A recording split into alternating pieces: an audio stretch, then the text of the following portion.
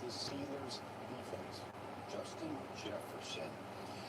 He'll be throwing the ball to him. This is maybe the most prolific receiver we have in our game today. Look at that, 95 receiving yards per game in his career.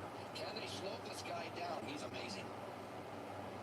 You know, TJ Watt snapped a 6-game streak without a sack, and he got 2 last week. The person you don't want to get going is TJ Watt.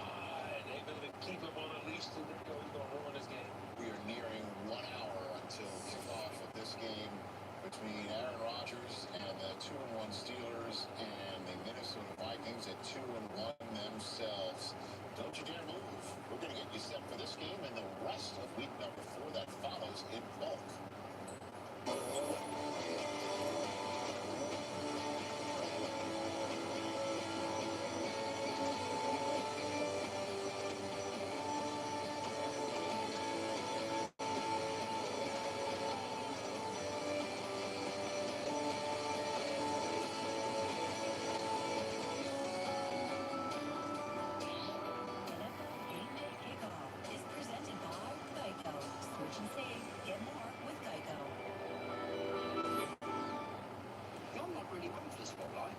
Some gravy to be had. You know, I always seem to get primo parking. But you don't have to be a VIP to get more than just savings with Geico. Every customer gets tip-top service with 24/7 fast, friendly claims. I never do this, but could I get a picture? Yeah, it's not like you run into animal celebrities every day. Stop! It's Dr. Bob! John! Stand corrected. I literally never do this. Get more than just savings. Get more with Geico. Courtyard's official fan ambassador has opened a new world for me. Now I get to hang out with NFL fans all season long. See you on game day.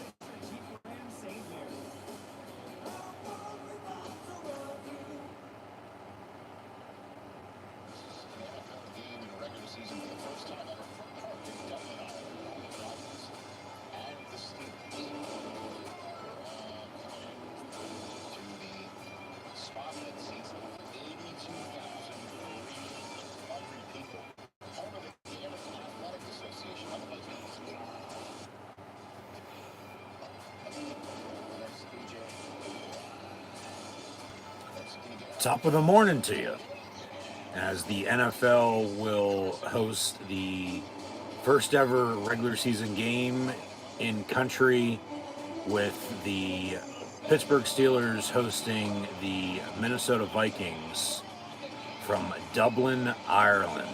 Kickoff about an hour away, so thanks for tuning in and watching my NFL Pittsburgh Steelers live play-by-play.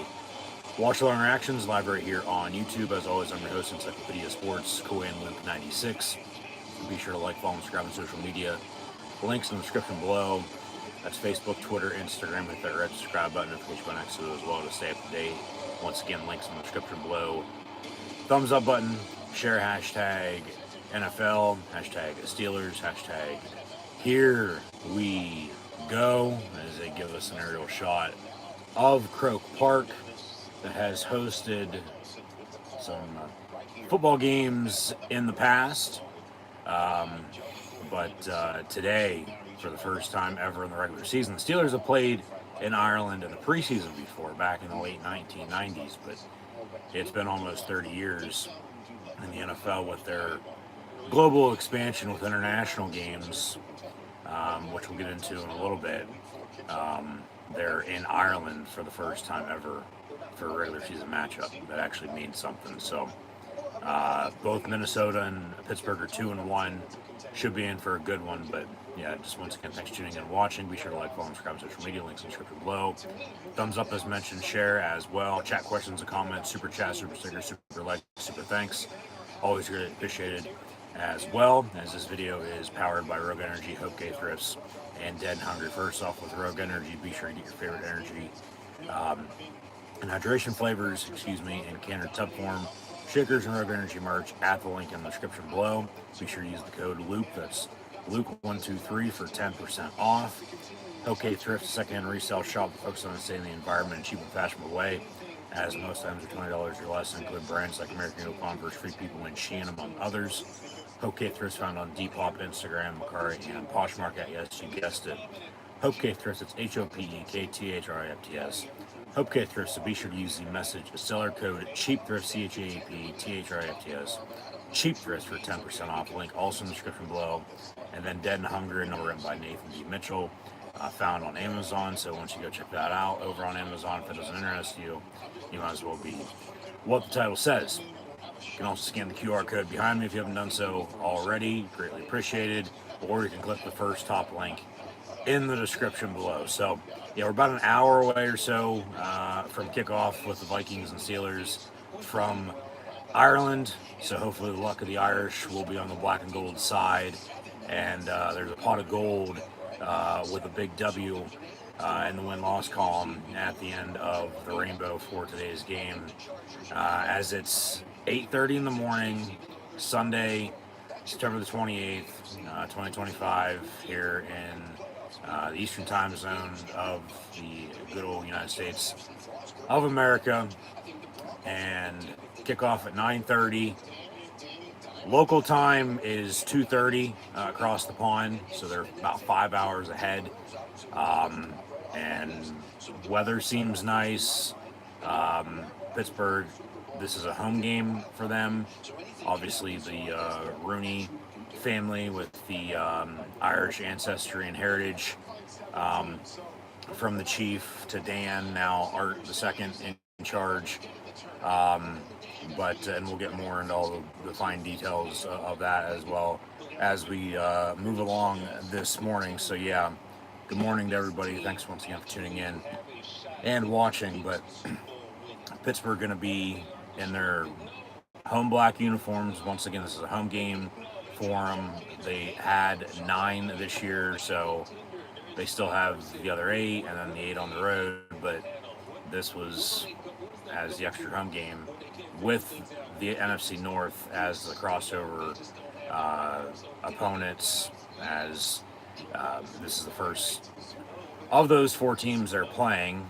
They'll host the Packers in about a month on Sunday night, and then also still have to go to Chicago and Detroit around both Thanksgiving and Christmas, respectively, into New Year's.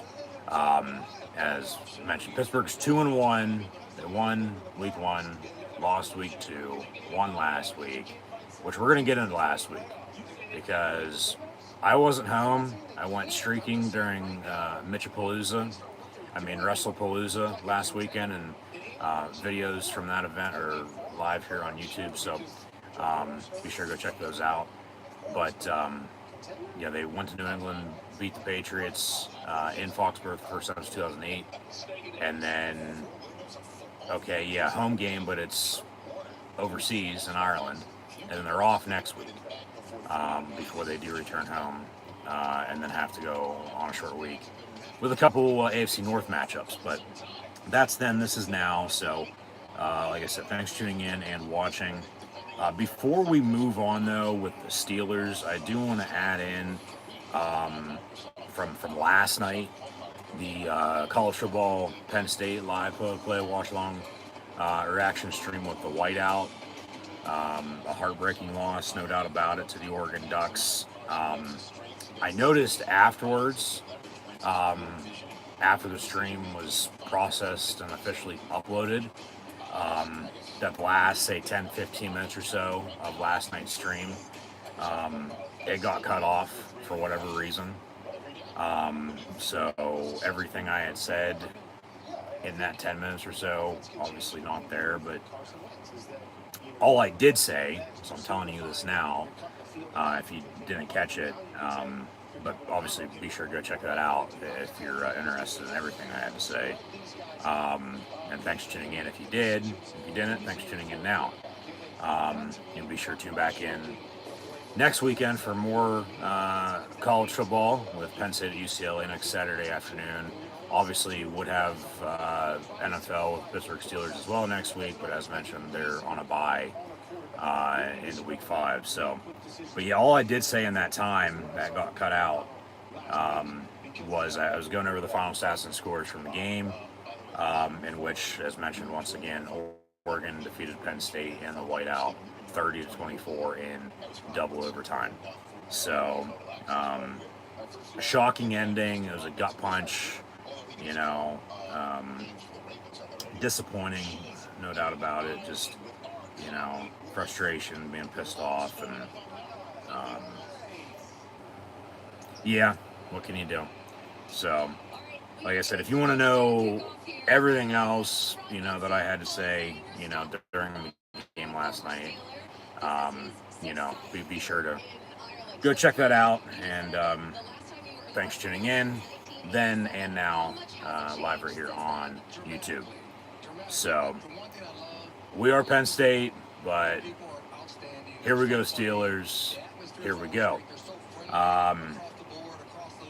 So, yeah, 2:30 local kick for the game here today with Vikings and Steelers. Obviously, deep history as Pittsburgh defeated Minnesota in Super Bowl 9 to win their first of the 6 Lombardi trophies they have in the Steel City. So,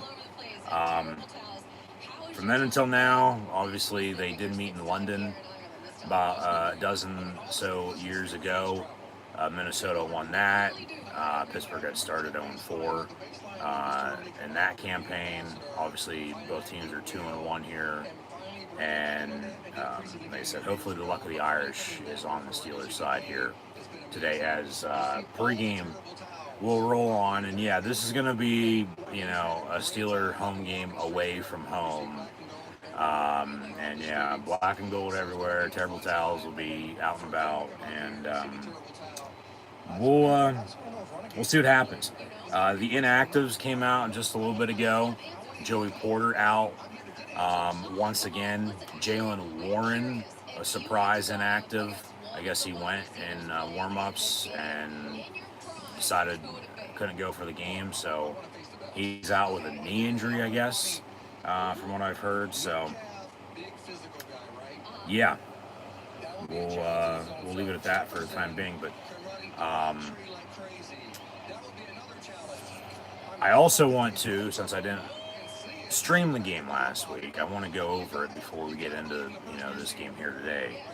And hence why I'm on a little bit earlier than I obviously normally would be. So we got some time here to talk about the Steeler win at the New England Patriots last Sunday, with some pregame notes to that, and then obviously, yeah, I know what happened, but then in real time did I know what happened?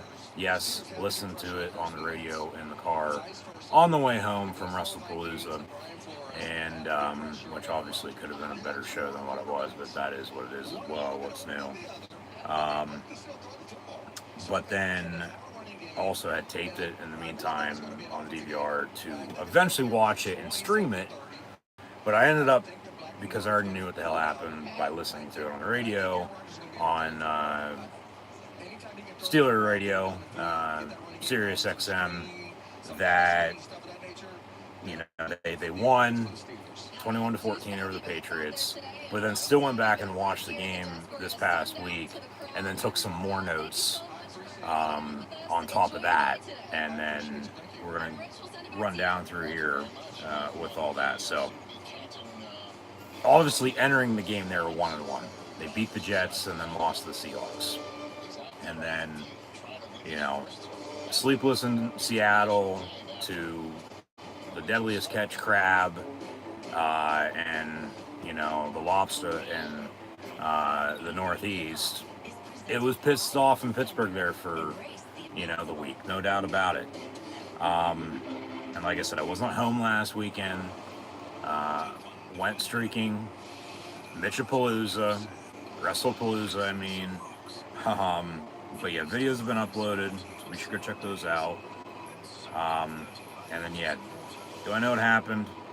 I listened, I get updates. Well, yes, technically both. And then I, like I said, went back and watched it this past week and took some more notes. So here's a recap of Steelers Patriots from last week before we get into the preview for Steelers Vikings, and a more in-depth preview of some of the stuff I've already said. You know, for the Steelers Vikings game from Ireland coming up, like I said, now in a little less than an hour. But as the Steelers are underdogs today, they were favorites last week by 1.5. The over-under was around 44.5, 45. And like I said, now 2 weeks ago, they fell to 1-1. So they were 1-1 entering New England.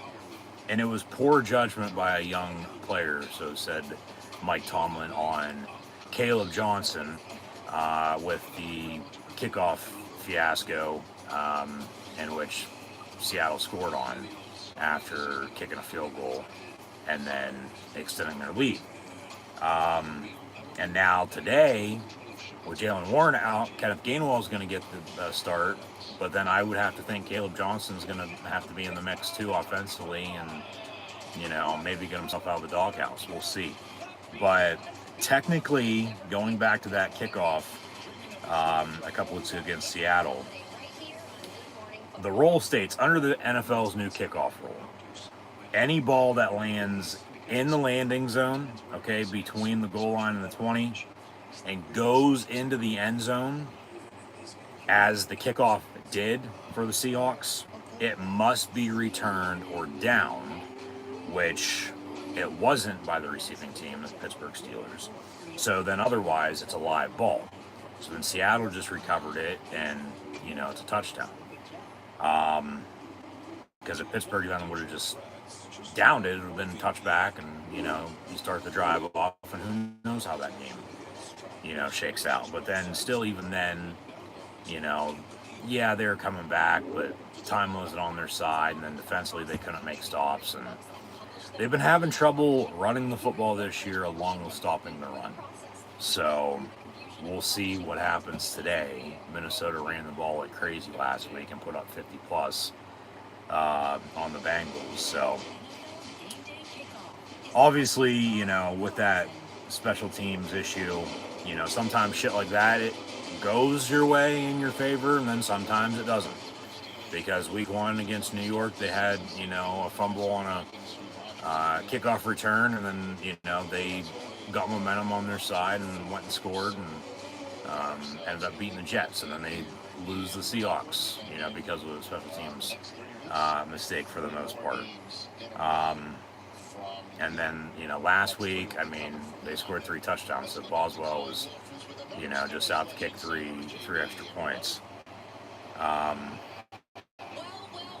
So, pregame continues. The bus is in the house. Hard to believe it's been 20 years since Pittsburgh defeated the Seattle Seahawks in Super Bowl 40. But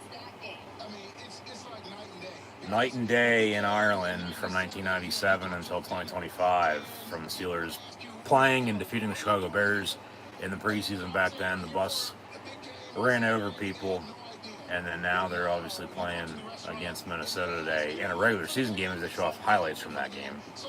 But, yeah, it's the Irish ancestry with the Rooney family, the heritage as, the Steelers home away from home, they're sort of the designated Ireland team in the NFL. So, pop a top, and we'll kick off in about 45 minutes or so. But back to last week, once again, the offensive line with the run game, not being able to run it. There's the bus for you. Maybe he can suit up.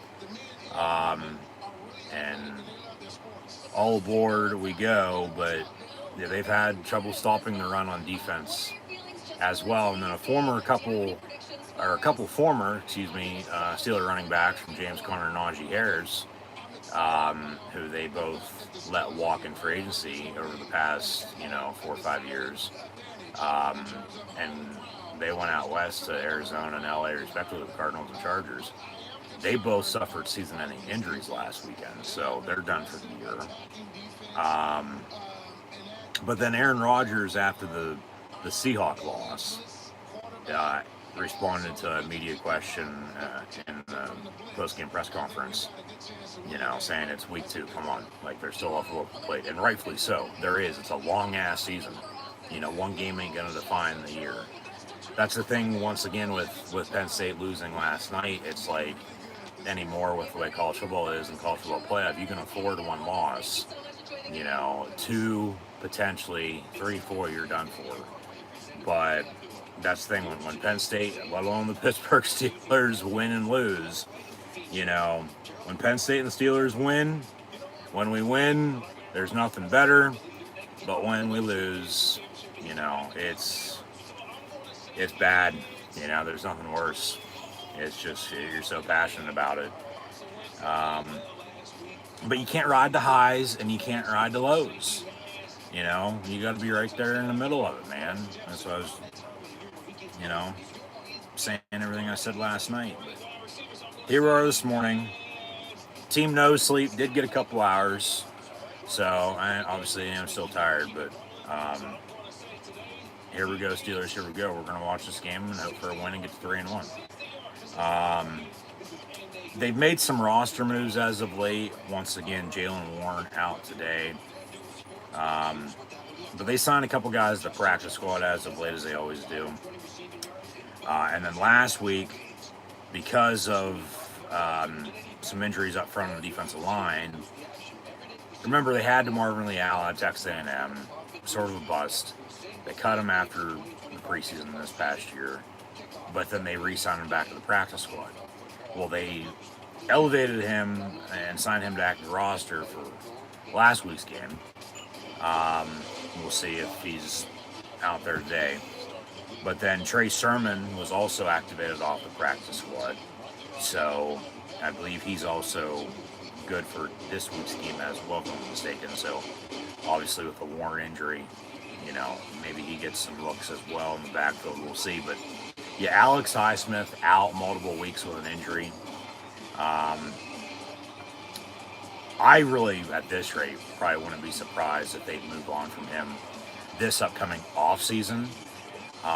Just because he's battled a lot of injuries as of late, and they got some young depth, behind TJ on the other side, let alone Highsmith, and both Nick Herbig and Jack Sawyer, a couple Big Ten guys. But I'm not saying Highsmith ain't good, because he is, but he's injury prone at this rate. So yeah, Joey Porter was out last week. He's also going to be out again today. Deshaun Elliott back though, it looks like, as he was also out last week, out past couple weeks with an injury. But Derek Harmon, the rookie out of Oregon, let's go Ducks, more like we are Penn State, but he was active in his first NFL game last week as he battled a little bit of an injury from the preseason and the start of the regular season. But he played last week and had his first sack with Cam Hayward. So obviously all-time series with the Steelers and Patriots last week going into the game, you know, so some of the stuff ain't going to matter now. No longer valid. You know, the Patriots led the all-time series 19-16. That's now 19-17. The Steelers hadn't defeated New England 3 straight times, losing 3 straight, dating back to 2018. They hadn't won in New England since 2008 either, which is a little hard to believe. And then since 2002, when the NFL made the current 32-team league, 16-team conference with the 4 divisions in the North, South, East, and West, the Steelers against New England over the past 23 years were 4-14. Well, now they're 5-14 for what it's worth. Win's a win, you know, at the end of the day. But like I said, all that is no longer valid because the Steelers won 21-14 at the New England Patriots last Sunday at 1 o'clock. As the Patriots wore their red throwbacks, the game was on CBS. CBS actually went with a throwback with the intro and then throughout the entirety of the game as they were celebrating 50 years of the NFL today on CBS. As Ian Eagle and J.J. Watt were on the call for the network. And whether that game, as you know, here today, could change though, who knows. But last week it was 66 and partly cloudy. And New England, as we'll get into some of the shit now that happened during last week's game, they won the coin toss and received. The Patriots did. Blakeman was the white capper officiating the game. And then on the Patriots' opening drive, Darius Slay recovered a Cole Holcomb forced fumble. And then did have a lot of turnovers and penalties in last week's game. 6 total turnovers, 5 of them from New England. And then 15 total penalties, totaling 113 yards. But then, you know, it was still tied late. Like, Pittsburgh wasn't really able to do a hell of a lot off the turnovers. But they were able to capitalize off the fumble on the opening drive with a 1-yard Kenneth Gainwell touchdown. So it was 7-0 Steelers. And then that was also your score at the end of the first quarter as well. Before the Steelers then scored early second quarter to go up 14-0 as Aaron Rodgers had a passing touchdown to DK Metcalf. And then Aaron Rodgers passed his former Green Bay Packer teammate in Brett Favre with now 509 passing touchdowns all-time in the NFL, which is 4th in history, only behind Tom Brady, who has 649, leading the way. Drew Brees in second with 571, and then Peyton Manning with 539. You know, Rodgers potentially could get into 3rd place once it's all said and done. You know, he'd have to definitely play a couple more years to surpass Brees. I don't know if anybody's ever going to pass Brady. But then you look at from the passing touchdowns, Rodgers down with 509, and then go to the most passing yards in NFL history. Rodgers is also top 10, currently 6th. And unfortunately, will surpass Big Ben Roethlisberger sometime soon. But also in a good way, because then that goes towards this year's team. But yeah, he'll pass Roethlisberger for 5th all-time sometime soon over the next couple weeks. He's not far behind. And then obviously at that rate will then only trail Tom Brady, along with Drew Brees again and Peyton Manning as well. And then Brett Favre for passing yards, who he just passed for passing touchdowns. So same 5 quarterbacks in both categories for yards and touchdowns in NFL history. Just depending on the order, it might be a little different when it's all said and done. Actively after they retire, obviously, you know, Favre's in the Hall of Fame, as is Manning, and then Breeze and Brady going to be in shortly, and then Rodgers once he's done as well, along with Big Ben Roethlisberger. Not this year, coming up in 26, as they just this past week announced nominees. They're shortening the list, lowering it, going to get it down to what they need to vote on. But that was this past week for next year's class to be enshrined in Canton. Roethlisberger should be going into the Pro Football Hall of Fame in Canton, Ohio in 2027 at the earliest. I think he's a first ballot Hall of Famer, as Rodgers should be. As well, obviously they went through a little hiccup there with the quarterbacks, from Ben to Aaron, but here we are in 2025, and now moving on from last week's game to this week's game. Well, still a little bit from last week's game. We still got about a half hour, 35, 40 minutes away from kick. Game's exclusively on NFL Network. So if you want to watch this game, turn on NFL Network or NFL Plus if you have it, or if you're watching my live play watch long reaction stream live on YouTube, thank you. Moving on into last week's game. Drake May then found Hunter Henry for his first of 2 receiving touchdowns last week. It was a 5-yard passing touchdown 9 minutes to go in the first half, so early mid-second quarter. But then TJ Watt also got his first sack in last week's game since the Eagle game before Christmas last year. As everybody's going through withdrawal, and that streak is snapped. He got his first sack. Hopefully gets another one, more like a couple today. As the Vikings, they moved on from Sam Darnold after they drafted J.J. McCarthy, but he's inactive with an ankle injury. Former Eagle quarterback who's bounced around the league since leaving Philadelphia, and Carson Wentz, now in Minnesota, will get the start for the Skull Vikings today. But last week, the Steelers got an interception in the red zone right before halftime, along with getting the ball back to begin the second half as well. So Pittsburgh led 14-7 at halftime, but then, Pittsburgh to begin the second half threw an interception right back to New England. So it was, all that for nothing basically, right before and after the half. But then New England fumbled, and then the Steelers recovered. Peyton Wilson recovered it on the following drive. So, back to the Steelers ball, a couple minutes into the, second half, and, sort of their opening drive of that second half last week.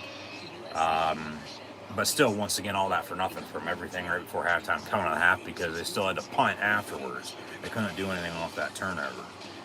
And, went back and forth like that for a while, and nothing was really happening.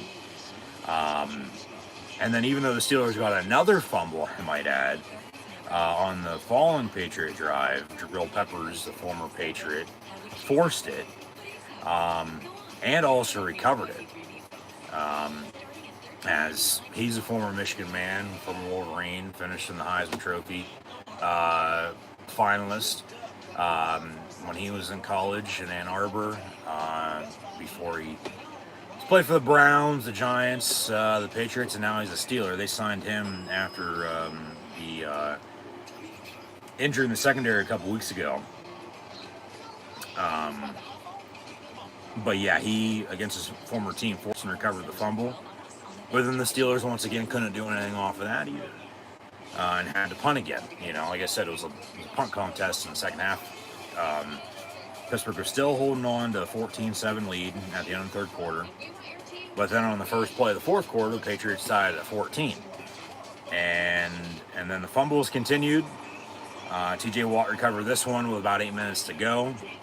The Steelers now needed to work clock and go score, which they did. Took up a good chunk of change. Officially converted on fourth down. On the following drive, they scored with 2:16 to go. So New England did get the ball back with the 2-minute warning, a couple timeouts in their back pocket. But it was another Aaron Rodgers passing touchdown. This time it was to Calvin Austin III, so give me a hell yeah. So Rodgers now at 5'10", officially. as turnovers killed New England in last week's game, no doubt about it. But it was still tied at 14 late because Pittsburgh could not score off any other turnovers. But the Steelers retook the lead, and then they hung on to win. So win's a win at the end of the day. Even though the Patriots had, hear me out on this, more first downs, they were able to convert on third and fourth down. Unlike Pittsburgh, they had 22 more total plays, along with more passing and rushing yards. So more total yards as well, obviously.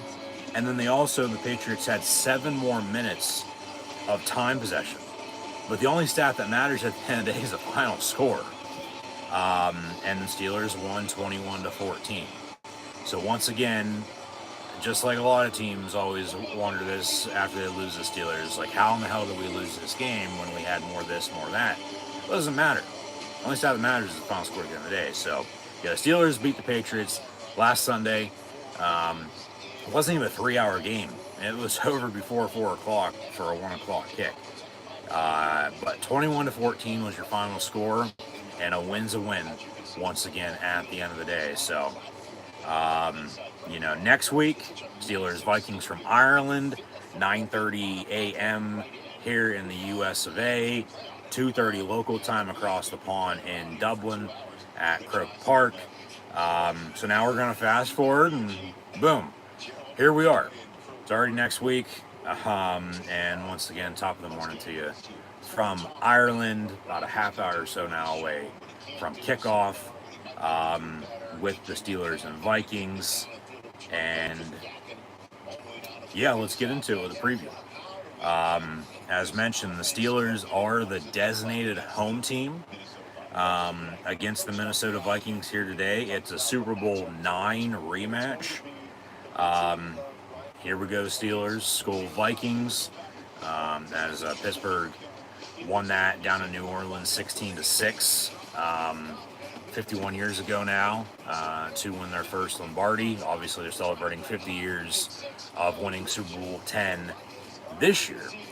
Super Bowl 60 will take place in the Bay Area of San Francisco, California, come mid-February of 2026, early next year. And hopefully, obviously, Pittsburgh's there. But a lot of football will be played from now until then. But yeah, this is the first ever NFL game in Ireland as these teams are warming up, and should be in for a good one. I mean, like I said, both teams are 2-1. But if Pittsburgh can run the football and stop the run, and you let Rodgers do his thing, relying on special teams with Boswell, they'll find a way to win. But if they put themselves in a position in which, typical Steeler game, which I'm not going to be surprised if it comes down to it, heart attack city with the cardiac kids, that you're just, they need a stop late from the defense. Whether they get it or not is going to decide the outcome, one of those. So, yeah, we'll see. But like I said, in Ireland, the NFL has been there once before in the preseason. The Steelers beat the Bears back in 1997. As officially, the boys are back in town for the first time since then. And it dates back with the Rooney family and the Irish ancestry and the family heritage, which we'll get into fine details of that as well. But the NFL, may have only been playing there once, now twice in Ireland. Obviously, they've, been in London, England, and a few other countries over the past 20 years as well. But college football was played over in Ireland, a handful of times now over the past 15 years or so. And now it's become a yearly thing to kick off the year. Fighting Irish, Notre Dame have played over in Ireland. Penn State actually played in and won at Croke Park to kick off the 2014 season.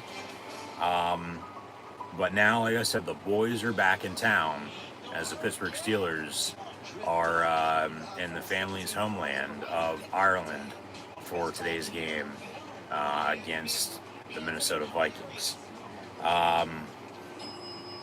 So yeah, they played a preseason game. It was actually at Croke Park as well, back in 1997 against Chicago Bears, and won that. Croke Park, also the site of today's game in Dublin. As like I said, we're on NFL Network. Joe Davis, Greg Olson on the call, as Jamie Erdahl is going to be covering her Minnesota Vikings, and Pam Oliver with the Pittsburgh Steelers. So once again, thanks for tuning in and watching. As always, I'm your host, Encyclopedia Sports, Cohen Luke 96. Be sure to like, follow, and subscribe on social media. Links in the description below. Thumbs up button, share, chat questions, comments, super chat, super sticker, super like, super thanks. Always great, appreciate it as well. Go check out Rogue Energy, HopeKThrifts, and Dead and Hungry, along with scanning the QR code or clicking the first top link in the description below if you haven't done so already. So like I said, both teams are 2-1. Vikings a 2.5 point favorite. Over under around 40.5, 41.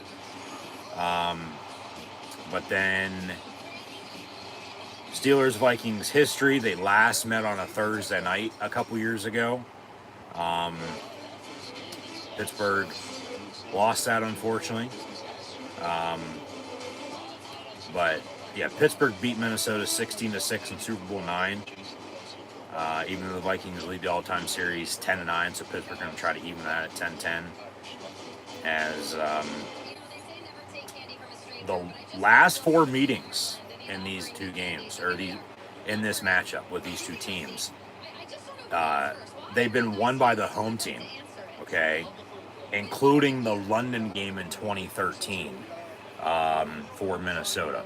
But the Steelers are the home team today, so hopefully that trend continues. Last 4 meetings have been won by the home team, and the Steelers are the home team today. So obviously in Dublin, the NFL, in Ireland for the first time. They played international games though in the past, from England to Mexico to Germany.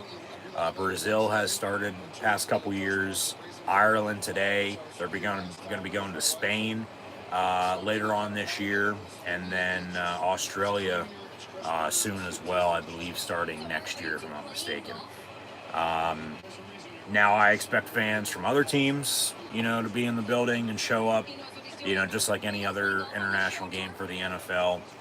But I also expect this to be yet once again another Steeler home game away from home. Doesn't matter where they're playing. Steeler fans, Steeler Nation, going to show up and wave those terrible towels. So yeah, oh mama, here we go, Steelers, here we go. But it's the run game, it's the defense, it's special teams. We know what kind of game we're going to get with the Pittsburgh Steelers. But like I said, let Aaron Rodgers do his thing. Obviously, he knows the Minnesota Vikings quite well, being a former Green Bay Packer and having played them twice a year, including in the playoffs before. So 17-12-1 is his record against Minnesota. There was some talk potentially he was going to join the Vikings, this past offseason after leaving New York, but he decided to sign with the Pittsburgh Steelers instead. Now he has to play Minnesota. So obviously stop the run, force pressure. It's going to be Carson Wentz in at quarterback, the Irish redhead himself over J.J. McCarthy because of his ankle injury. But then, it's a turnover thing. You got to create and capitalize off turnovers. Minnesota's +2 in the turnover margin, Pittsburgh +5, including a majority of those last week. Yeah, they turned the ball over themselves a couple times already this year too, but you're going to have to take your points because it's probably going to be a damn, close game down to the finish. But once again, when isn't a Steeler game, okay? So yeah, hopefully everybody ate their Lucky Charms this morning with a pint of Guinness. And also hopefully there's a, pot of gold at the end of the rainbow of this game with a win inside of it. So, and that is for hopefully the Pittsburgh Steelers, not the Minnesota Vikings. So we'll see. But yeah, once again, thanks for tuning in and watching. And we'll kick this thing off, I don't know, 15, 20 minutes or so. So, at least, got a recap and a preview in of all that, so far here. But the Rooney family in Ireland goes back a ways with their ancestor and heritage from Newry. And the chief, Art Rooney, he founded the Steelers in 1933, bought the team for $2,500, $2,500, and was in charge until he passed away in 1988. Obviously, $2,500 in 1933 is about 65 grand in today's money. But then Dan, his one son, took over after his passing, and then he was also the United States ambassador to Ireland from 2009 to 2012. And then Dan passed away in 2017, and now Art II, Dan's son, has been in charge ever since. So here we go, Steelers. Here we go. We'll recap college football from this past weekend, I might add, as well, as we did a little bit of that last night. Didn't get through everything. Didn't even get to preview for next week yet either. So we'll recap college football from this past weekend, preview next week as well, and then see what else is going on in the NFL today before we preview next week in Week 5 too. Obviously, Pittsburgh Steelers are off next week on a bye. And then we'll have stats and scores. We'll see how this game goes, and we'll go from there. So I'll leave it at that, and we'll wait for kickoff here over the next 20 minutes. So I actually pull this off and get this ready. So once this game does kick off, these stats can automatically update and upload themselves as they normally do, or sometimes don't like to do, and then I gotta piss with it. But we'll see here what happens, and like I said, we'll go from there. So just find a way to win. That's what matters at the end of the day. So like I said, we'll recap college football, preview college football, see what's going on in the NFL for this week, preview next week as well, and then go from there. So this is going to be the only NFL game on right now. Obviously, it's 9 o'clock in the morning, 9:30 once kickoff, and this game starts. Obviously, at Thursday Night Football, but Ireland game kick off the international slate for 2025 as well. The Vikings are actually going to stay in Europe. They're going to play in England next Sunday against the Cleveland Browns. So, and technically they're the visitor in both games. So, they're going to stay and play 2 games back to back. They actually show off their remaining international games, so they bring that up. But this is the first international game for the NFL this year. Steelers hosting the Minnesota Vikings. They have the end zones painted up as if it's a Super Bowl, and field does look good, and it doesn't seem like it's going to be raining, because I remember in 2014 when Penn State played in Ireland against UCF, also at Croke Park, weather was an issue with the rain, which I'm not surprised about. Like, it does rain a lot in Ireland and England and in Europe, and it's all like rain in central western Pennsylvania when it does rain, but among other places around the country and the world. But field condition because of the rain, a little bit of an issue. But Penn State still kicked the game-winning field goal and won the game. That was a Croke Park Classic. And now the NFL's in town here in 2025, and we'll see what happens, and we'll go from there. But Yeah, Minnesota's the road team, Pittsburgh the home team, and teams getting pumped up.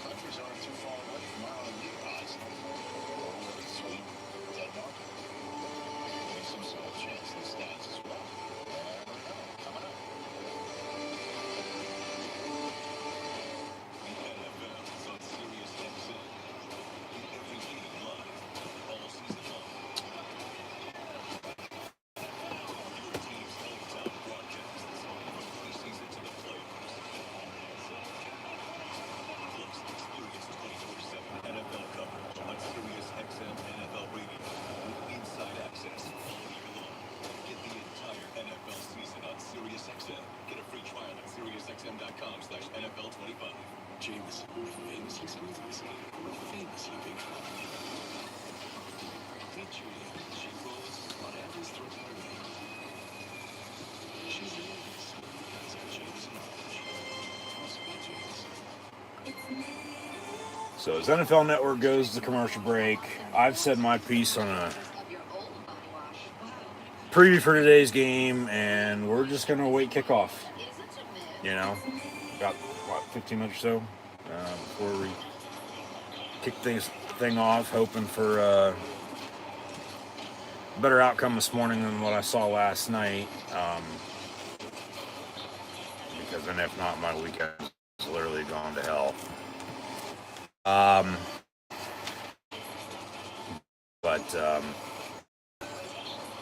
Yeah, I mean, it should be a good game. I mean, you know how Steelers are going to play. Minnesota hasn't looked bad from what I've seen. You know, because it doesn't seem to matter really who the hell is playing quarterback for them under Kevin O'Connell. You know, they're going to be able to move the ball and score and win football games. So,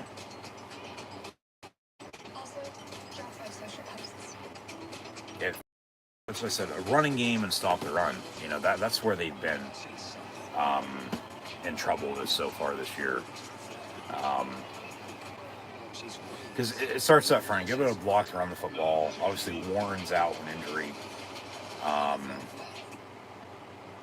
But, you know, block and protect. Like, Rodgers can't be one-dimensional because then the defense knows you're going to be, you know, throwing the ball. And then you're going to be in for bigger trouble. So, like I said, crowd-wise, Steeler home game away from home, but we'll see really how it affects the game, if it's going to be helping out the Steelers or, you know, who knows. Maybe there's a lot of school Vikings, you know, chants, and they're out there in their wooden ships watching the game, you know, in the ocean, on the lake, on the pond.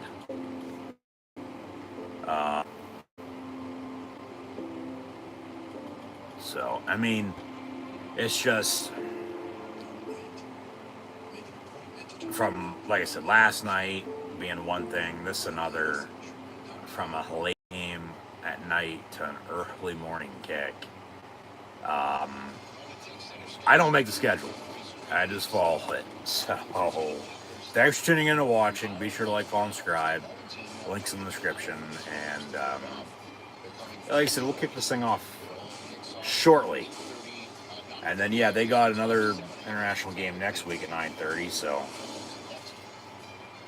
Minnesota staying across the pond from their home in the land of 10,000 lakes. And obviously they're going to hope for 2 wins. I mean, they might split. Maybe they go 0-2. I don't know. That's why they play the game. It's on paper side on the field. But yeah, the Steelers are going to be off next week on a bye before then they get into some divisional games in the AFC North. They're 2-1. You know, they beat the Jets, lost the Seahawks, beat the Patriots. You know, playing the Vikings today, bye week. Yeah, they don't play an AFC North opponent until they play the Browns in 2 weeks. You know, so, and then that's mid-October. Like, that's unusual. Normally by now they would have at least played 1, maybe 2. But it's just how the schedule shook out. And the thing is, at the end of the day, is they go over game picks. So let me know in the comments below who you have winning between the Vikings and the Steelers. But you just got to take care of business and find a way to win. That's what matters at the end of the day. So, yeah, it looks like they're going to go Minnesota. So, yeah, screenshot that graphic. But, yeah, Pittsburgh's got to run the football. Help out Rodgers a little bit. He can't do it all himself. I'm not saying he can't. He can, but you got to figure it out. So, yeah, Steelers hopefully going to get to 3-1 by lunchtime before these 1 o'clock games kick off. So, yeah, we're on NFL Network. Steelers hosting the Vikings, and NFL Game Day morning gonna sign off with the closing credits, and they'll fade to black. Go to commercial break as they're showing off some shots of the country and the countryside. But Dublin's a big city, and like I said, we're at Croke Park, home of the Gaelic Football Club, for today's NFL matchup between the Vikings and Steelers. So when they come back, they'll give their preview from the booth, maybe go to break once more, but then we'll kick this thing off. And obviously hoping for a win, so I'll leave it at that.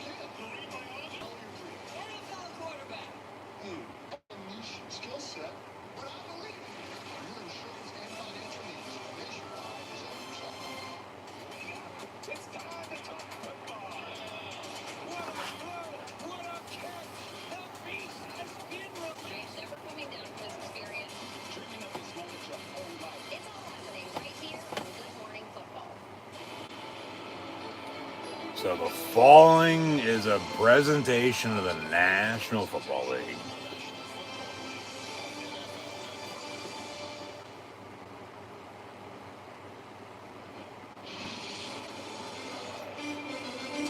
The NFL Dublin game.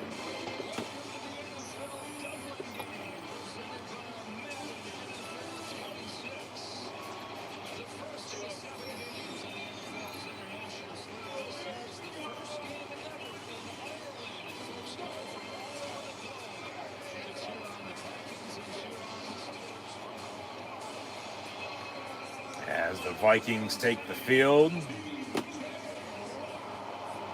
And it's a Steeler home game. So they have there's the big, terrible towel as the Steelers take the field. But the big, terrible towel being stretched across the crowd.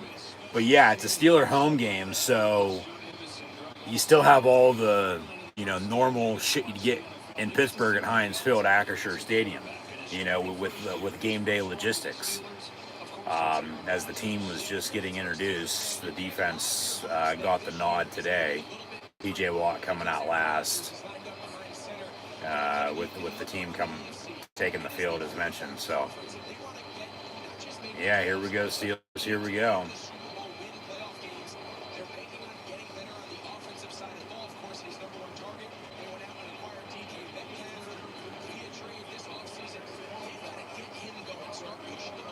As team's out for the coin toss, so we'll see who his Whitecapper is, and as Minnesota's the visitor, they'll get the option to choose. You know, we'll see what it is and see who's getting the ball and all that. But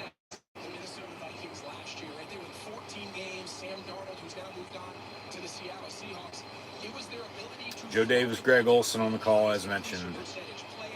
The Fox crew for NFL Network here today. They might even be actually doing next week's game. I don't know.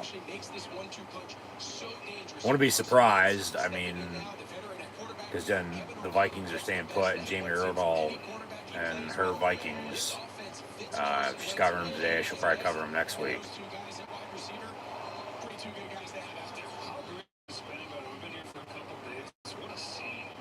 So, yeah, NFL in Ireland.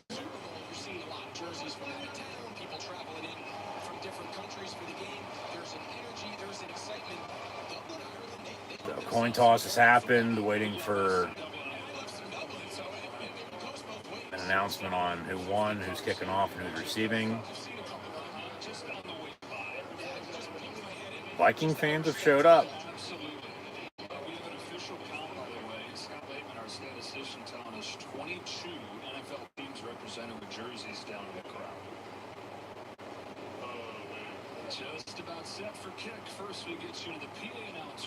And we're going to have the United States national anthem and the Ireland national anthem as well. The national anthem of the United States of America. Please welcome country singer-songwriter from Louisiana and living in Westmeath, Ireland for the last 30 years, Robert Mazzell.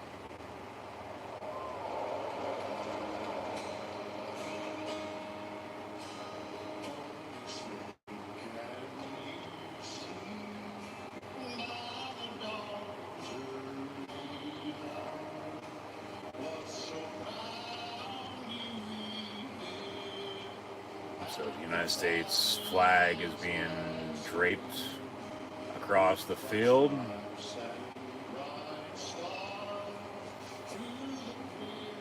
As God bless the United States of America, and shout out to our troops. Thank you for your service, Army, Navy, Air Force, Marines, and Coast Guard. Thank you.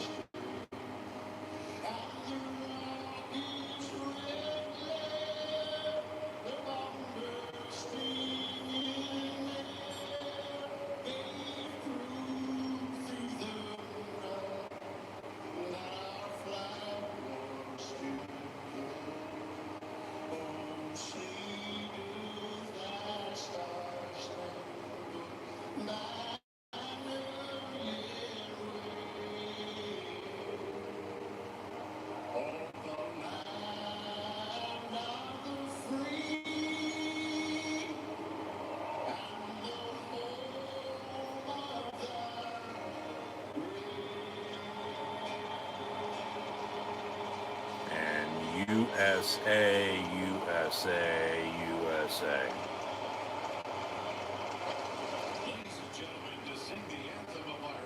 So the anthem of Ireland now.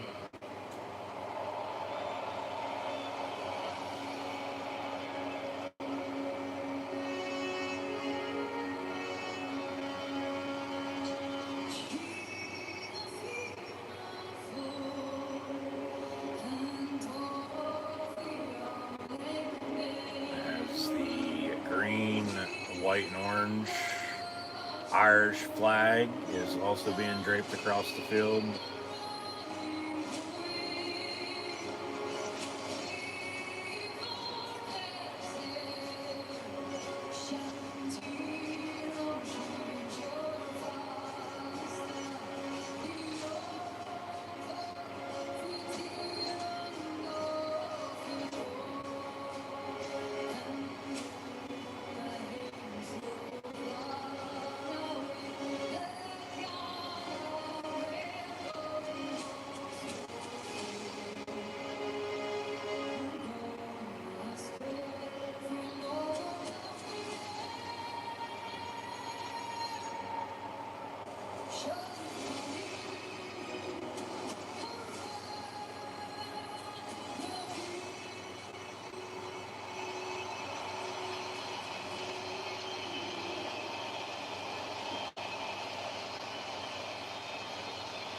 You don't want to mess with the Irish.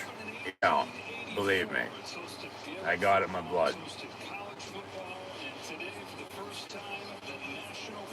But the NFL in Ireland, 9:30 a.m. Eastern United States kick. It's 2:30 local time in Ireland. So, for instance, for a 1 o'clock game in the NFL on a typical Sunday afternoon, it'd be about halftime right now. Okay, but we're about to kick this thing off. Yeah, we're in Croke Park with the Vikings and Steelers. And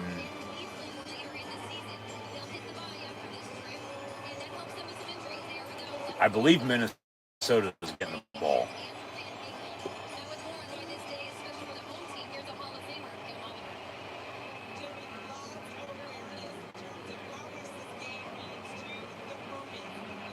Yeah, the Rooney family.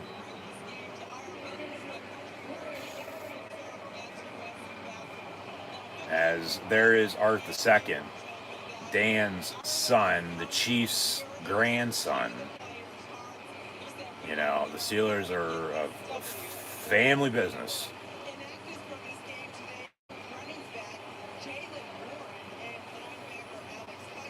You know, it is a big deal.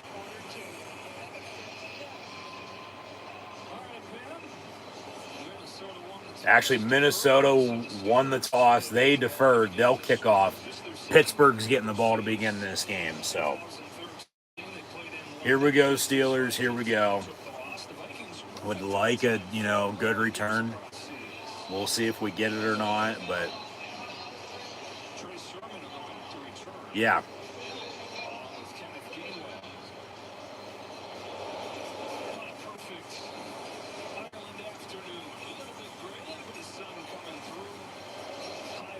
Yeah, an overcast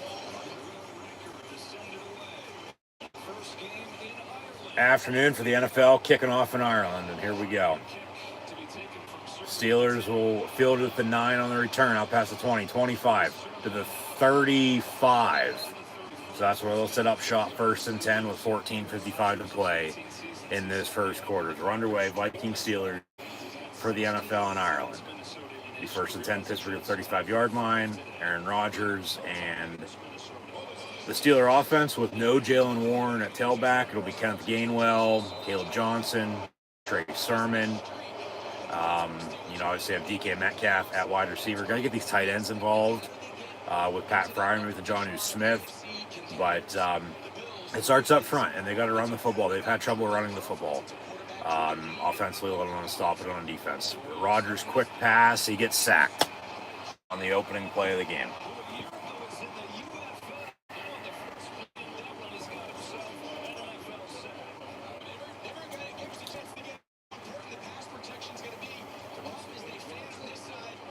Just unblocked up the middle. How? I'd understand maybe off the edge, but up the middle, unblocked, and he goes down in the sack on the first play of the game. I mean, come on. So now they got a 2nd and long, 2nd and 18 officially from the 27.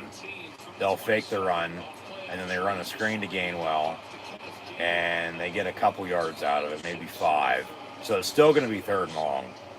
So that sack just fucking killed them because they're working behind the sticks.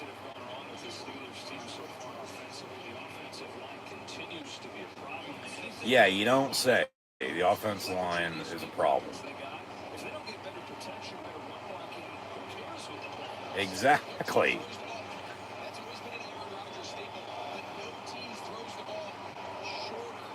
So 3rd and 12 officially from the 33.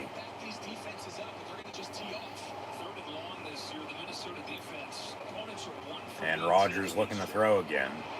He's going to avoid a sack this time, dump it off. It's caught, but Smith loses a yard, so it'll be 4th down, and they go 3. Now they're going to have to punt. So, yeah, not a good start by the Steeler offense. So, guess what? They're going to have to rely on this defense in order to make stops and probably win them the game. What's new?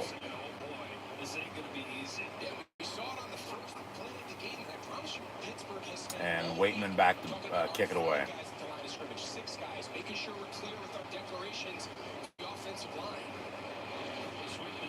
So Waitman punts, and it'll be fielded at the 12, and returned about the 25-yard line. So Minnesota ball from there, 1st and 10 with 12:49 now to play.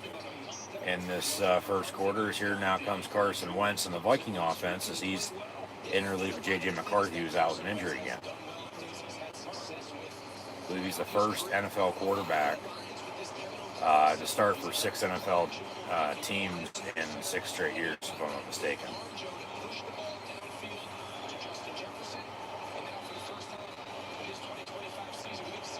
So yeah, they got Justin Jefferson, one of the best at wide receiver. Got Adam Thielen back. Addison's back from suspension today as well. Run game, Aaron Jones hurt, but Jordan Mason, the former 49er, is a good back, and they have him running the ball, and that pass complete from Wentz to JJ for, let's see where they mark it at.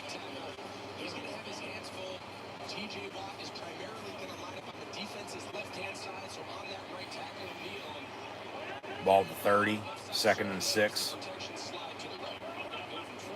Wentz going to hand off, and Mason going to stiff arm and then get pushed out of bounds by Darius Slay.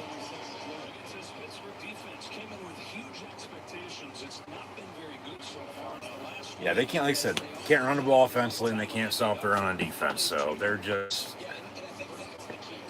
in a tough spot. They are.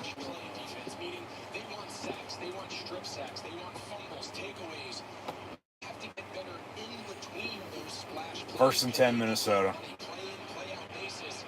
From the 37.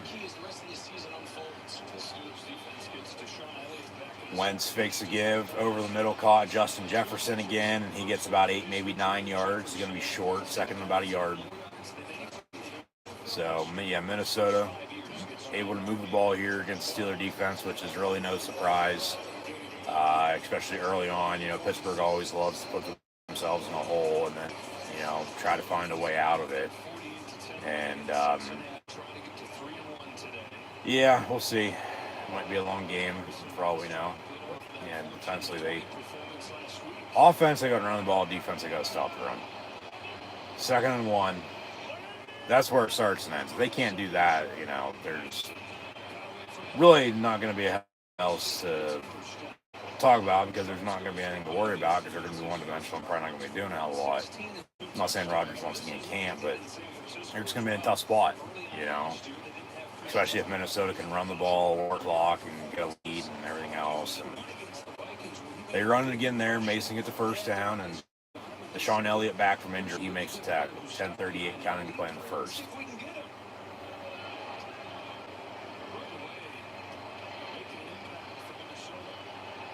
From the 49, 1st and 10. And Wentz fakes a toss, so he gets hit as he throws on a dump-off screen. And T.J. Watt with Peyton Wilson on the tackle.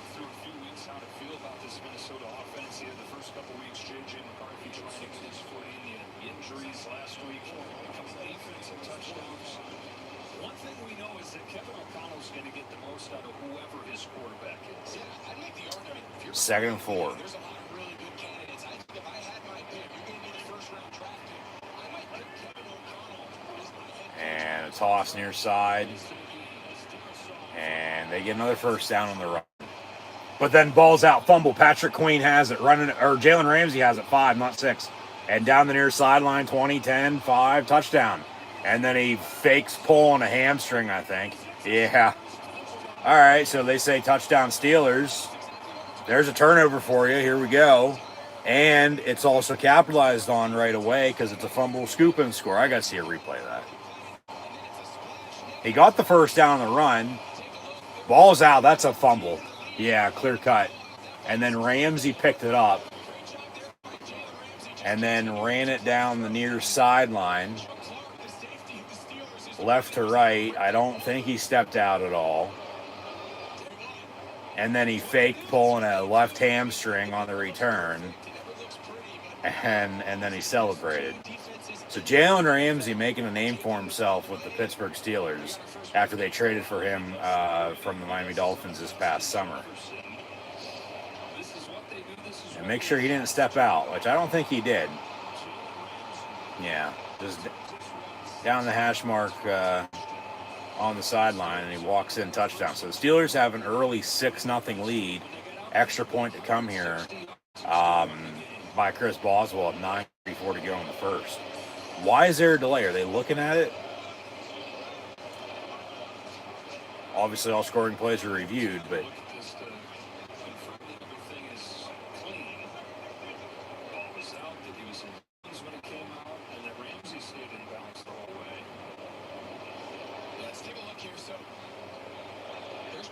yeah, Chuck Clark on the tackle with Eccles.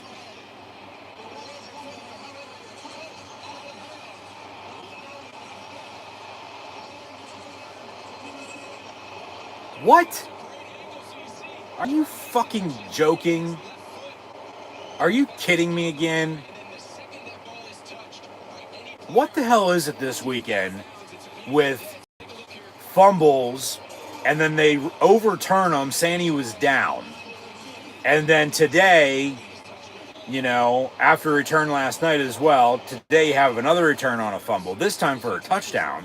But then they say, as he was out of bounds, he touched the ball, and then Minnesota maintains possession, so then there's no fumble, scoop, and score return for a touchdown, and Steelers don't have a 6, maybe 7-0 lead, as we're still tied at 0 here, 1st and 10. We'll just make sure they don't score on this drive, let alone on the very next play here, you know, like Oregon did last night against Penn State. I mean, what the hell is it with fumbles like that, and then they're getting overturned? When last night was a clear-cut fumble, Penn State recovered it, they overturned it, said he was down, and then they scored on the next play, and then this, you know, Minnesota fumbles, but then they say he touched it before he went out of bounds, so they maintain possession, so then there's no fumble, scoop, and score for Jalen Ramsey and the Steeler defense, and no 6, maybe 7-0 lead. So Minnesota maintains possession with 9.5 to play in this first quarter, and the crowd letting these refs hear it. A lot of boos from Steeler Nation as Wentz now will be in the gun, an empty set 5 wide, 1st and 10 from the 38. Over the middle, it's caught, Justin Jefferson again, and he goes down to the 16. So, you know, they can't catch a fucking break.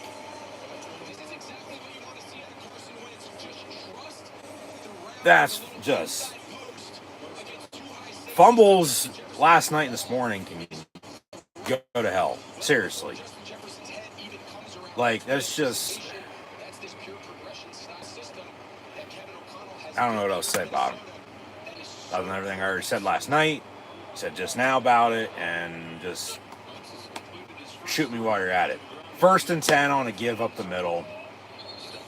Herbig and Sean Elliott, 25, on the stop. 2nd down. And obviously now they're in field goal range, so they'll probably end up at least having to settle for 3, hopefully, but maybe you can still get a turnover somehow and, you know, hold them to nothing, but just don't give up a touchdown here. Because then that's going to be a difference in the game. Just like it fucking was last night. I get that game's that game, this game's this game, but it's just fucking frustrating is all it is. They fake the toss, come back on a bubble screen. Jefferson going to get gang tackled. There's a flag on the play. So we'll see what that dirty laundry is. It's probably going to be against the Steeler defense if I'd have to guess this rate. Now they're going to say against Minnesota, or it's against the Vikings, surprisingly. So they'll back them up.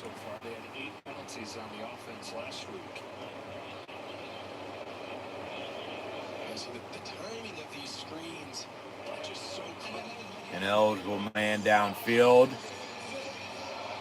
So 5 yards, they'll replay 2nd down. Obviously, make sure you report if, you know, Brad Allen's calling your game.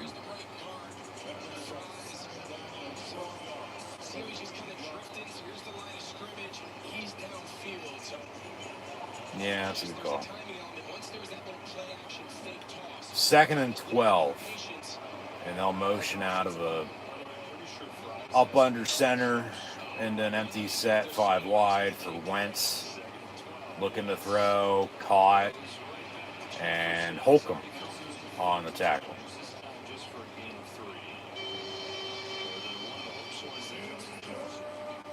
It's 3rd down for the Steelers. Once again, this is a Steeler home game. Okay, so everything stays the same.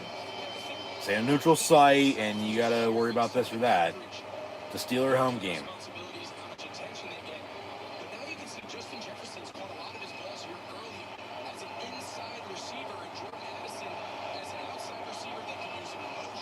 Be 3rd and 9 for Minnesota from the 15. And Wentz never saw him. Down he goes. That's Patrick Queen on the sack. I thought it was him, 6, not 5, on the fumble return. But it was 5, Jalen Ramsey. Defense still gets off the field here. They're going to force a kick. Yeah, he never fucking saw him. He just came off the edge, cut back in, unblocked, and down he goes on the sack. And he had Jefferson wide open again, too. So they got to cover Justin Jefferson. You know, I mean, how many catches on that drive? Pittsburgh jumps the line as the field goal will be up and good. And now there's an injured player. But Minnesota up 3-0 on the Pittsburgh Steelers, as they'll play an Irish jig going to break. And yeah, the Vikings now lead the Steelers 3-0 when it probably should be 7-0 Pittsburgh. So that's neither here nor there. Still a lot of football to be played, so we'll see what happens. But I'll update some stats. Obviously, nothing for the Steelers. They went 3 and out backwards and had to punt. So Rodgers technically, officially, 2-2 for 6 yards. And they have 6 yards receiving. That's the Kenneth Gain one.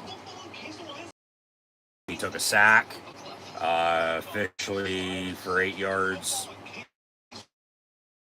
And then,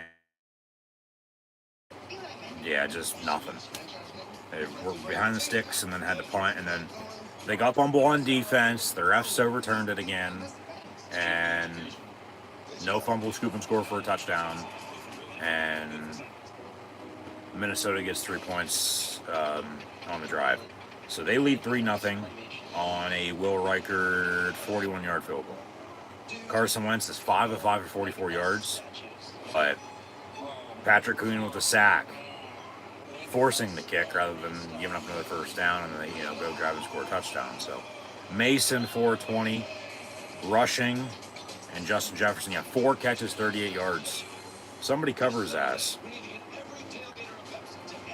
Coming up today in the NFL, as the Seahawks beat the Cardinals 23-20 on a game-winning field goal Thursday night. Here we are with the second game of Week 4, Vikings Steelers from Ireland. Thanks for tuning in and watching.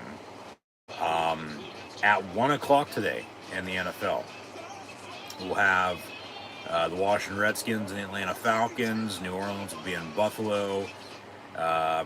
Cleveland taking on the Detroit Lions. Panthers, Patriots, Chargers in NYC taking on Big Blue New York Football Giants. Eagles, Bucks should be interesting. Titans, Texans in the AFC South. Colts, Rams should be interesting as well out in LA. Jags, 49ers. And then at 4:30, Ravens, Chiefs from KC. Bears, Raiders as well from Sin City with the silver and black hosting the Bears. And then Sunday Night Football, you have the Packers and Cowboys, and Micah's return to the Big D. And then a Monday Night Football doubleheader tomorrow night with officially the Jets and Dolphins and Bengals and Broncos. So that's Week 4 in the NFL. We'll preview Week 5 shortly. That'll kick off after, obviously, this week's slate of games on this upcoming Thursday. And they'll stay out west as they just were, but we're in Ireland. Steelers trail 3-0. They got a 1st and 10 to begin the second drive. So it still starts up front. They got to run the football and then let Aaron Rodgers do his thing.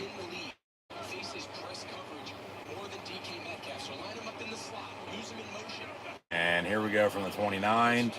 Gainwell on the toss far side and cut back in and get maybe enough for a 1st down. Looks like it'll just be short. I'm going to pick up a 9, second and about a yard coming up. But yeah, he gets to start today at tailback for the injured Jalen Warren. I guess with a knee injury. He beat up the couldn't go. So out today, and then obviously they drafted Caleb Johnson out of Iowa, but in the doghouse, from kickoff fiasco a couple weeks ago, and then obviously Trey Sermon off the practice squad. They back today with him. 2nd and a long 1. They'll fake the run, quick pass complete. Calvin Austin near side of the 42. And Pittsburgh Steelers 1st down, so we'll move the sticks 5:35 and counting the play in this 1st quarter. They got to, obviously continue to chip away at it.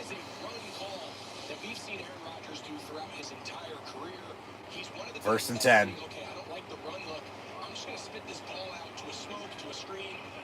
Move the ball, go tie this game up at 3 if you have to. Go score a touchdown, though, and take a lead. Trips top your screen.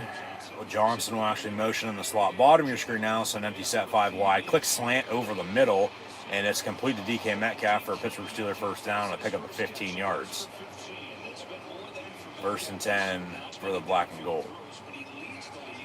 If that quick pass game's there today, then, why not? Use it. But like I said, still, they got to get the run game going. If they can run the football, everything else will work itself out. 1st and 10. Ball at the 43. And Rodgers up under center. They'll fake the end around, toss it. And Johnson gets 2. Rookie out of Iowa. Looked good in the preseason. He did. Preseason now. It ain't the regular season. And then, obviously week 1, had a fumble on offense. They were able to recover, though. And then the Seattle game had the kickoff issue on the return.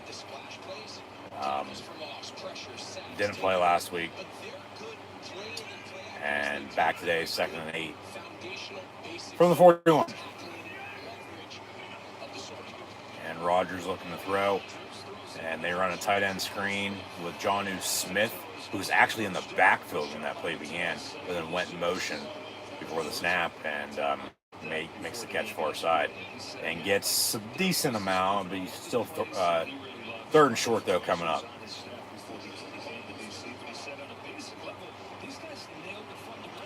So 3rd and 2.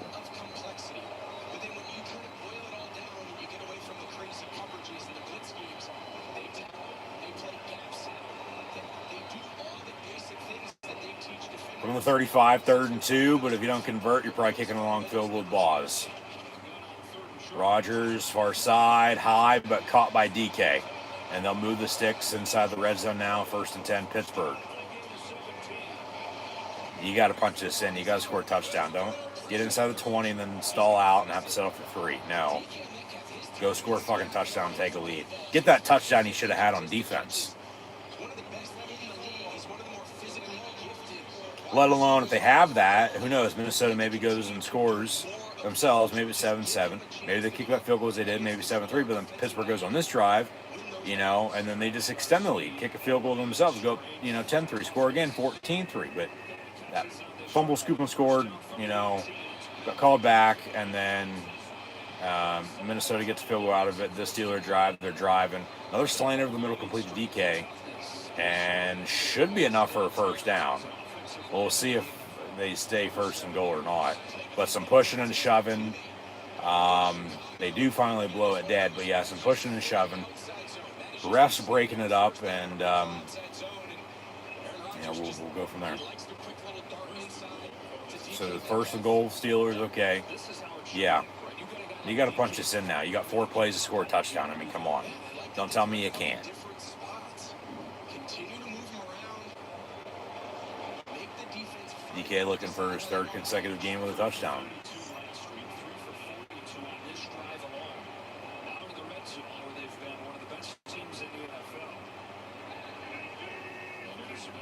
Rodgers looking left again.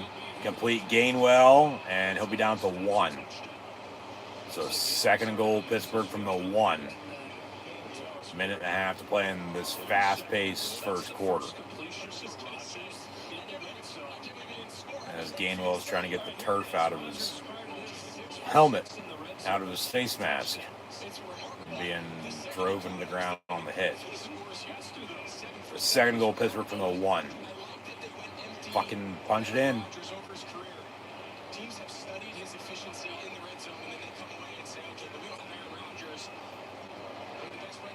Motion Fryer move, handoff Gainwell. He's got a block and he's in. Touchdown Pittsburgh. So they take a 6-3 lead, extra point to come with 55 seconds to play in the first, and they'll dance around in celebration. But yeah, a little Irish jig, a little Irish hop and 2-step.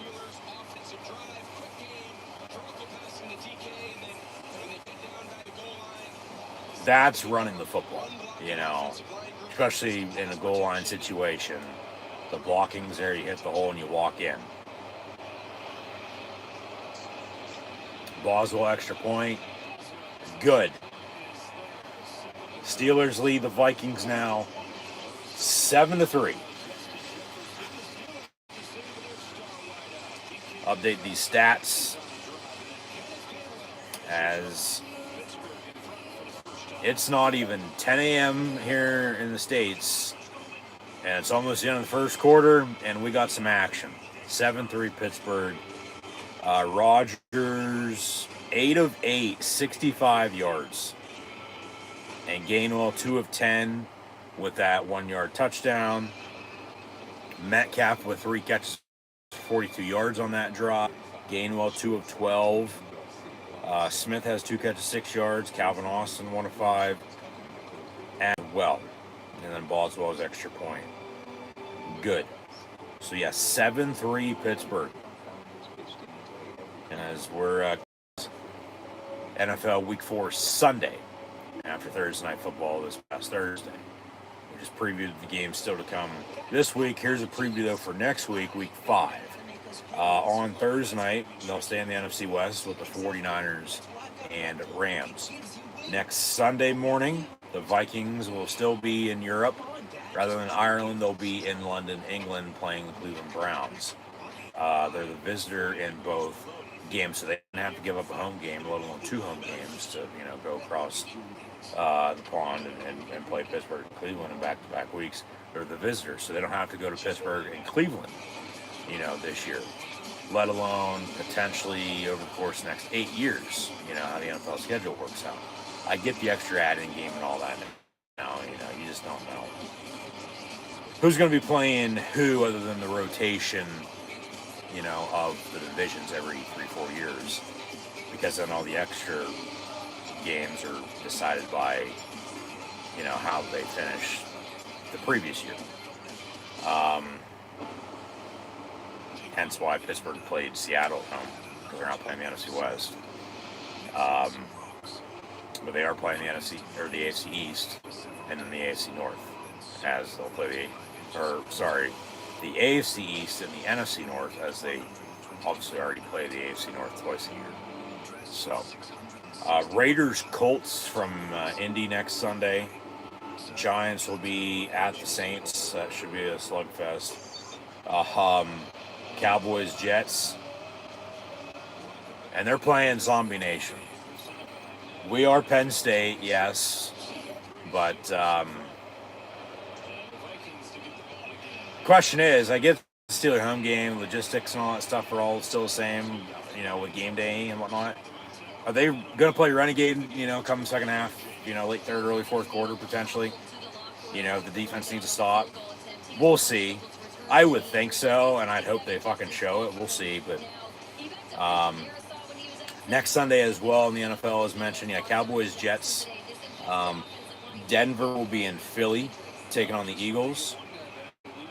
Dolphins, Panthers should also be bad. Texans, Ravens, Titans, Cardinals.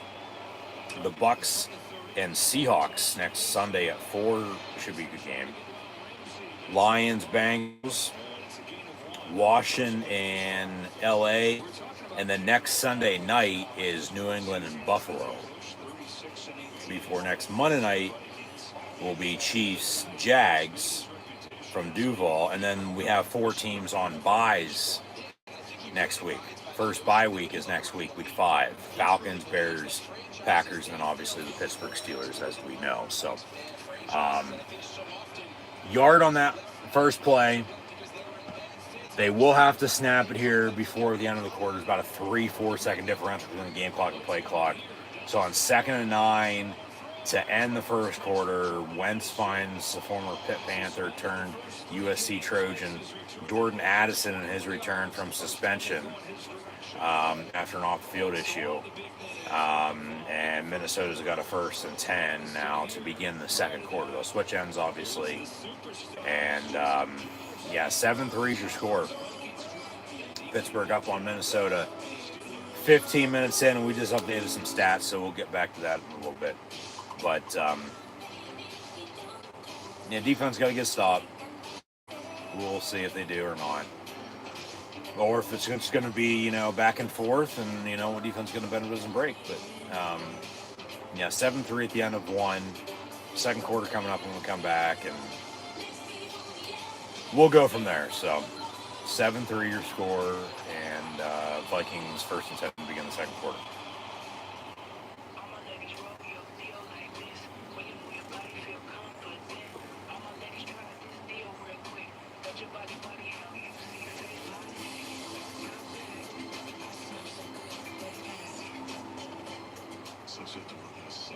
Does it though? How about dogs? Everything, man.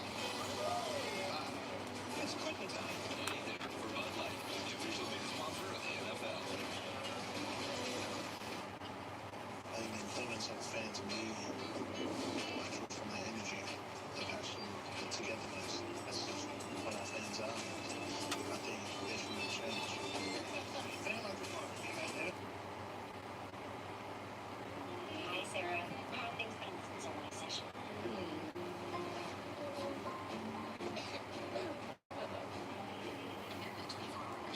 My son's running a fever.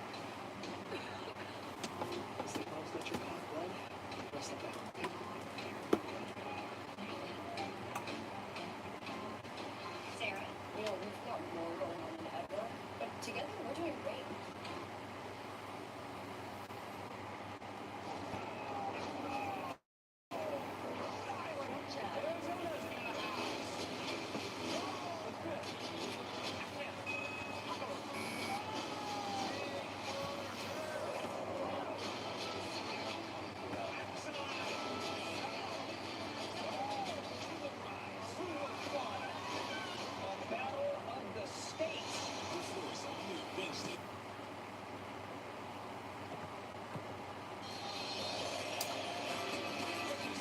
So now back to the action to begin the second quarter. Looks like the clouds are getting a little darker, so I don't know if it's going to end up raining or not, but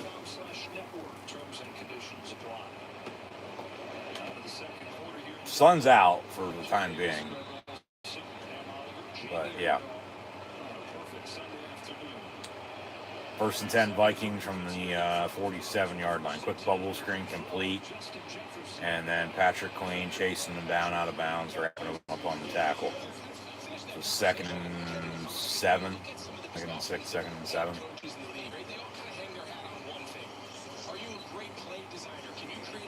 Second and 5 officially, they say. 2nd and 5. So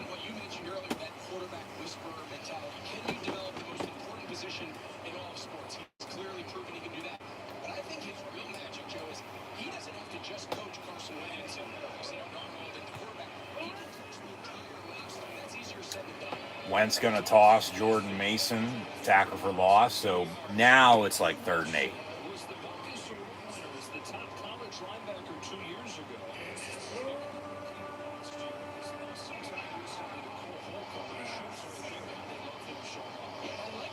Come on, defense. Let's get a stop here. 3rd and 7 for Minnesota.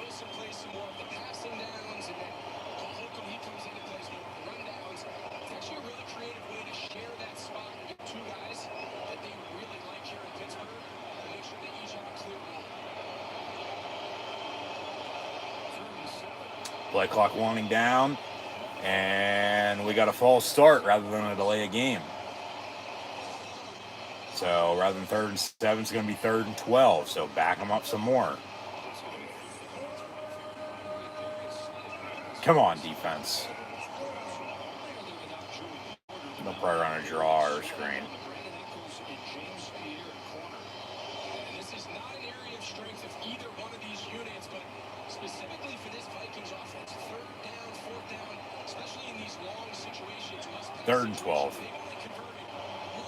From midfield now.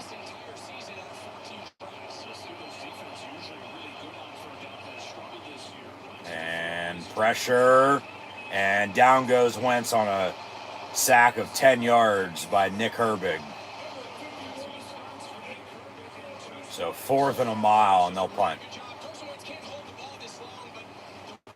Something more like Minnesota and Ireland away, and they'll punt.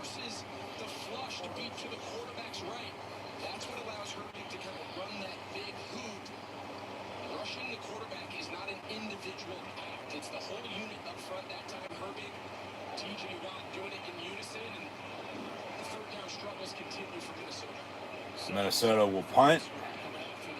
Pittsburgh on the return. It'll bounce and be down at the 20-yard line. So 1st and 10 Steelers with a 7-3 lead. That's where they'll start with 12:28 to play in the first half. So they'll take a break, and we'll be back to the action shortly. Wanted to get into college football recap and a preview for next week, as last night we did some of it, not all of it though. So we're just going to give a full recap from this past weekend now, with all the games that happened. It was a damn good slate on paper. It was arguably the best college football weekend so far this season. But we'll recap and then we'll preview for next week. And then, thanks for tuning in live right now. Steelers Vikings from Ireland. 7-3 your score once again if you're just now tuning in. Steeler ball, 1st and 10, 12:28 to play in the first half after the Viking punt because of a penalty and a sack. But we've obviously already previewed the NFL for today, with this week 4, and then also next week, week 5. Steelers off next week on a bye week. So only college football live play next week. No NFL for a couple weeks. But this past weekend, in the meantime, in college football, as the new AP Top 25 poll will be released in a couple hours. Thursday night, East Carolina beat Army 28-6. Had a lot of overtime games this weekend, from single, double, triple, and so on and so forth. A lot of overtime games this weekend. Virginia at home in double overtime upset Florida State 46-38. TCU blew a 17-0 lead at Arizona State and lost to the Sun Devils 27-24. And then Houston won at Oregon State with a game-winning field goal in overtime 27-24. And then, in no particular order, but we always look at the top 25 first, and then we go from there. So we'll recap all the games from yesterday in college football shortly, because now we're getting back to the action with the Steelers up 7-3 on the Minnesota Vikings. Pittsburgh's got a 1st and 10, 12:28 to play, as mentioned, in the first half. Both teams still have all 3 timeouts, 2-minute warning as well. But from the 20-yard line, 1st and 10, Pittsburgh. Rodgers over the middle. It's caught. DK Metcalf, and he's off to the races. Out past midfield, 45, 30, 25, 20. Inside the 10, 5, and he's in. Touchdown, Pittsburgh. There you go. There's that big explosive play. Let's go. What'd I fucking tell you? You know, boom. As Rodgers looks to the sideline and then runs down the field to celebrate. So there's the offense. An 80-yard passing touchdown from Aaron Rodgers to DK Metcalf for the Steelers to extend their lead. Yeah, just get him the ball in space and let him work. And he's just off to the races. He did not step out. He's in. And Rodgers, I think, knew it as soon as he hit him. Boswell extra point up and good. It's 14-3. But then remember last week, they scored 14 points, into the early second quarter. And then they didn't score again until they went up 21-14 to end up winning it. So, one play, 80-yard touchdown drive. Fuck yeah. 14-3. Steelers lead the Vikings. So, there's some excitement for you. We'll update some stats now as Rodgers continues to add his name to the record books with passing touchdowns and passing yards all time in NFL history. 14-3 now, Pittsburgh on top of Minnesota. Rodgers 9 of 9, 145 yards in 18 minutes. And then that passing touchdown to DK Metcalf, who has 4 catches, 122 yards receiving, and a touchdown in 3 straight games now as well. Kenneth Gainwell, 2 carries, 10 yards, and a rushing touchdown. I mean, and just think, Pittsburgh had a fumble, scoop, and score on defense that got called back because they said he was down. I don't think so, unless they'd have 21 points right now if they still score those 2 on offense. And it's a blowout early in London. But yeah, 14-3. As Minnesota's going to get the ball back. Went 7-7, 70 yards.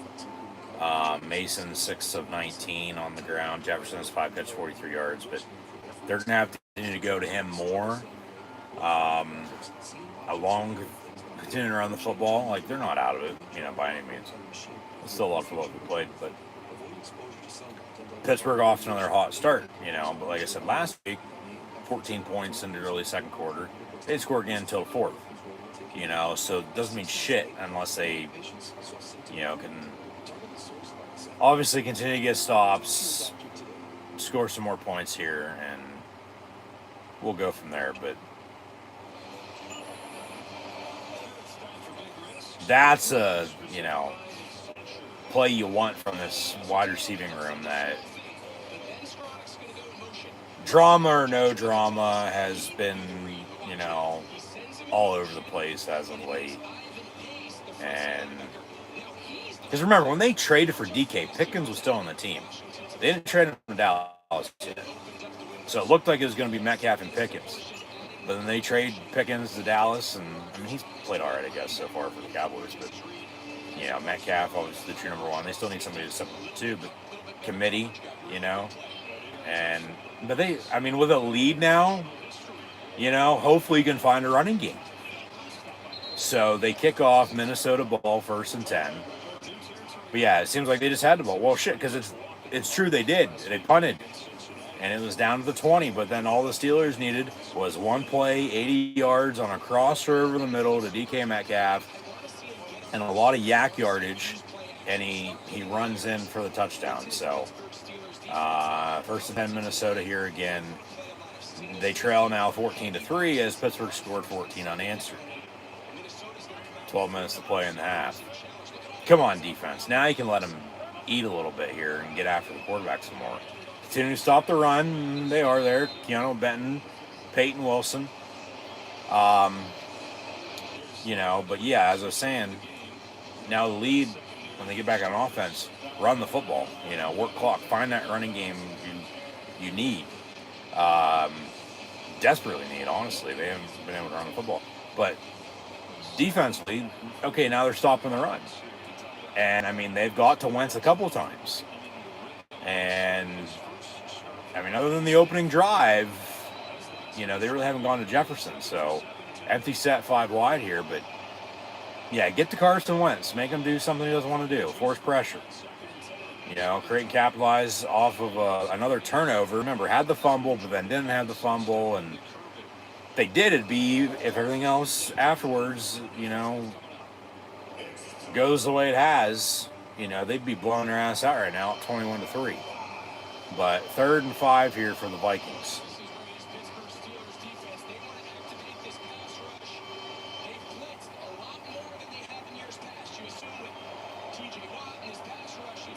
Come on, defense, let's go.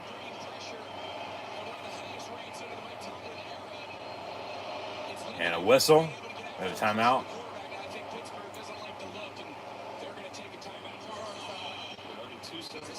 Yeah, Steelers call their first timeout. They'll have 2 left with 10:47 now to play in the half. Obviously, still a 2-minute warning, as well as Minnesota still has all 3 timeouts themselves, but they'll take a quick 30-second split screen commercial break here.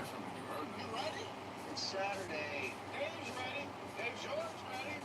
The ball's ahead of you. We fine, Dave. Let's go.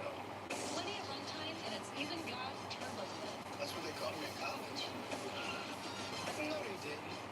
They called me a lot of things, different things. I bet they did. We'll take it. We got a Sunday to earn. You have to tackle that project on Saturday, so you can earn your Sunday. Lowe's. Still waiting for a first incompletion in Ireland this week.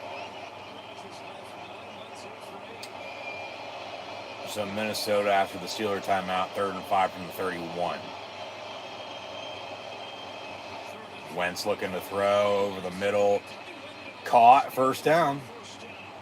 So he's now perfect, 9 of 9. As Rodgers is perfect, 9 of 9. That's what we were just saying. Waiting for an incompletion, waiting for an interception. These fans who normally don't watch the NFL or whatever, probably thinking it's like this all the time. No. Normally by now you'd have a couple incompletions potentially. He could have went deep on that too, but he decided to hit the man at the...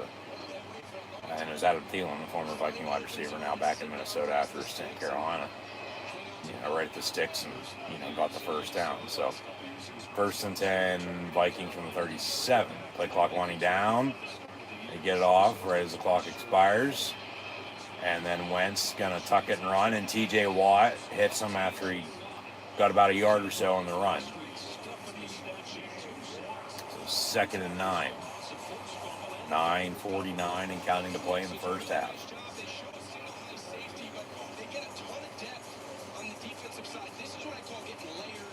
And Jefferson's wide opening in over the middle. So I said, somebody's got to fucking cover his ass.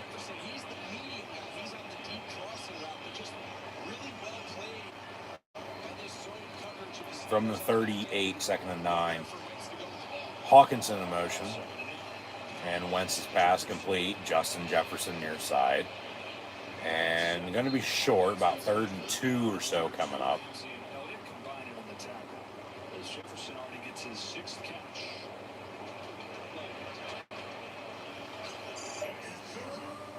Another big 3rd down for the Steelers defense.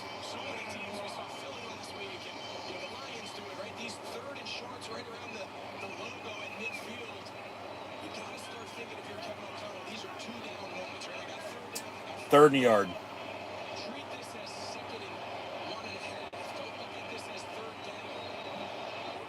And they'll run a draw. And I don't think so. I don't know. They're going to give him the first down, it looks like, the marker.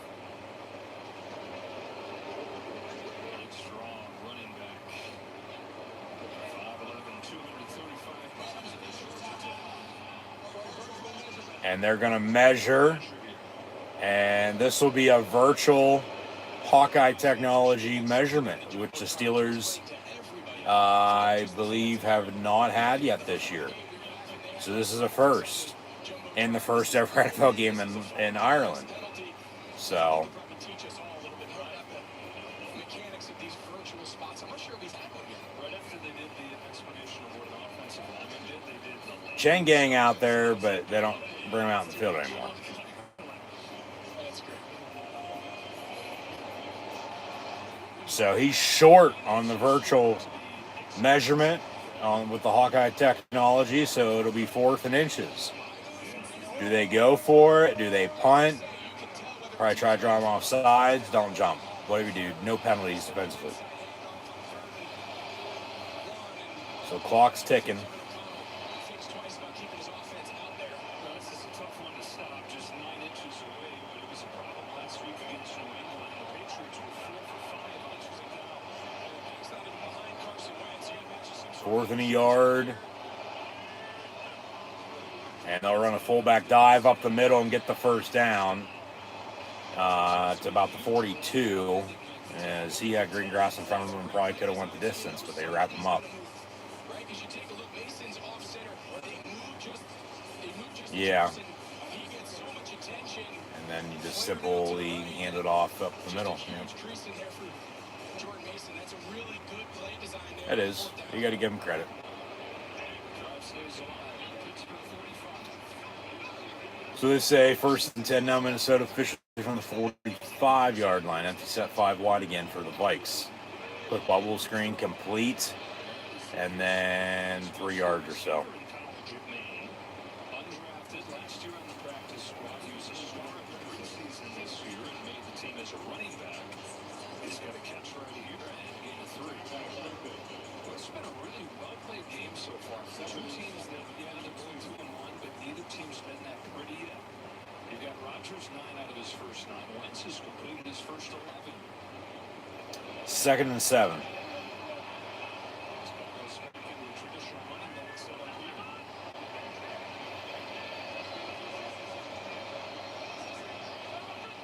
On 2nd and 7.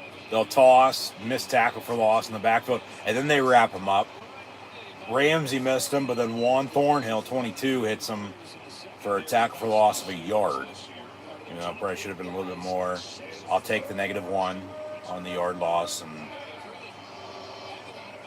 it'll be 3rd and 8 now for Minnesota again. Earlier, of course, we talked a lot about Jalen Ramsey and his ability to move all around this defensive front and backfield, depending on the week. It seems like every week there's a flavor for Jalen Ramsey. Here he's aligned in the slot.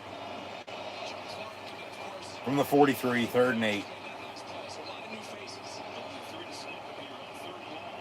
4-man rush. Wentz over the middle, picked off. There you go. And it's Deshaun Elliott in his first game back from injury. And they do get a now turnover on defense like they had on the fumble. Scoop and score a touchdown, I might add, as well.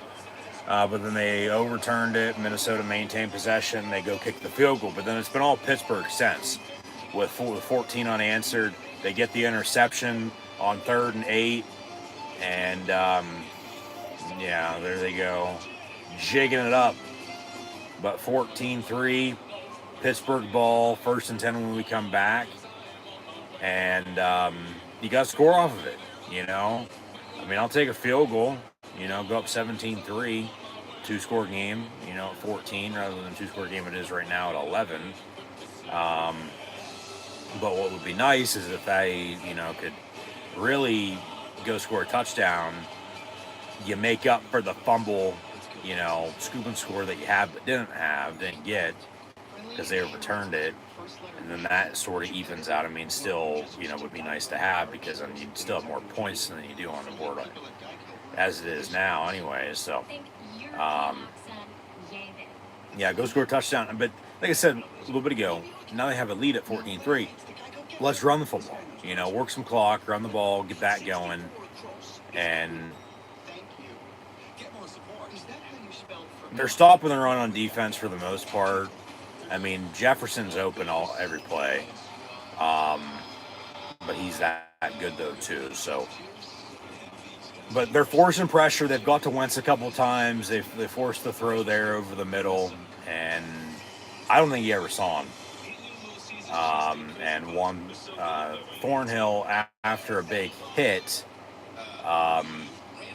with Pittsburgh signing Jarrell Peppers in relief of the Deshaun Elliott injury. Elliott's back now, and he picks it off. So, 1st and 10, Pittsburgh with a 14-3 lead here. Now mid-second quarter. And, yeah, okay, they got the ball to begin the game because Minnesota won the coin toss. Further option of choice in the second half. So they'll get the ball back to begin the third quarter in the second half. Pittsburgh, it'd be nice to go do something here before halftime, because then you might not get the ball back and, until mid-third quarter. But they're looking all right, pretty good here early on. Oh, still early though, just not, here in the USA, but also in this game. And yeah, so we'll see what happens. 1st and 10.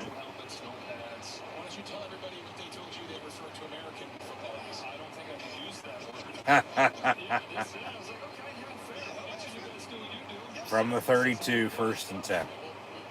Run the ball. I'm telling you, run the goddamn ball. Rodgers looking to throw. Complete. Darnell Washington for the 39-yard line. Be about 2nd and 3.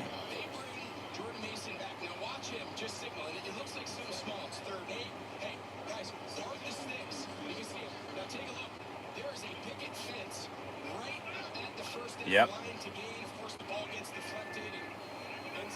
Jonnu Smith in motion.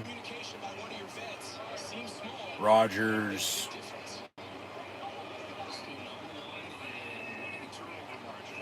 Gonna hand off Kenneth Gainwell. He lowers the shoulder and gets a Steeler first down. There you go.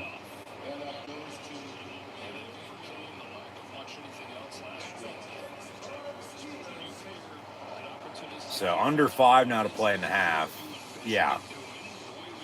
Work clock, run the ball, mix in some passes here and there, but long run, go score, obviously. I'll take the field goal. I'd love a touchdown, but Smith in motion again.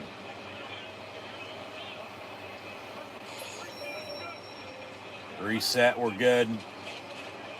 Rodgers pass incomplete behind Jonnu Smith. So incomplete, 2nd and 10.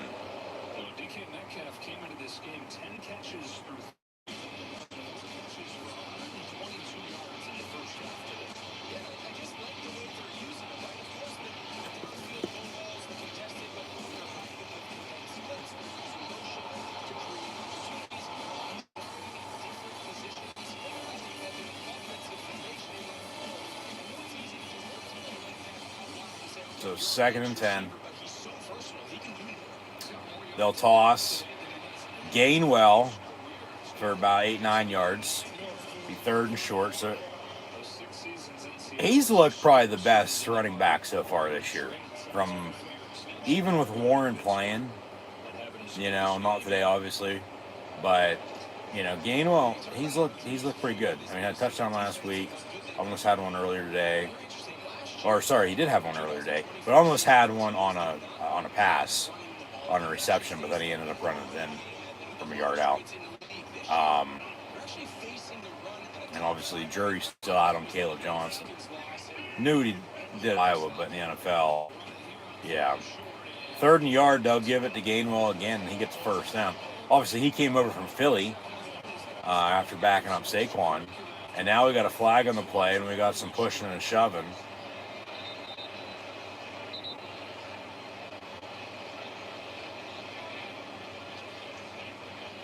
Couple flags actually on the play, so we'll see what all that's about.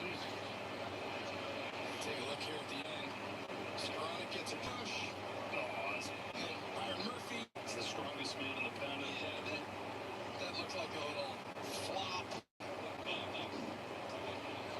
Skowronek acted like he was shot out of a cannon there. When he got a little shoulder from 5'11", 190 Byron Murphy.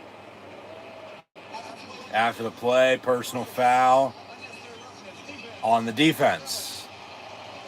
15 yards, automatic first down. Whether this, that, the other, doesn't matter. It's a penalty and it's a first down. Yeah, we're talking DK Metcalf. Well, in whatever form or fashion they can get it, many Steelers fans and critics want more from the team's prize acquisition. I asked Metcalf So first and 10. Arthur Smith's plan to get him more involved in the team's struggling offense.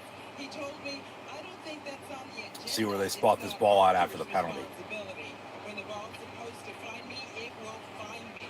Metcalf just isn't sweating it. He believes good things will come. Ball 32, so they're now in field goal range with 3.5 and counting the play in the first half.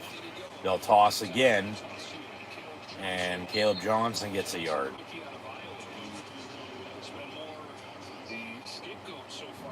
Well, scapegoat, okay, if you wanted to call it that, but he fucked up, you know. He had to own it. He's been such a big piece of this offense. They love him. Whether you talk to Mike Tomlin or you talk to Aaron Rodgers, man, they just rave about what he can do in the passing. But second down here. The yards after contact. He's a big loss, but they're getting pretty good production so far, though. Yeah. From Kenneth Gainwell and the rest of this running back group. Washington in motion. Play clock winding down, maybe delay a game, they let it slide. Dump off on the screen, it's incomplete. So 3rd and 9. Now let's see, right on the kind of the field goal line, although in today's modern NFL, I feel like we're in field goal range the second we get to midfield. But, Yeah. you know, here you are just outside the 30, 3rd and long. So Brian Flores can create a lot of interesting looks along that front, try to create some free rushers. And 3rd and 9 from 32. Obviously, you don't convert, you're kicking a field goal.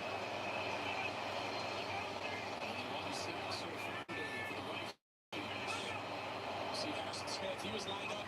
Nice job there by Rodgers, using all the play clock to show that blitz. Rodgers going to step up.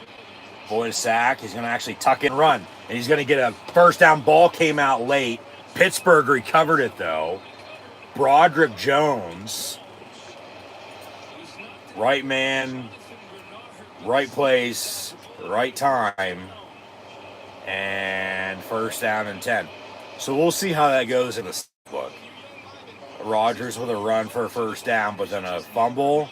And then a recovery by Broderick Jones and a couple-yard run for him because it's a live ball. You know, it could be anybody that picks that up. Yeah, he's just right there to, you know, continue to block. And, yeah, he recovered it. And then Rodgers knew he recovered it. And then Rodgers is laying on the ground, pumping his fist like, all right, we still have the ball. That'll be a meme probably. But we've had the 2-minute warning in the meantime, so 2 minutes to play in this half. And Pittsburgh's still driving. Yeah, luckily they didn't turn it over there. Like they, you know, turn over for Minnesota to even start this drive.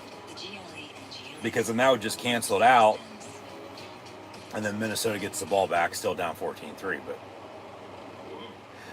yeah, you have Pittsburgh ball.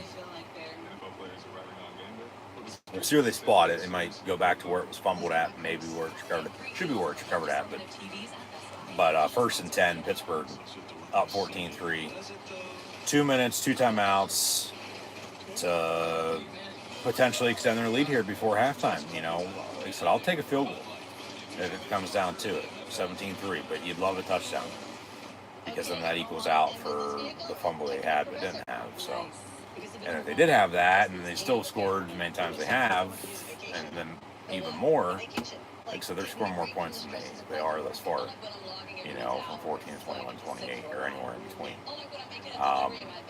So yeah, but 2-minute warning, and I might take a nap at halftime. I'm tired.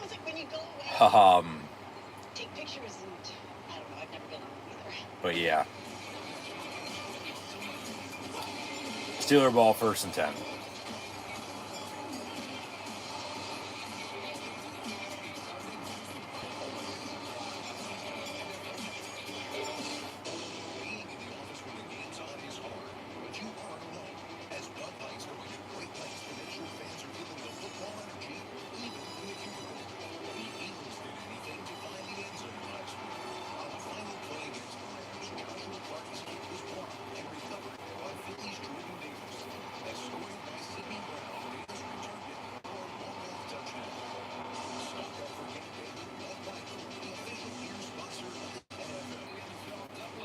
Yeah, obviously middle of the afternoon over there.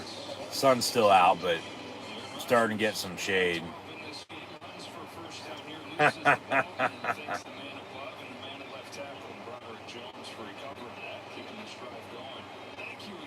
He says, thank you, that was on me. But yeah, out of the eye from the 15, 1st and 10. Run the goddamn ball. I mean, you got 2 minutes here before halftime, 15 yards, and 8 plays if you need them. They'll run a play action to the tight end on a screen, Darnell Washington. He gets about 5 yards to the 10-yard line, big 80. So second down and medium, manageable. And they said, just score.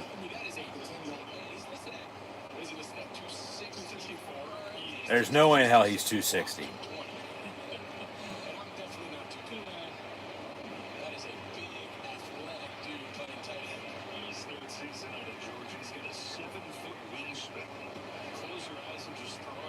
Second and 5 from the 10. Hayward in motion. And Rodgers going to avoid a sack, and then he does go down. As they're going to delay a game slide. But then Rodgers was sort of thrown down there. I'm surprised they didn't throw a flag on that.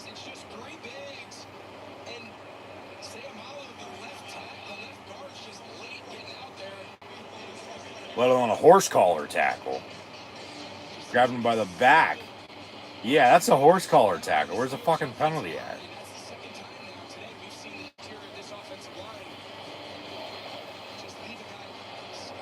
That's, I mean, alright, refs are letting him play. 3rd and long now after the sack. Vikings call timeout. So they're trying to stop the clock and get the ball back here before halftime, and then still obviously get the ball back to begin the second half as well. We'll see what the score is. Oh, excuse me. We'll see what the score is from now until then. Yeah, like I said, I might take a nap at halftime. I'm fucking tired. I'm beat. I'm exhausted. They get some rest. A couple hours shut out last night, but not much. Like I said, just pissed off and then tired, and at least they're winning, I guess. It'd help all worse if not. So they dump it off on the screen to Gainwell. Be 4th down. So yeah, he kicked the field goal. Kick the fucking field goal. Take the points. Because it'll be 3 points off of a turnover then. You know, when you should have already had 7, you know, then to make it 10, but you don't have that touchdown. You can, you know, still kick it here, get the points, and go up 14, which is still 2 scores, but 14 is more than 11. Still 2 scores, so they need 2 touchdowns just to tie. And that's the thing. Defensively, they're playing, you know, pretty damn good. They're stopping the run now. You know, obviously they have the turnover there. Hopefully get points off it here with the field goal. And then, I mean, yeah, the offense drive stalls. There's to be a 30-yard field goal by Boswell, but they're still able to drive. Almost coughed it up. And from the right hash, snap hold. Of course, the kick's blocked. God damn it.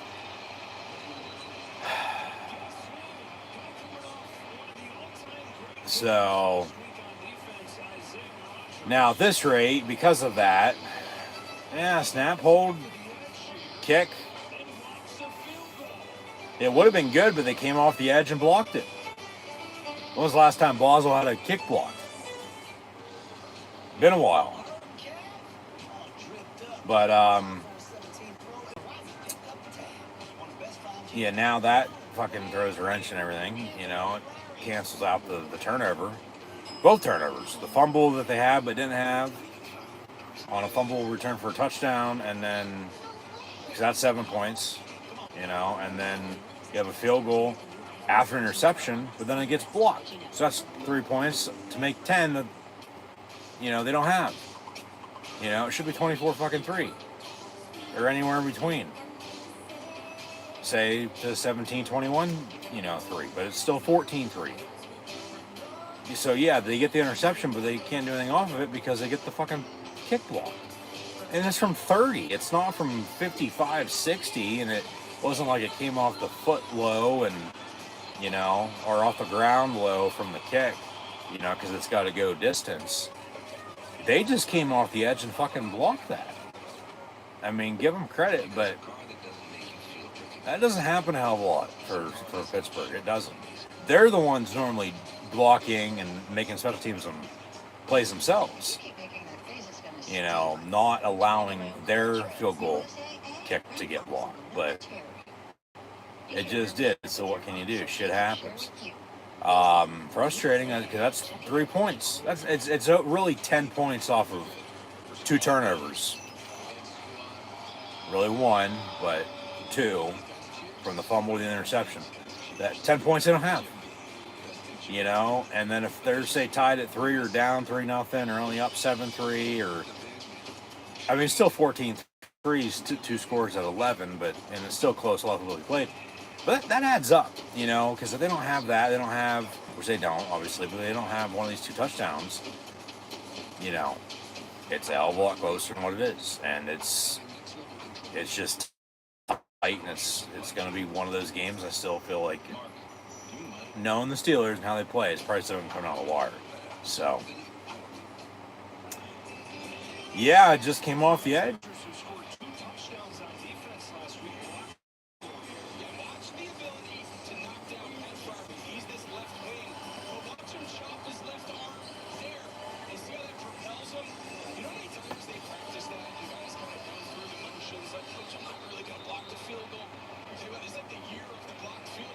So yeah, we had a ton of block kicks, a lot of special teams plays last week, that's right. Whether it be field goals, extra points. You know, we've seen some blocked punts, the return games somewhat there for the NFL this year, but Wentz pump fakes and dumps it off. They get out to the 20-21 yard line. Clock with 1:28 on it. Minnesota timeout, Pittsburgh with 2. It's 14-3 your score. Flag on the play, that's what that is. But yeah, kick gets blocked and, you know, defense back out there now. Roughing the passer on the defense on Derek Harmon, the rookie out of Oregon. Well, he pump faked, and then, yeah, I guess, all right. Yeah, you don't hold your hands up and act like you didn't do it. Just act like you didn't fucking do it and don't do anything. You know, they might throw, they might not. But you say you're guilty, they're going to say you're guilty. You know. 1st and 10 after the 15-yard penalty.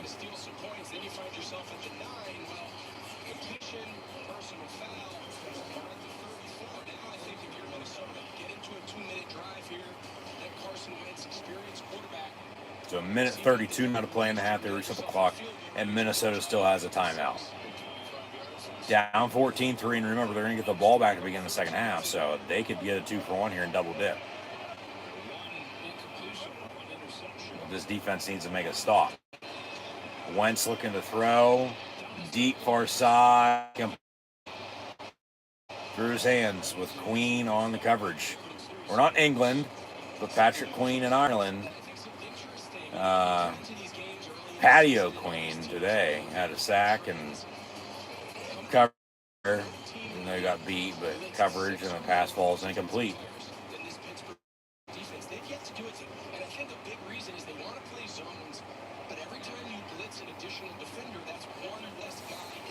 Second and 10 from the 34.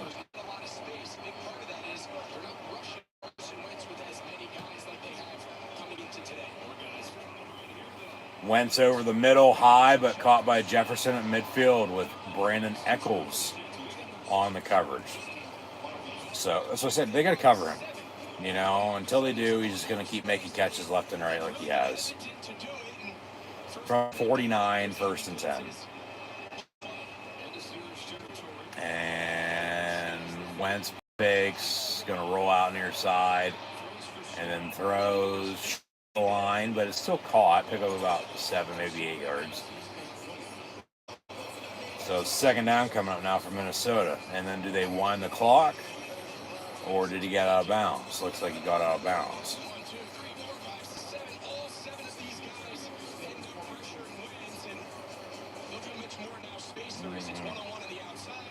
Justin Jefferson has good leverage. Really good flow. Under pressure there by Carson Wentz. 7 catches in his first half. How much the attention and emphasis drawn away from Jefferson is left to today. 12 catches the first 3 games. From the 43. Wentz getting pressured, gonna throw. It's caught wide open. Guess who? Justin Jefferson. He actually slips and slides to the 15. A walk-in touchdown. But then they get over there and down him. And, I mean, okay, 1st and 10 for them, but clock's ticking. They still have a timeout to use if they want to, but doesn't seem to be the case right now from the 13-yard line, 1st and 10. And Wentz getting pressured. He shuffles it as he gets hit, because he probably should have been sacked. And then Patrick Queen wraps him up in the backfield for a tackle for loss. So second down, Minnesota from the 10, 15-yard line. 22 seconds to play in the half.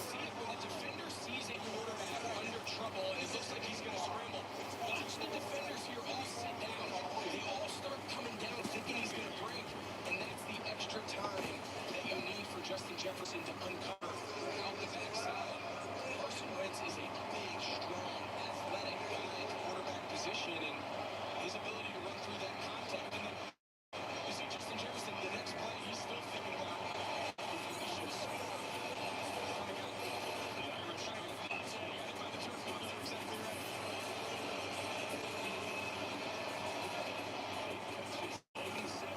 So after the Viking third and final timeout, they got a 2nd and 12, 24 seconds.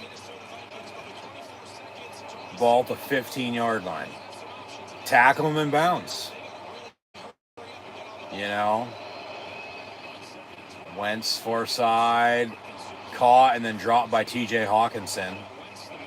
So incomplete 3rd and 12 with 20 seconds to go. Come on, defense. Let's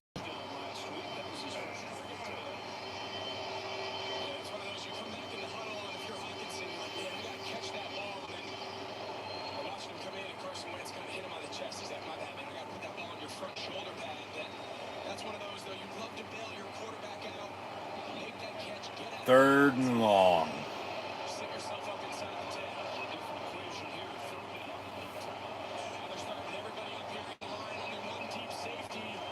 Wentz gonna go deep, floating it up in the end zone. It's caught by Pittsburgh. Darius Slay, but was he in bounds though? They say no, he was out, incomplete. I guess here replay. Caught it leaping over the shoulder. Yeah, about a half yard, a yard out of bounds. Oh well. They're getting to him though. They're forcing pressure, and from one interception to almost another to the fumble they had but didn't have, and you know, it'd been nice to add that, you know, field goal, but it was blocked. This from 33 from Minnesota. Maybe they can block this. Well, Pittsburgh jumped off sides, and Jalen Ramsey he's going to tackle the holder.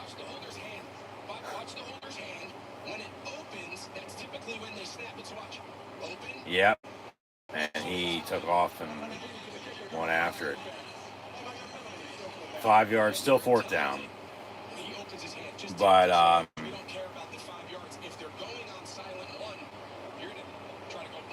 you know, from back to the missed field goal, it'd be nice to have that. They're kicking a field goal here.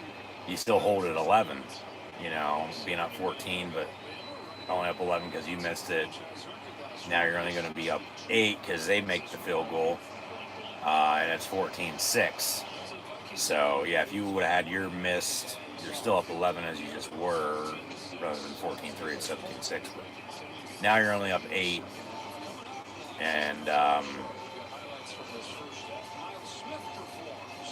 Yeah, come on, Eileen.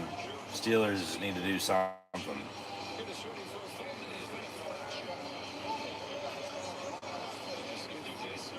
Um,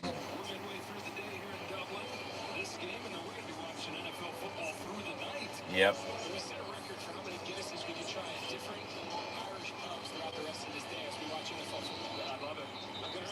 Yeah, 14-6 is your score now. And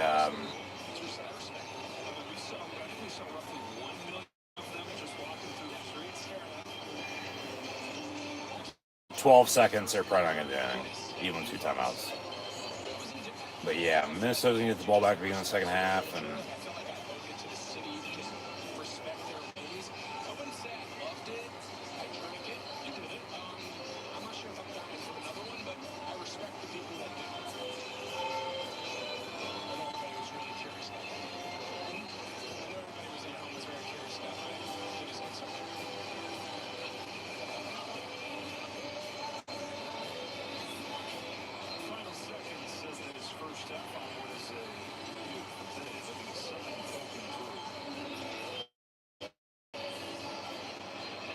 so Minnesota kicks off.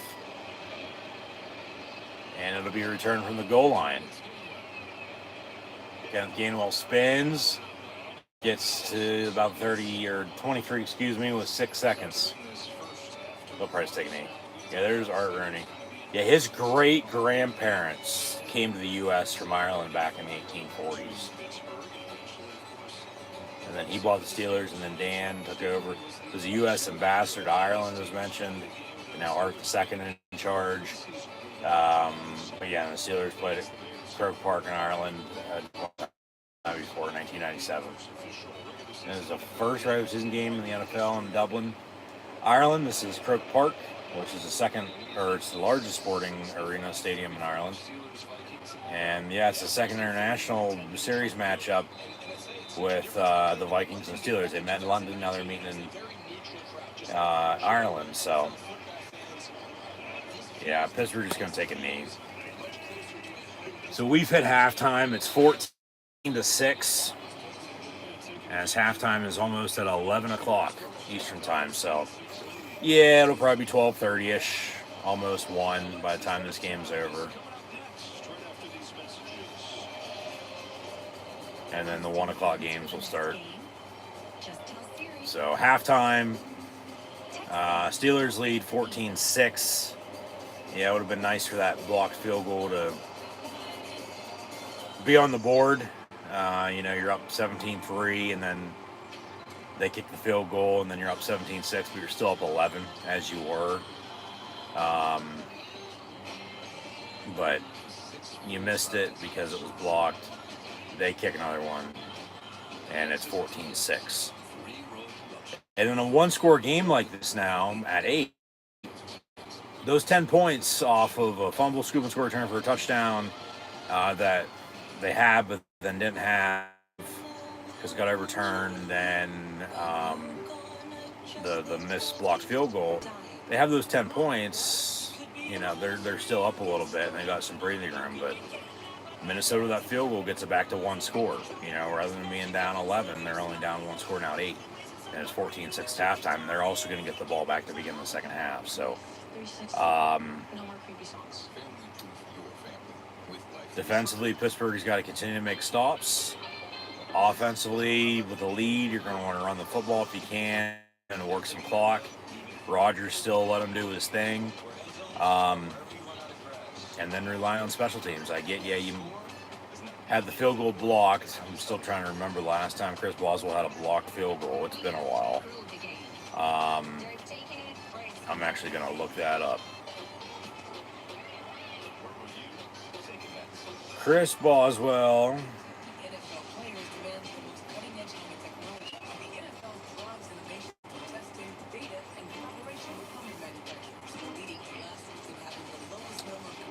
Blocked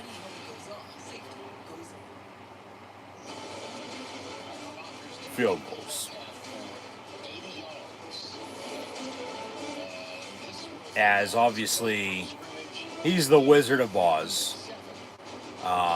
But Tomlin's like, hey, He's a serial killer. You know, he has a low pulse rate.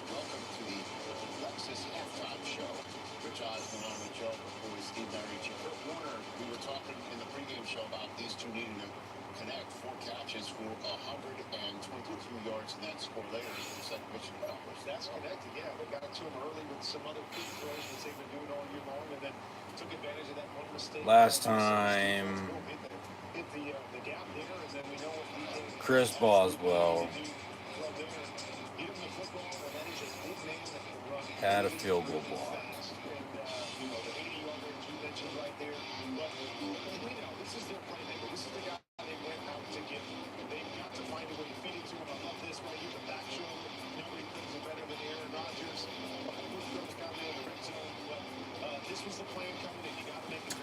Looks like last year against Cincinnati, early December.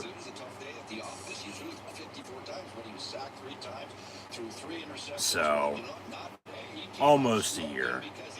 Aaron Rodgers completed his first 10 passes, and of course, he took down 12 to 14 for 165 yards and a touchdown. What do you make of the Steelers defense, Joe? Well, we knew coming into the season that a formula for this team to be successful for the defense to play well. We haven't seen it over the first few weeks, but last we've seen them take the ball away. They're doing the same today. Rushing together up front. These guys are tipping passes, which are forcing interceptions. They're getting So yeah, but anyways, at halftime, Steelers lead the Vikings 14-6.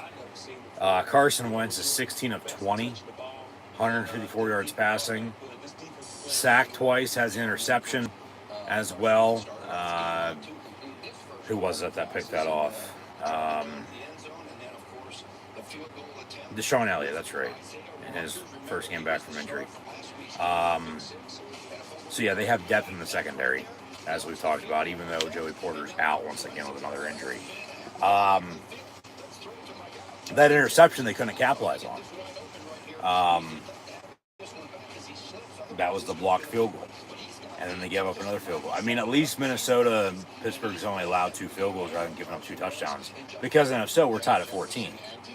You know, it's still those 10 points, so off a fumble, scoop, and score that they overturned and the missed blocked field goal.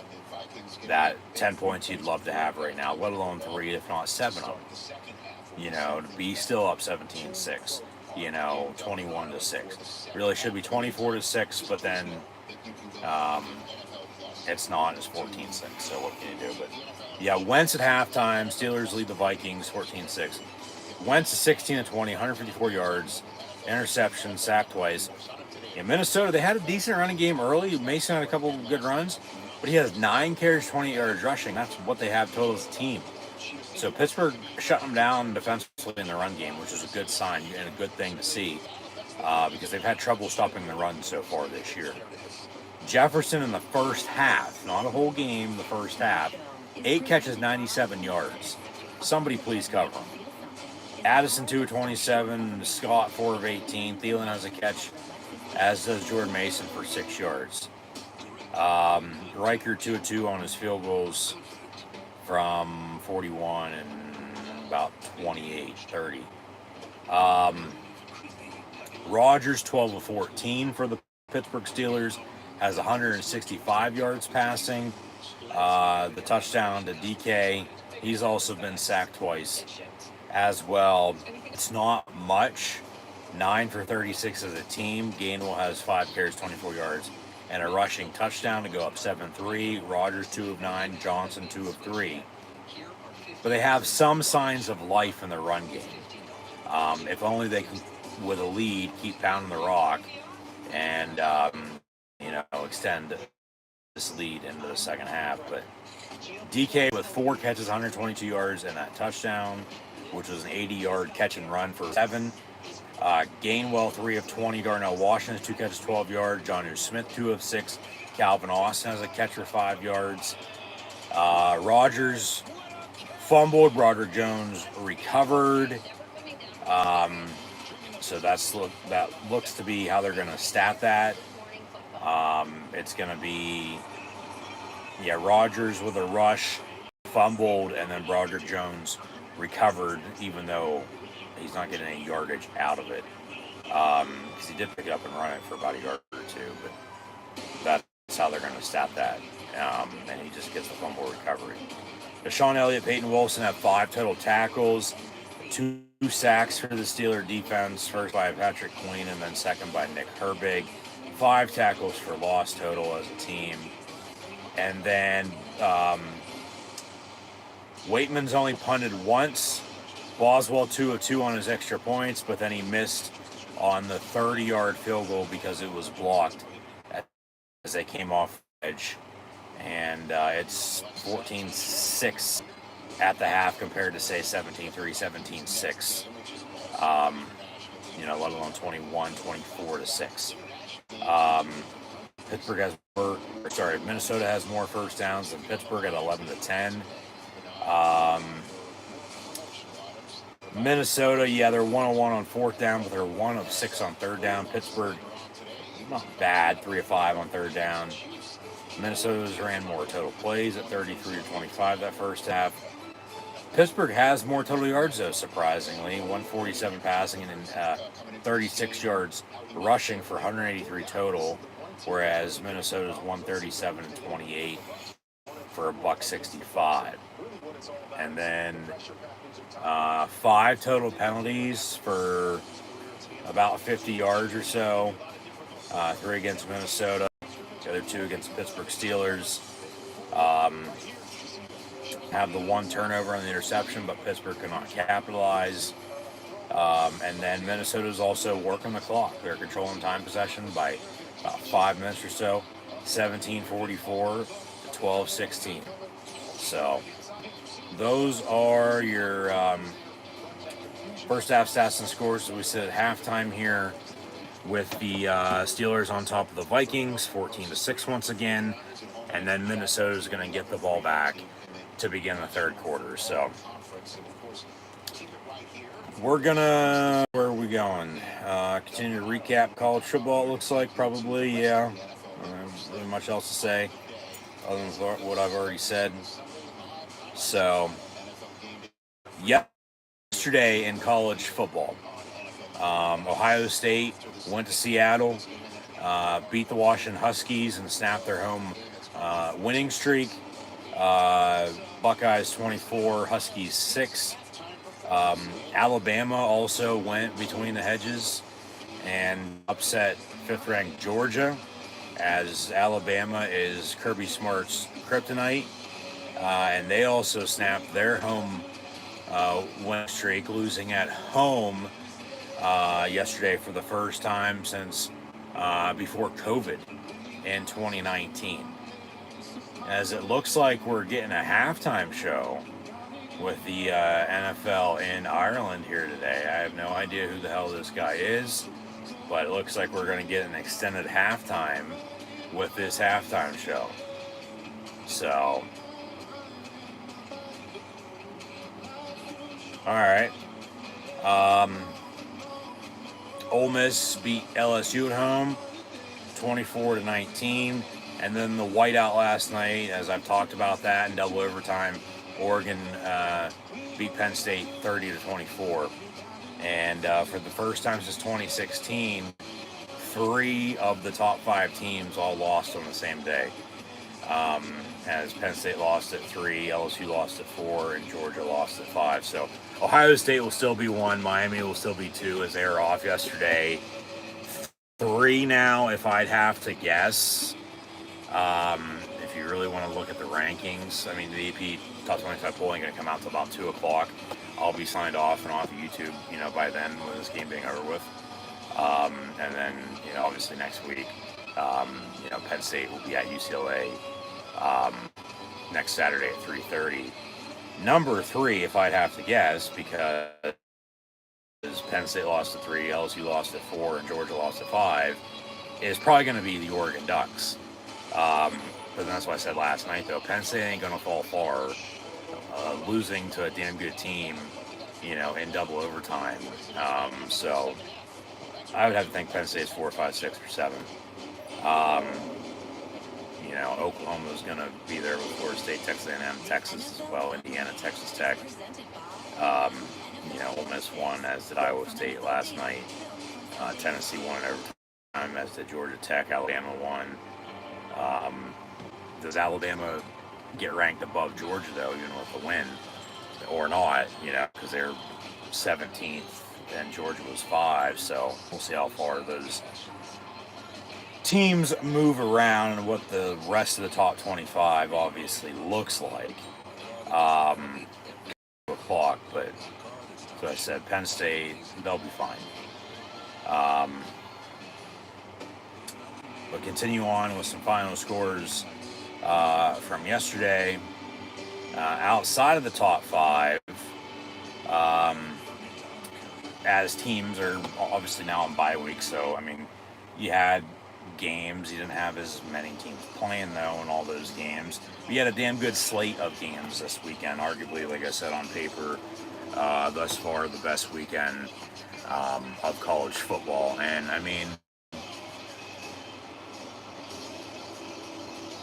I'd say it lived up to the hype for the most part. Yeah. So Texas A&M at home beat Auburn 16-10. Indiana won at Iowa on a game-winning touchdown, 20-15, after the Hawkeyes missed a potential go-ahead field goal. Iowa State with a 39-14 win at home against Arizona. Tennessee won at Mississippi State in overtime, 41-34, as did Georgia Tech at Wake Forest, 30-29 your final there, also in overtime. Vandy put up 55 at home against Utah State, 55-35 your final there. And then Mizzou with a 42-6 win at home against UMass. Illinois won on a game-winning field goal, 34-32 at home after getting blown out last weekend.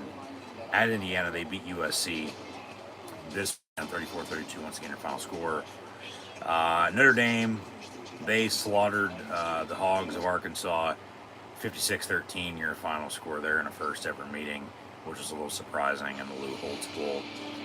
Late last night, BYU went to Colorado and won 24-21. Minnesota in the Big Ten beat Rutgers 31-28. Duke squeezed Syracuse 38-3, your final from the Dome. Louisville eat shit Pitt, beat the Pitt Panthers 34-27, your final in the ACC. Cincy 37-34 win at Kansas. Kansas State beat UCF 34-20. North Texas with a 36-22 win at home against South Alabama. Ohio 35-20 defeating Bowling Green in the MAC, as Central Michigan also beat Eastern Michigan 24-13 in the MAC. JMU 35-10 win at home against Georgia Southern. Louisiana Monroe 28-16 defeating Arkansas State. Penn State's next 2 opponents, as mentioned yesterday as well. UCLA Northwestern faced off yesterday, and the Wildcats beat the Bruins 17-14. Cal went to Boston College and beat BC 28-24. Baylor 45, Oklahoma State 27. In their first game after firing Mike Gundy. We've had a couple college football head coaching firings with coaching carousel. Nothing in the NFL just yet, but only time will tell when that occurs. Might be soon for somebody. We'll see. Utah with a 48-14 win at West Virginia. UConn 20-17 win at Buffalo. Low-scoring defense showdown with San Diego State, Northern Illinois, 6-3 for the Aztecs. Navy beat Rice 21-13. Toledo 45-3 win against Akron, and Miami, Ohio 38-zip over Lindenwood. New Mexico beat New Mexico State 38-20. Hawaii 44-35 win at Air Force. Tulane beat Tulsa 31-14, and then I believe that's where I left off. Last night, Kennesaw State won, Old Dominion won, Western Michigan won, Virginia Tech beat NC State as well, 23-21. And then we'll get into the other finals from last night before we preview, what's still to come in the NFL next week, so stay tuned for that. So it's 11-11, say your prayers, and we're kicking this second half off with the Steelers up on the Vikings in Ireland, 14-6. Yeah, but Minnesota ball And after 3 yards on the opening play, they got a 2nd and 7 from the 35, but now 3rd and long with a Peyton Wilson tackle for loss in the backfield.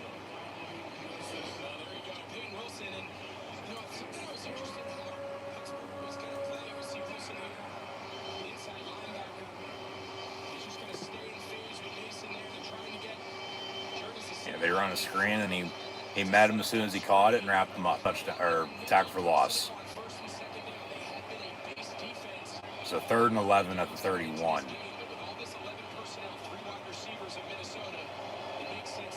And Wentz looking to throw here again. More pressure, and down he goes on the sack. Herbig once again. There's a flag on the play, though. It was Herbig and Benton, 2 former Badgers, as they headbutt a 3rd Badger on the Steeler defense of TJ Watt. And a holding on the offense. Penalties decline. Yeah, you take the sack. It's 4th down. Minnesota to punt. Pittsburgh going to get the ball back with a 14-6 lead, up 8 here early 3rd quarter, and going to obviously try to extend that lead as this second half rolls on. And, like I said, run the football. Yeah, Benton was being held, and he still got to the quarterback and made the sack with Nick Herbig. Minnesota on to punt. And they do just that. 28-yard line on the punt return. Calvin Austin goes nowhere. Might actually lost a couple. We'll see where they spot it at. But, yeah. 1st and 10 Pittsburgh. Early 3rd quarter now after 3 and out by Minnesota at the beginning of the 3rd quarter. 14-6 still your score. So Pittsburgh ball when we come back. Continue on with these college football scores from this past weekend. As mentioned, Kennesaw State beat Middle Tennessee State 24-16. Old Dominion 21-7 win at home against Liberty. Western Michigan 47-14 win against Virginia Tech. Won Tennessee State and won 23-21.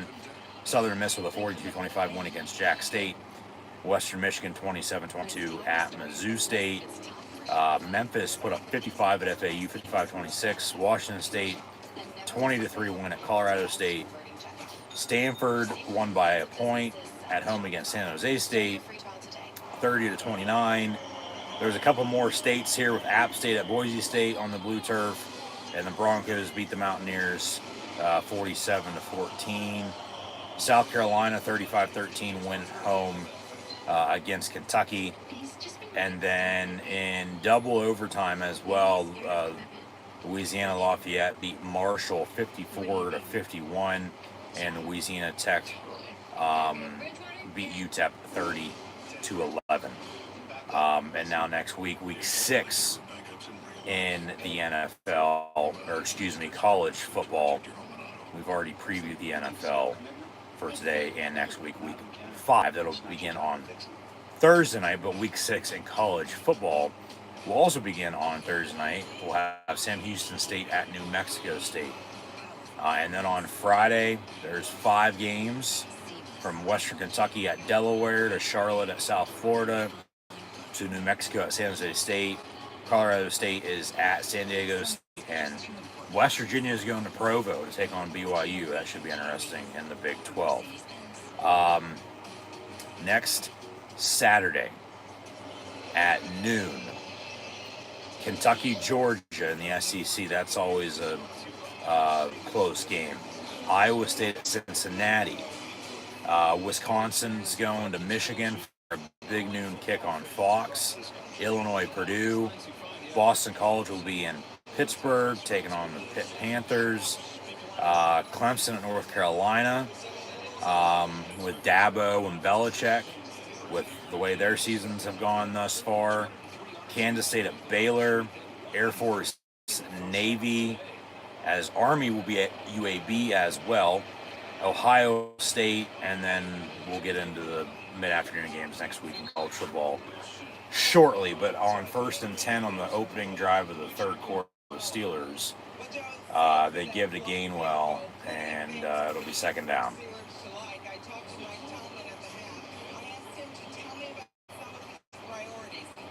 Officially a loss of a yard, be 2nd and 11.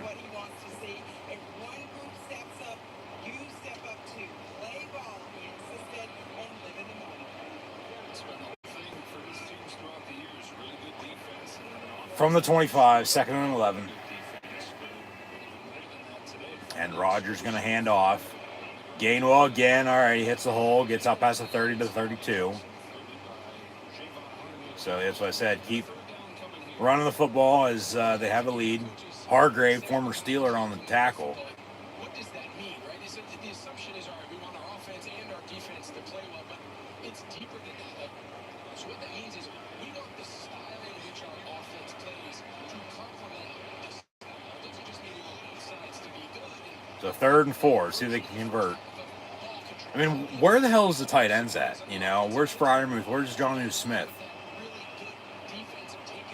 3rd and 4 from the 32. They get it off as the play clock expires, and then they run a screen to Gainwell far side, but yeah, nowhere to go. And be 4th down, and they'll punt. So both teams now going to punt to begin this 3rd quarter.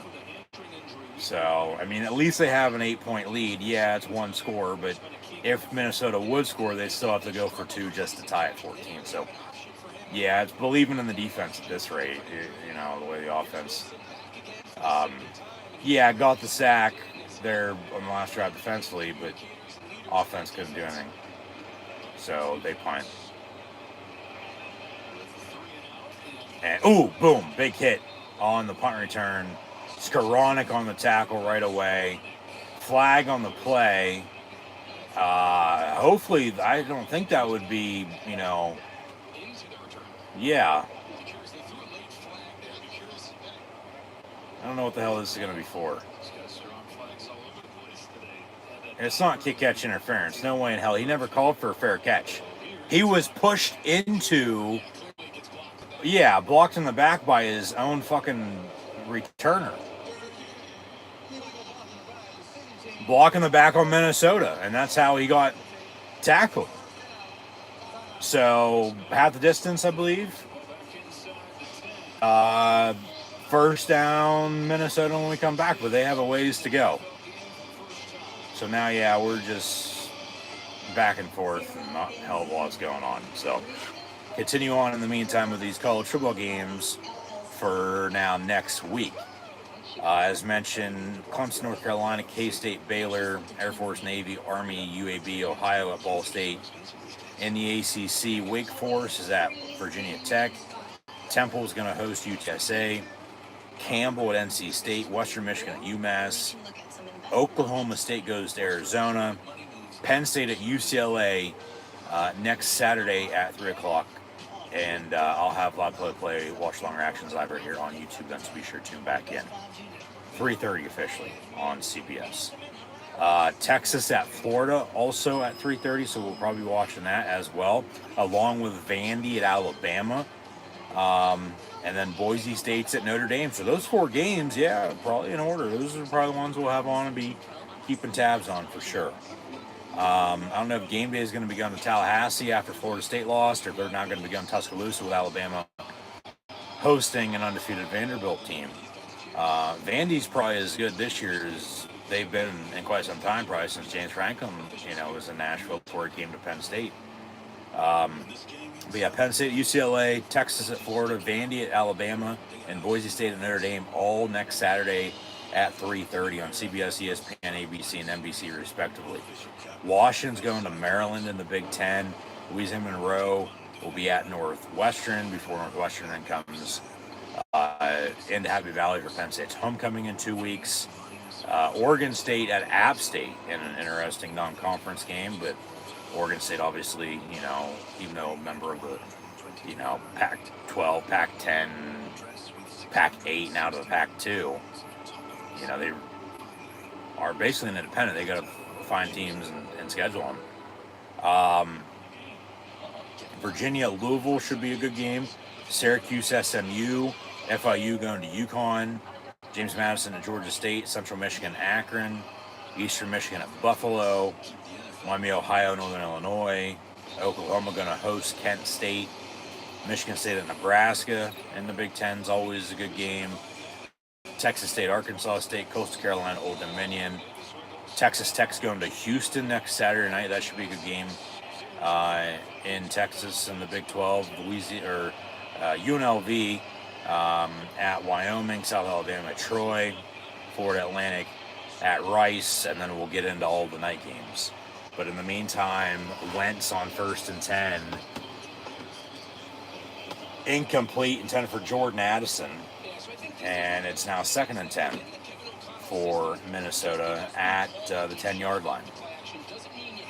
After that Steeler punt, and then the block in the back, and so they're backed up.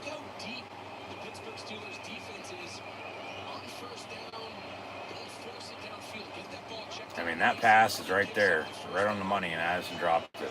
And then Wentz is holding his right hand. So, 2nd and 10 from the 10 for Minnesota. They'll run it, get some breathing room, get a third manageable. And they push the pile a little bit, so it'll be about 3rd and 3, 3rd and 4 coming up for the Vikings. Yeah, Wentz is holding his right hand, his right wrist. I don't know if he got hit on a helmet or something like that on that last throw or what.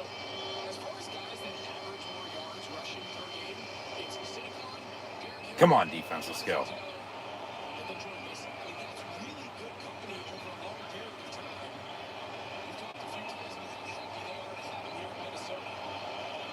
From the 18, 3rd and about 2.5, 3. And over the middle on the slant, it's caught, 1st down.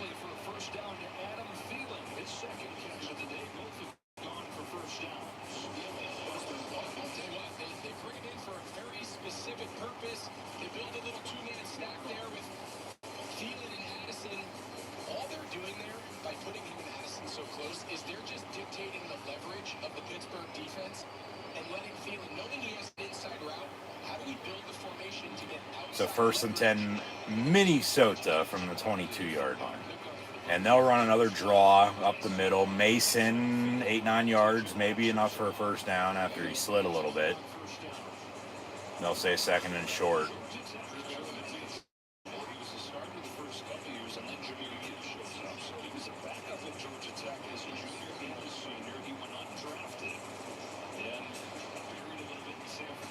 Vikings capitalize and get it in here. They didn't want a change of pace by Aaron Jones. The way that Kevin O'Connell put it is we wanted to 9 minutes to play here in the 3rd. It's 2nd and short for the Minnesota Vikings. And pressure, but roll out, dump off in the flat, and another 1st down. Someone needs to do a study on like fast back out of the backfield. It's not even a good fake, but this play works. I'm not gonna say 100%. Yeah, it's just they run right into the flat. Quarterback still rolls out the run when you know he's going to fucking throw it to him every time. It's just that simple play action. Yeah.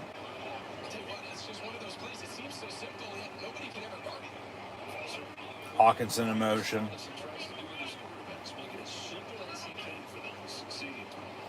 Wentz going to hand off about 2 yards or so. Another 2nd and 7, 2nd and 8.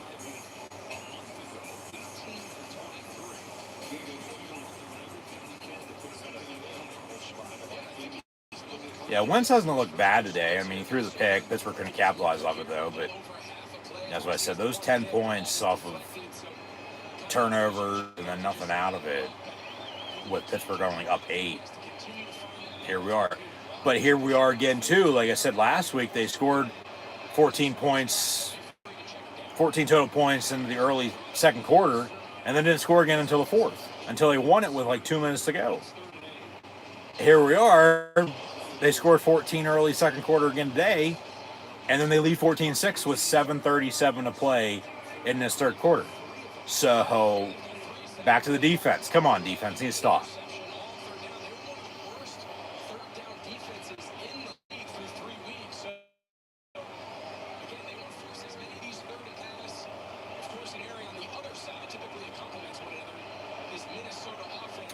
From the 45, 3rd and 8. Play clock running down. They got to go. And they'll get the snap off. And Wentz going to roll out far side. Tuck it and run. And he gets a 1st down.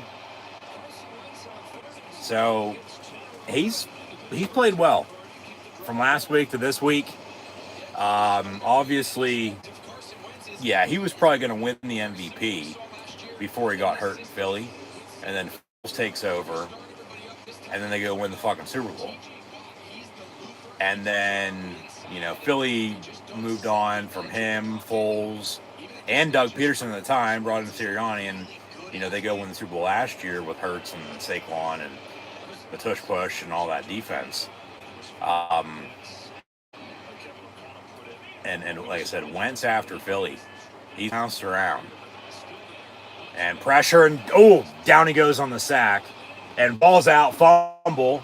Minnesota recognized the ball was all over the place, and they go run it down and recover. So, yeah, Pittsburgh brought pressure, got off the block, and then almost sacked them, and then they do end up sacking them. And it's going to be officially Wilson with Elliott on the strip sack fumble. He's holding his left ribs now, too, after that hit. But then the ball came out in the meantime, and then, the Vikings recovered. So 2nd and 11 from the 45. They fake the toss. TJ Watt getting to him along with Keanu Benton. Whole pack of Badgers. And be 3rd and long. Big 3rd down, see if they can get off the field. Once again, they're up 8-1 score. It'd been nice to have those other 3, 7, 10 points, but now they're really getting after Carson Wentz, who, once again, as I was just saying, he really hasn't played bad today, or the 2 games he's played now for Minnesota and for J.J. McCarthy.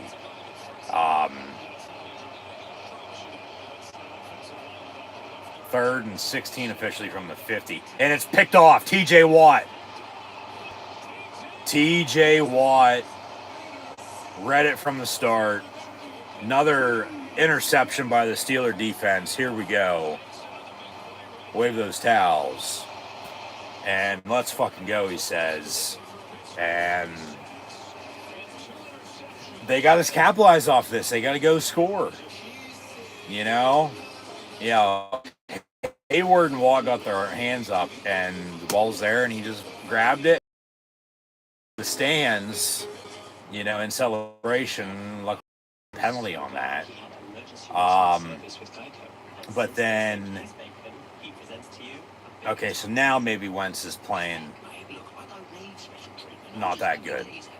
But as I was saying, though, it doesn't look bad, from one interception with the Steelers and get anything out of it, And then now this interception, we'll see if they get anything out of it. Hopefully, knock on wood, But they're getting to them because they're stopping the run. They're one-dimensional, so they're really getting after them, and that's why they're sacking them and just hitting them as much as they are. And you knew before too long TJ was going to make a play. You just didn't know when. And then on back-to-back plays, he's in on the sack. And then, 3rd and 16, give me a hell yeah from midfield. Him and Hayward, bat it down, but it gets deflected and up into the air. And he picks it off and then runs it back a good 10 yards or so. So, Steeler ball. And they'll have 1st and 10 with a 14-6 lead. Here, late 3rd quarter. Going to try to tack on to that lead. I'll kick a field goal if it comes down to it, because then that's back to 2-score game at 11, 17-6. Love a touchdown, though. Go up 21-6. They need 2 touchdowns with a 2-point on one of them, just to tie. But then, once again, those 10 points they don't have. That's what is hurting them, but it is what's keeping this game close. Because if they'd have those 10 points, and then you get the interception there, or if you have a 3-pointer or 7-point of those 10 points, you don't have them all.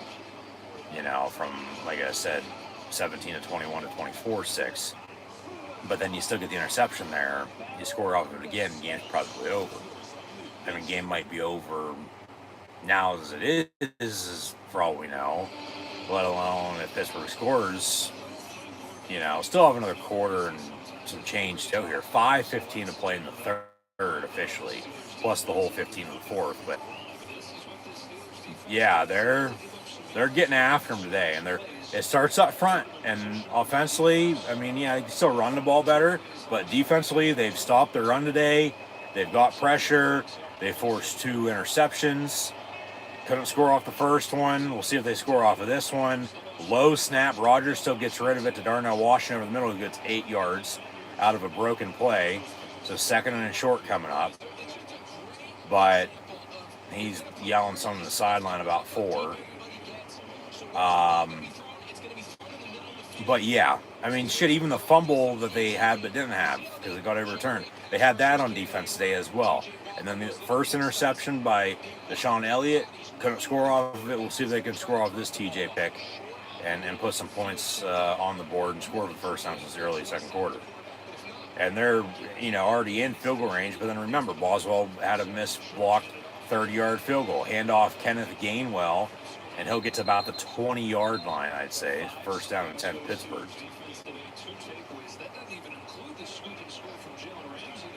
Yeah, that's what I said. There's points left off the board, and they're going to try to score off of this turnover. So it's 14-6, but it should be a hell of a lot more than it is, but it ain't. But what can you do?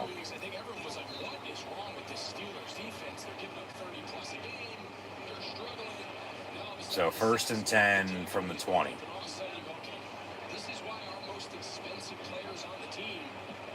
And Rogers will be up under center. And they'll toss. Gainwell far side. Got a couple blocks. And gets a good 6-7 yards. So Gainwell, like I said earlier, he's not looked bad. And he's in full time today in the full game for Jalen Warren, who's out with an injury. And they really haven't ran, Johnson or Sermon. It's been all Gainwell. So just keep it up. You have a lead around the ball, figure it out. Second and 4 inside, the 10 now, at the 9? Or at the 14, excuse me. They need the 10 for the first down. That's what it was. Second and 4, handoff. Gainwell again is going to be now down inside the 5 at the 4. And they got a first and goal. So Pittsburgh Steelers, first down. And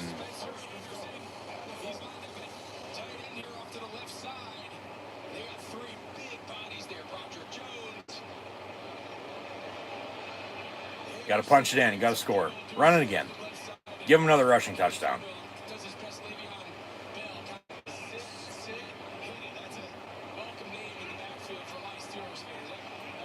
From the 4, Rogers up under center.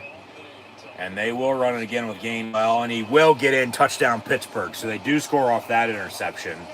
And they'll extend the lead now to 20-6 with the extra point to come with 2:23 to play in the third. So Rogers has that passing touchdown to DK. But remember, Gainwell had the first score of the game with the rushing touchdown. And then right there, touchdown. Obviously, NFL Network thinks, as Pittsburgh just scored, that the Vikings scored because they just said it was 14-12. When really it's 20-6 with the extra point to come. So, yeah, don't tell me Minnesota's just going to go for 2 now just to tie it at 14 after a Pittsburgh touchdown. I don't fucking think so. Extra point, good, 21-6. And then once again, there's 10 points left off the board from the fumble, scoop, and score that they overturned. And then the blocked field goal, so at 21-6, you could be up, 24, 28-6, on 31-6 here late third quarter. But I'll take a 2-touchdown lead now, 21-6 going into the fourth quarter. And now back to Carson Wentz and the Viking offense. From Philly, he moved on and one played for Indy, Washington, a couple other teams. He's the first player in NFL history to have played for and started for 6 different teams in 6 consecutive years. And now he's in Minnesota. So, and like I said, Kevin O'Connell as the Viking head coach, seemingly it doesn't matter who the hell their quarterback is. Like, they're going to be winning football games. They're not doing a hell of a lot today against the Steeler defense. But 21-6 your score. 21-6 is your score. Pittsburgh will kick off. Minnesota going to get it. And we'll see what they can do if they cut this lead. I mean, field goal really ain't going to do them anything. I mean, even though they've already kicked 2, you kick another one, you'll be down 21-9. That's still a couple scores. You know, so they'd have to score a touchdown. You know, be down 21-13, 21-14 if they go for 2 then. But I think you probably kick it rather than, you know, go for 2 then, and then you go for 2 later if you can get it, you know, tied at 20, 21.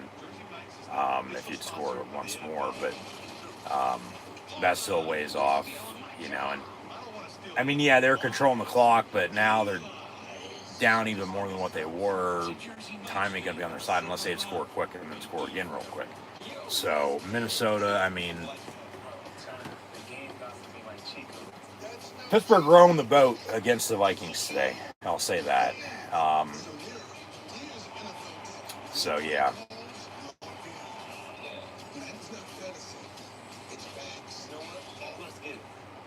21-6 your score, and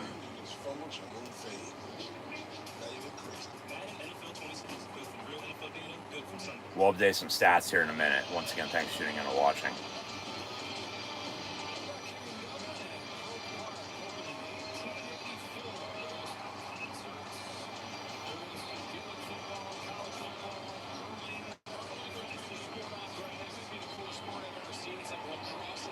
So Pittsburgh kicks off from about the 10 on the return. Minnesota down the far sideline. Boswell, the only one to push him out, and he does. All right. There is a flag on the play, though. Bring it back. Holding, blocking the back, something. It's coming back. During the return, holding on the return team. 10 yards from the spot of the foul, first down Minnesota. So we'll see officially now where they spot it. So the big kickoff return comes back.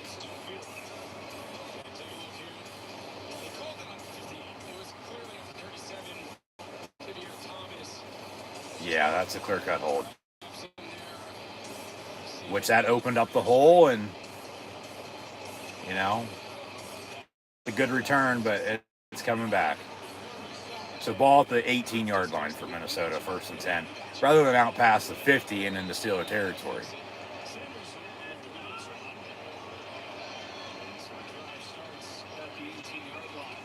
And Wentz going to go deep, near side for Jefferson, and incomplete.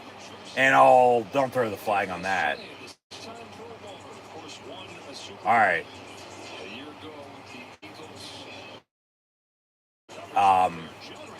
Looked like the ref was reaching for a flag in his pocket.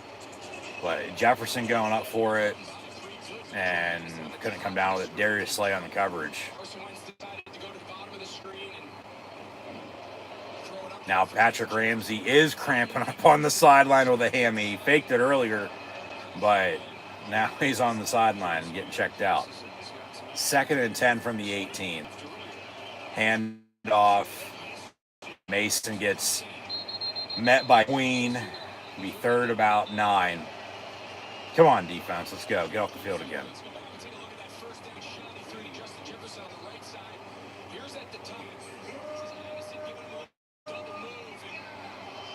Yeah, Ramsey pulled a hamstring for sure. Yeah, he faked it earlier. Now he's literally pulled his hamstring. So hopefully he's okay moving forward. From the 19, 3rd and 9.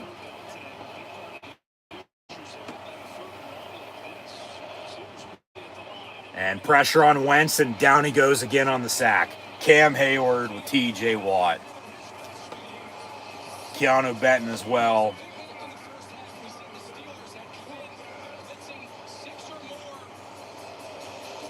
And 4th down, and they'll punt. So now get back to the run game, run the goddamn ball. Backup offensive lineman. There's been a lot of moving parts all year, and when you have backups at center and backup at guard and right tackle against this defensive front and blitz scheme, third down just continues. So they're going to punt from the 9-yard line. Punter in the end zone. Ooh, they almost blocked the punt.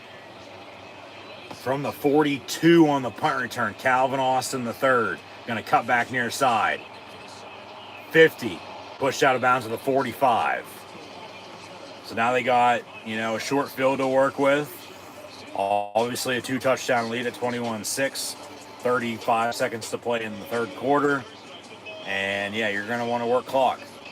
Run the ball and work clock and score again. And then they'll get the ball back into the fourth and oh mama, play Renegade. If they didn't already just on that last break they had after the last touchdown, late third quarter. They normally play it late third quarter, early fourth quarter. It's normally in the fourth quarter, though. They might have played it. I don't know if they're even going to. I get the Steeler home game. Everything's still the same. I don't know if the NFL told them, hey, you can't do that. But I think you should be able to. It's your fucking home game.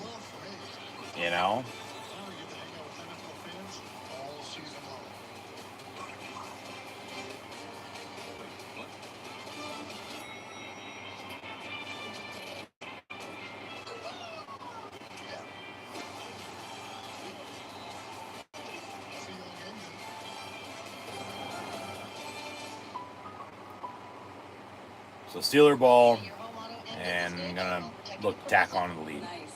It is a bit overwhelming running a business and a family. Ooh, sounds like someone could use a vacation. A what?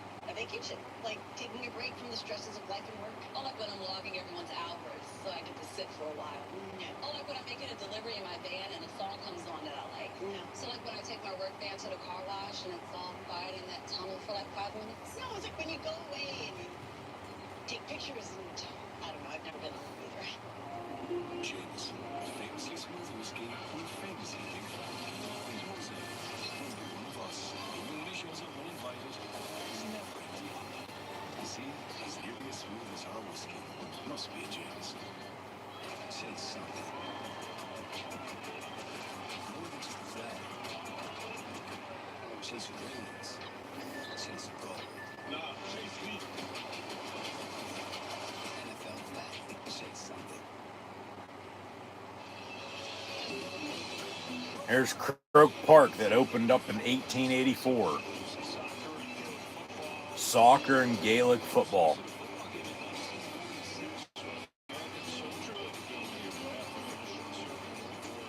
American soldiers played a football game in 1946 after World War II got over here at Croke Park. Today's attendance almost 75,000 people, 74.5.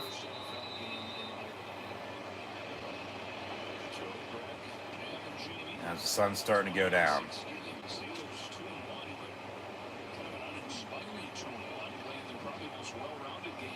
First and 10, Pittsburgh from the 46-yard line officially. Rodgers will toss. Caleb Johnson. He hits the hole and gets 8-9 yards. There you go. For his best play of his young career. Rookie out of Iowa.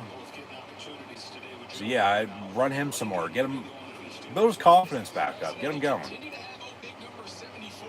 Spencer Anderson, he's reporting as eligible alongside Darnell Washington. That's two big guys right at the end of the line, using them both as tight end type bodies. And you got the lead now going into the fourth quarter. Expect them to just continue to run. Yep. Yeah, why won't he? So, end of the third quarter now, 21-6. And they'll have a second and short to begin the fourth when we come back. Update some stats here for you. Dude, Copilot, make us statues. Make us anime style. Carson Wentz and Aaron Rodgers. Wentz is 19-27, a $168. Been sacked 6 times now today. They really got to him in the second half in that third quarter with 2 picks as well. Rodgers 14-16, 174 yards and a passing touchdown. That to DK Metcalf, who still has 4 catches, 122 yards, and the score hasn't made a catch since the touchdown. Gainwell 11 of 57 and 2 rushing touchdowns. So, end of the third, beginning of the fourth, Steelers lead 21-6. Also, back to this college football preview for next week. Next week in college football, next Saturday night, a couple more games. Minnesota will be at Ohio State. Florida State going to host the U. The Hurricanes going to Tallahassee after being off, and Florida State lost in double overtime. So, see how that game goes. Obviously, rivalry game for those two. Mississippi State's going to Texas A&M. That should be interesting. Colorado at TCU. Kansas at UCF. Along with Tulsa at Memphis. Duke at Cal. And then Fresno State hosting Nevada. So, all right, we got that out of the way. Talked about the NFL for games still to kick off today at 1 o'clock, 4 o'clock, and Sunday night, Monday Night Football. And then preview next week as well. Go back through here, tie up some loose ends before this fourth quarter starts, if there are any.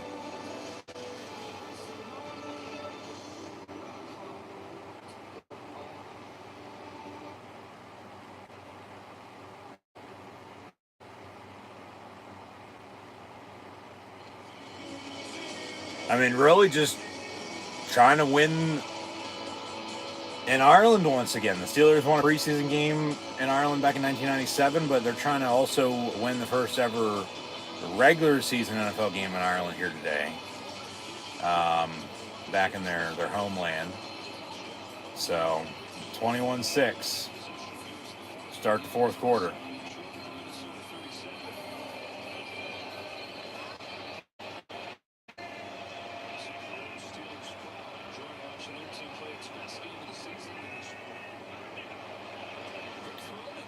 DK Metcalf on a bubble screen near side.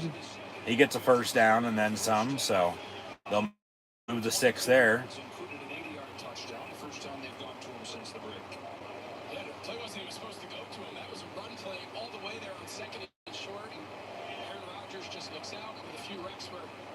DK is not pressed as the single receiver and just kind of spits it out there and pick up the first down.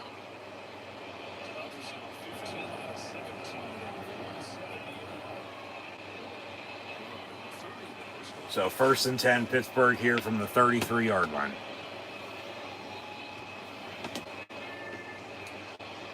And another low snap, but Rodgers gets rid of it far side. It's caught. Austin, a little slow to get up. He's second and about 2, yeah. Hopefully he's all right. Because they have DK, they have Austin. You know, obviously Roman Wilson is there, but really hasn't done a hell of a lot. Second-year wide receiver out of Michigan was out all last year with an injury, and then he's played very little this year. And then obviously, yeah, you have Scotty Miller and Ben Skoranek, but it'd be nice if, you know, they had a number 2 fucking wide receiver. Which, I mean, they sort of did after they traded for DK, because they still had George Pickens at that time. But then they decided to move on from his drama and ship him to Dallas. And, you know, a couple, you know, picks were swapped in that deal as well. And, yeah, so they could find a running game. They sort of have today. A couple rushing touchdowns.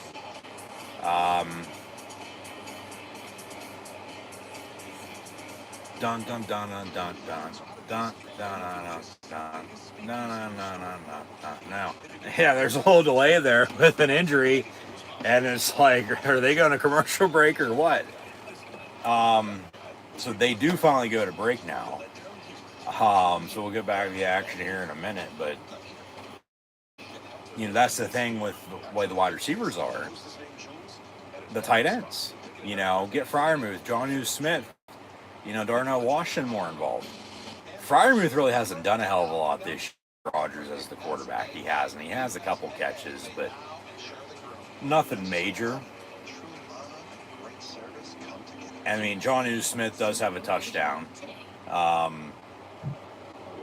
Darnell Wash, a couple catches today. But, what would be nice is if they could, get another fucking wide receiver in there and still find a running game and run that screen game they love to run and, get the ball to the tight end, over the middle or some screens to them as well. But receiving wise, obviously DK. But yeah, to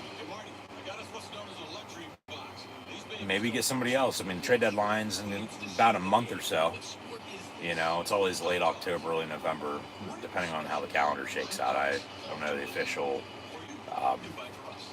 date at this moment, but I'll actually look that up now that I think about it. But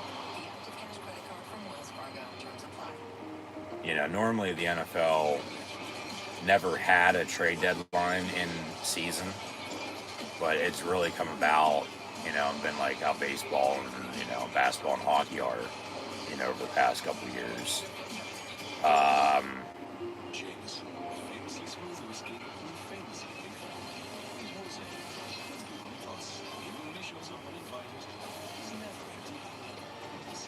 When is the NFL trade deadline?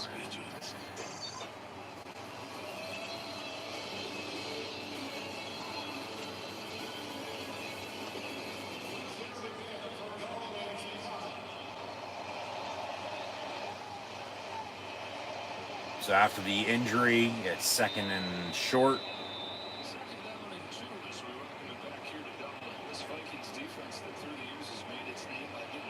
Trade deadline this year is officially Tuesday, November the 4th, so happy birthday.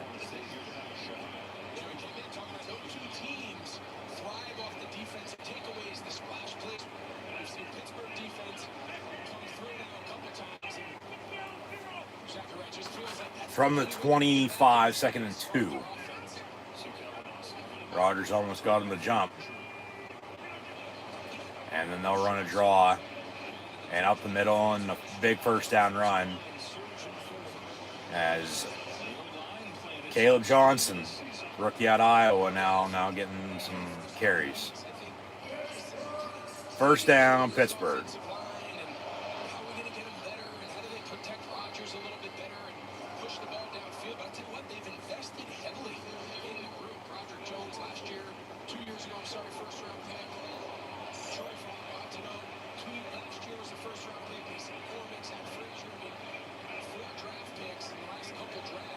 First and 10 from the 19.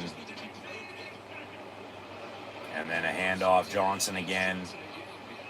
And maybe a yard or two, yeah.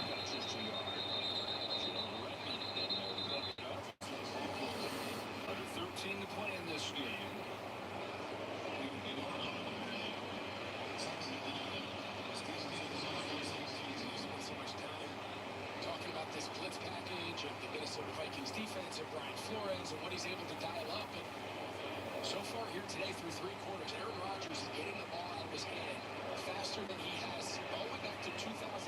9 years of a guy who's known as getting the ball out. You just don't have a lot of opportunities to pressure. From the 18, second and 9.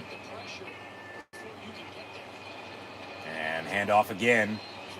Caleb Johnson gets 3 or so to the 15-yard line.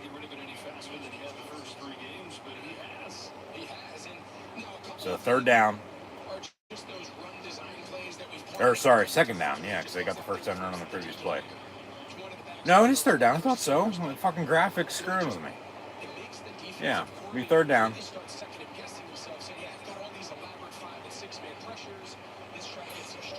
I mean, there's really no need to throw, but, and just keep running it, but you might as well throw. Get the tight ends involved. I'm telling you, good Fryermuth, good Jonnu Smith. Timeout. Yeah. Timeout by Pittsburgh as the play clock was getting ready to expire, and then they snapped it, and the ball just fucking rolled back. And Rodgers all smiles as Minnesota went after it. And so they'll have 2 left. So 3rd down and 6 coming up here for the Steelers. Out of this timeout. Next week, the NFL international games. Yeah, the NFL oversees, that Friday night game to kick off the year in Brazil had happened. Here we are in Ireland. They'll be in London the next 3 games over the next 3 weeks. And then they'll be in Germany and Spain in November. So technically, 7 international games this year? From the 15, 3rd and 6 for Pittsburgh. Rodgers, far side, incomplete, intended for Skoranek. Or is that Scotty Miller? So 4th down, kick fuck field goal. So the defense doesn't get the takeaway. They get a stop force a field goal there, but it's going to be an uphill climb in this 4th for an offense that hadn't really done anything, did it? Yeah, so it starts there. Good force. So yeah, kick the field goal, go up 24-6. You still have 10 points off the board. And then you're really beating them if you had that. But you're still up 3 scores if you do make this kick from 33 yards, which is an extra point. Kicks up and good. So the Steelers now lead the Vikings 24-6 with 11 minutes and 18 seconds to play. But as they'll continue on with the hometown Irish music, I think we all know what time it is. Minnesota, as Pittsburgh has a big lead here, 24-6. It's 18. That's 3 scores. Yeah. And they haven't done much offensively, but they're going to be getting the ball back here, and it's that early 4th quarter, time frame.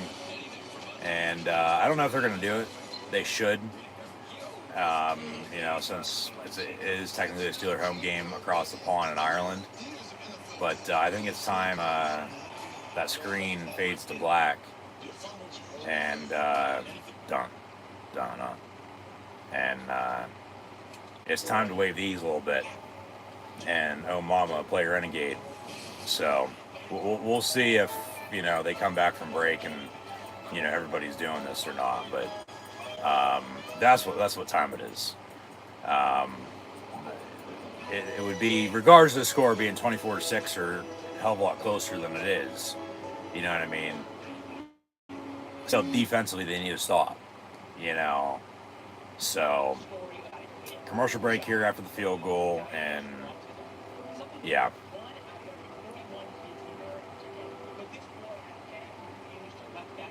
We'll see if it's Renegade time or not. And 24 points here today are the most they've scored since week 1, I might add, because I obviously I scored 21 last week, but had the 34 week 1. Yeah, here we go. Hangman's coming for Carson Wentz. Yeah.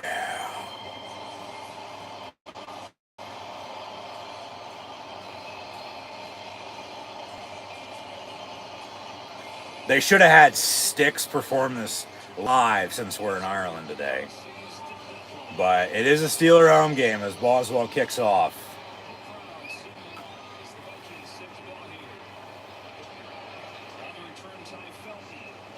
And Carson Bruner going to be on the tackle for the Steelers on the return. So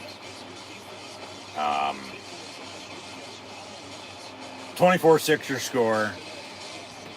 And at this rate, just get out healthy. You know what I mean? Continue to stop the run. 6 sacks, 2 turnovers, and only 6 points allowed. Probably the best they've played defensively so far this year, no doubt. Wentz's pass is complete. Jordan Addison near side. So second down. But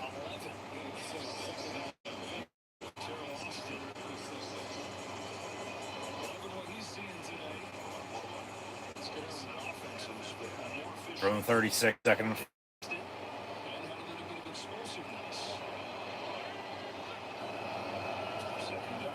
And a handoff and a run for a first down.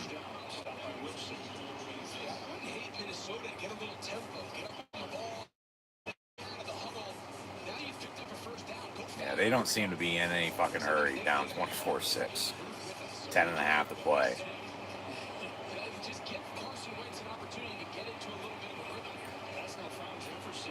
And Wentz over the middle pass is caught by T.J. Hawkinson.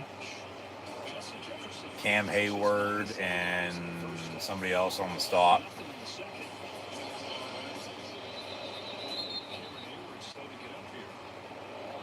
And Cam Hayward, okay, slow to get up.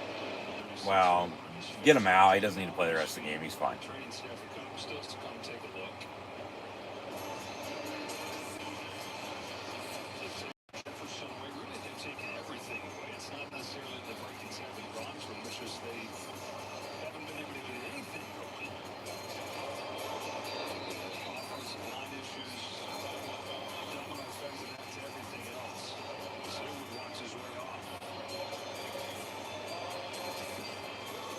So he's on the sideline now.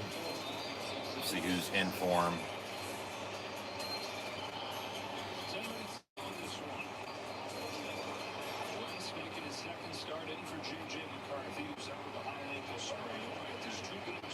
Looks to be Ben and Derek Harmon. Empty set 5 wide from the 46 on 2nd and 4. High over the middle, but still caught by a Jefferson. Moving on up over 100 yards now today.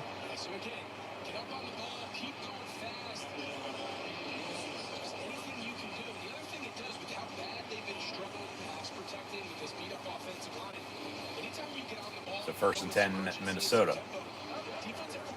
From the 35. Motion man. They'll fake the run, and they hit him as he throws a screen. It's incomplete, as he was almost going to get sacked again by Herbig and somebody else.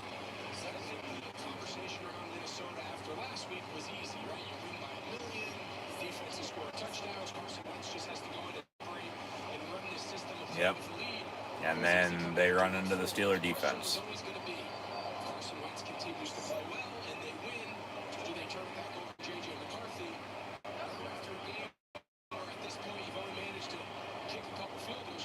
From 35, 2nd and 10. Wentz pump fakes over the middle, complete Hawkinson again, and then he does get a first down, breaking a tackle from Darius Slay and Deshaun Elliott along with Juan Thornhill. And Slay a little slow to get up as well.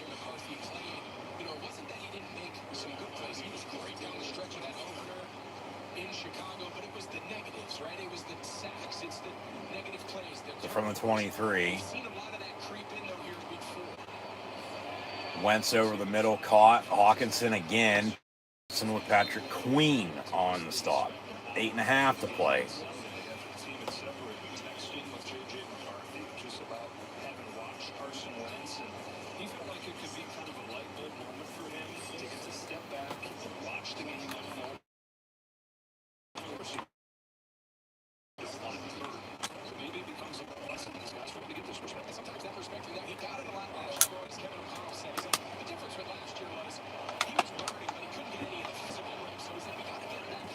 Second and 4.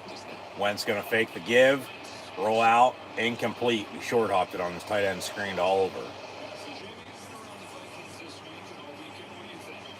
what Greg just said about those physical reps for the Vikings for J.J. McCarthy this week, he told me his ankle is feeling better. However, the staff will not let him play until he is at 101%. However, if he feels up to it, he will run the scout team quarterback this week in London. Just to make sure, as you just said, he gets his feet back under him and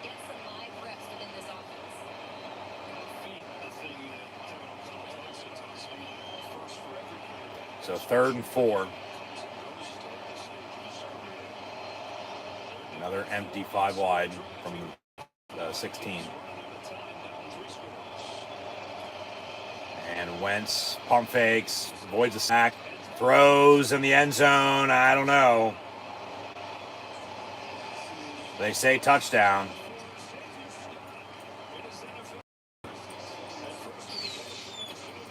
I gotta see a replay.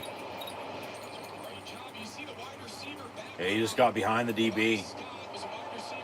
Wentz was gonna run, but then good to see Ramsey back out there after a hamstring. I don't know if he had both that feet down and in or not. Yeah, no. There's one there. The left's down, but then the right there, white on white. Maybe because it's white on white, it's going to be a touchdown. He's wearing black cleats. That's probably incomplete. And it's a touchdown on the field. All right. Obviously, touchdown on the field. All scoring plays reviewed. Clearly touchdown. They've already looked at it. They're going to go for 2, down 24-12 to make it 24-14. Wentz, and it's caught in the end zone. So now it's back to a 10-point game. Still 2 scores. You know, they need a touchdown, a field goal just to tie. 7:50 to go. But then, well, Renegade doesn't work, doesn't strike again. They go and score it. But, okay, they have a 10-point lead. Pittsburgh does. But it'd be nice to have those, 3, 7, 10 points total that, they don't have off those turnovers. Because then you're still up 3 scores with them scoring there. But now you're still up, but it's only 2 scores in time. I've seen crazier shit happen. So now offensively, 7:50 to go. You have a 10-point lead, 24-14 here. You're definitely going to want to run the football and work as much clock as you can. You want to. So we'll see if they do. There's really no need to throw unless you need to or have to. Yeah, just run the ball, work clock, and get out and win here. And get out healthy. So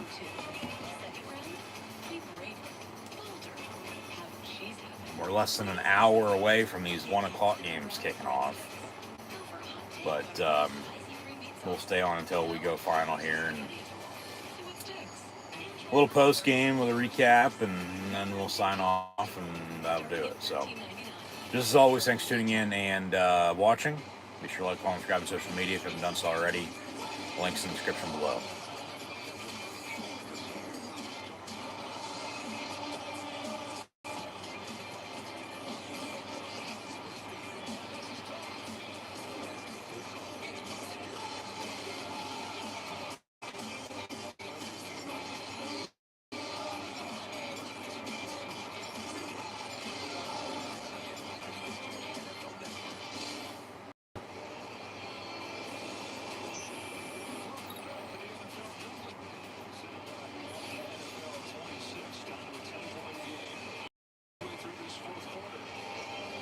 So Minnesota on the kickoff. Obviously, they have to announce that they're kicking it on a kick. They're not. So Pittsburgh back deep to receive.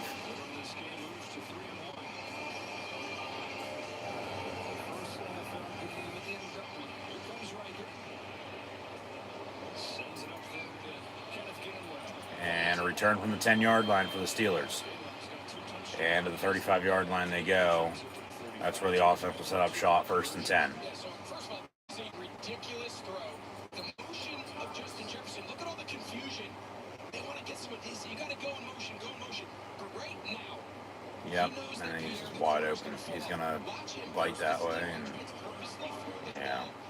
put it back. Yep.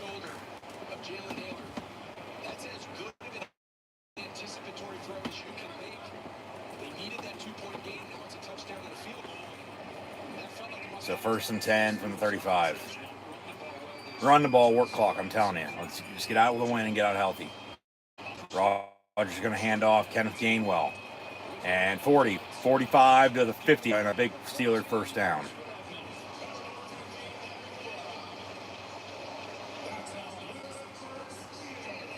First down. He might get 100 yards at this rate if he keeps up. You know, especially if they run the ball this whole drive, and it's him. You know, yeah, 72 yards rushing on 12 carries and 2 touchdowns. Yeah, he's really stepped up today and made an impact in the run game. And Warren to come back and then, you know, run him too, and then continue to stop the run. They run a screen with Gainwell. All right. He gets 7 yards. Kenny G. Gonna have, we'll see the final stats, but probably over 100 all-purpose between rushing and receiving. You know. But yeah, as I said, he might get 100 yards rushing if he keeps up. But yeah, stay in bounds, wind this fucking clock, you know, and work the play clock. Don't snap it until you have to.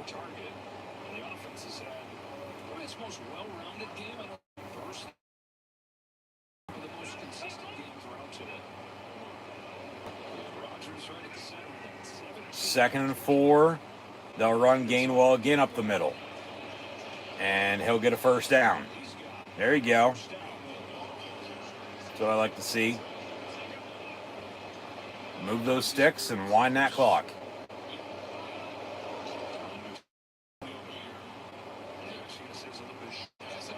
So 3rd and inches now. They say he's short, but still, work the clock, okay? Don't snap it until you have to. And then you keep getting first downs and keep moving the ball. Yeah, you're just going to keep moving. Yeah, 3rd and a yard. Cameron wasn't there, so I didn't see anything of that play. Nobody did. And now some pushing and shoving. Flags come flying. And then the woman ref just threw her hat, so that's a penalty as well. So, and we never even saw the play because the cameraman wasn't fucking ready.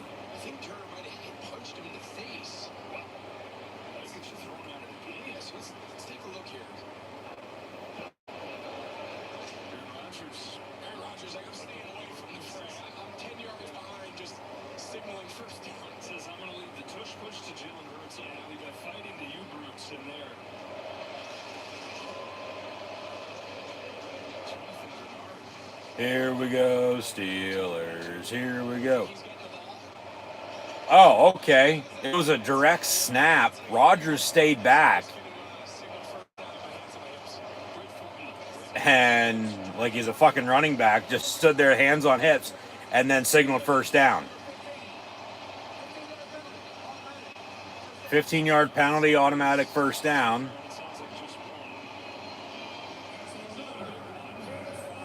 And another Pittsburgh Steeler first down. Now I can't fucking hear you. 15 on Minnesota. They're getting him with punching DK in the face. But he's not thrown out. So an automatic first down. Now keep running the ball. I mean, the only thing that hurt there with the penalty, the clock stopped for a minute. But they do wind it, and now Pittsburgh breaks the huddle. So, yeah, Minnesota was 6 penalties for 60 yards. Pittsburgh 2 of 20. So they cleaned up the penalty act today, too. From the 24, 1st and 10. Run it. They do. Gainwell. Inside the 20. Down inside the 10 to 9. 1st and goal, Pittsburgh. But now under 5 to go. They got him from Philly. Kenny G, the former Memphis Tiger. Just scat-catting his way up. Any of us thought that this was going to be the rushing attack. Teams are running at a higher clip against the Vikings, something we didn't see them do a lot last year. So Rodgers 1st and goal up under center. Going to get the snap from Zach Frazier. Hayward's in Cam's little brother, Connor, in at fullback. They hand off to Gainwell again, but he gets stuffed, no gain. Ball came out, but Pittsburgh maintains possession. You get timeout. Minnesota called timeout. Yeah, Minnesota just called their first timeout. They'll have 2 left, as Pittsburgh does as well with 4:20 to go, plus a 2-minute warning. But it's 2nd and goal, Steelers.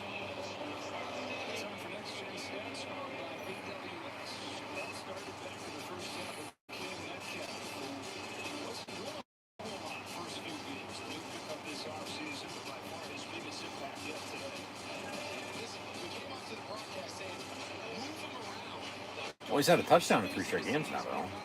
You know. And the run game came on today, and stopping the run as well, and, you know, a couple turnovers, and scoring off of one of them, and another 10 points left off the board, but neither here nor there at this rate. Still seems like they're going to win anyway. And then they got pressure and sacked Wentz as many times as they did. So, fake the give. Rodgers in the end zone, incomplete, intended for Skoranek. As they ran a play action, and Rodgers not happy about that. But at least you didn't turn the ball over. It's incomplete, 3rd and goal. You know, let play down here. It was a little too much on it. But then they also brought pressure, and he probably threw it, you know, a little quicker than he wanted to, and yeah, pissed off, rightfully so. I would be too. Fuck, motherfucker, like, what the fuck? Like, god damn it, you know, from the 11, 3rd and goal. Rodgers on the slant over the middle, caught. Gain down to 2. 4th and goal from the 2. Now what do you do? You know, you're up 24-14, 4 minutes to play. You're already up 10. Do you kick it and go up 13? Or do you wind the clock? Rodgers wants to stay out there and go for it and keep fucking field unit on the sideline. But did somebody call a timeout? Because we got a stoppage here. It's 4th and goal from the 2. Boswell's out there now, as Rodgers is too. Yeah, the Vikings called timeout. As I was saying, you're up 10. Do you kick it and go up 13, which is still 2 scores? You know? Or do you go for it on 4th and goal? Score, game's over then for sure. But then if you don't get it, you're still up 10, and then they got to go the distance with 4 minutes and 14 seconds with a timeout and a 2-minute warning. He's probably just going to try to draw him off sides. But then 4th and goal officially from the 3, it's still only going to be half the distance. They will run it. 4th and goal from the 3, and they run Kenneth Gainwell. They really believe in the run. But they stuff him short at the 1. But they're like, all right, we still didn't score. We're still up 10, though, with 4:09 to go. And here we go, Steelers, here we go. Minnesota has to go 99 to score. Let alone get an onside kick after that just to score again to either tie it at 24 or win it. You know, see a replay here. Was he down at the 1 or did he get in? Yeah, he's down there, okay. So, yeah, I didn't mind going for it there. Like I said, it was, well, what are they going to do? They're going to kick it? They're going to go for it? You know, Rodgers wanted to go for it. They wanted to kick it. Minnesota called them out. It looked like they were going to kick it. And they decided to go for it. They don't get it. But Minnesota's got a 1st and 10 now at the 1. So they're pinned back. They're going to try to get some breathing room. And this Steeler defense is going to try to get a stop. They're running up the middle. Gets about the 5-6 yard line. So, 2nd down. And sounds like Travis Scott has arrived like he did at WrestleMania, and then he has not appeared since. But 2nd and 4 now, fishing from the 7. So empty set 5. But now you bring the pressure. Maybe you can sack him in the end zone. Maybe get safe. Wentz over the middle, caught. Justin Jefferson of the 18, be first down. Vikings. Because either way of going back to that, going for it or kicking it, if you kicked it, okay, you're up 13, that's still 2 scores. You go for it, don't get it like they did, and you're still up 2 scores, but it's only 10, it's not 13. So then that would determine, well, if they would, score and score again, that what would you need then? And then it would tie back to that. But Brandon Echols down injured in the Steeler secondary, and luckily, because he fell and got hurt, that his man was going deep down the middle. Wentz could have hit him, and they're scoring and only down a couple, and then it really would have came back to bite Pittsburgh in the ass to go for it there, and not kick it. But then you also, because of where you're at field position-wise, you have them pinned back. That's why you just got to get a stop. But then we've seen this defense give up 99-yard touchdown drives before.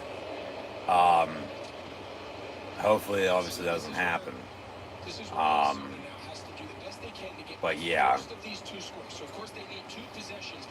you're still up 2 scores, whether you kicked it or go for it and not got it like they didn't anyway. It's just a matter of 13 or 10 points, and it's still 10. And defense just needs to stop, so, here we go. It's not back of the 1 as it was. They did get a couple yards there and then got a first down, and they're out to the 18-yard line. So, it's just... And it wasn't 4th and a yard, Well, it was 4th and a yard. Wide open. Oh, my God. You got to be kidding me. So he is going to be down at the 1. So they go from the 1 to the 1.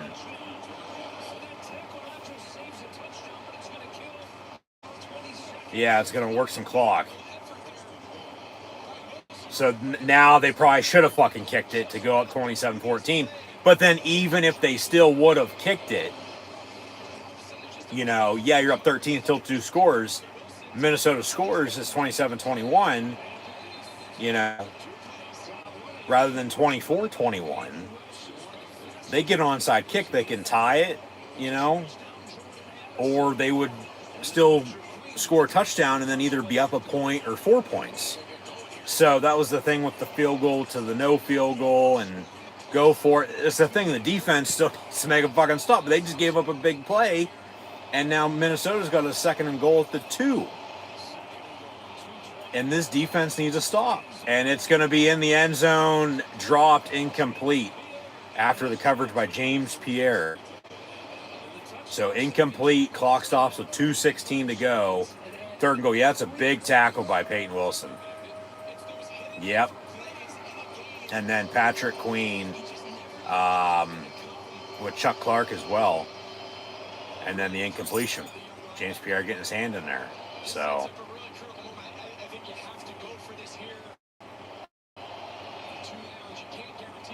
Well, you could kick a field goal. You're only down 10, go down 24-17, and then kick the onside kick and then go score to tie it.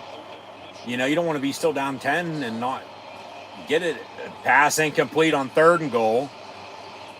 Juan Thornhill. If I'm Minnesota, I'm kicking this. You're going to be down 7 rather than 10. And then you kick the onside kick. You still have the 2-minute warning and a timeout. If you'd get the onside kick, all you need then is a touchdown to tie. But this defense needs to stop. Come on, it's 4th and goal. And it looks like Minnesota's going for it. Come on, defense.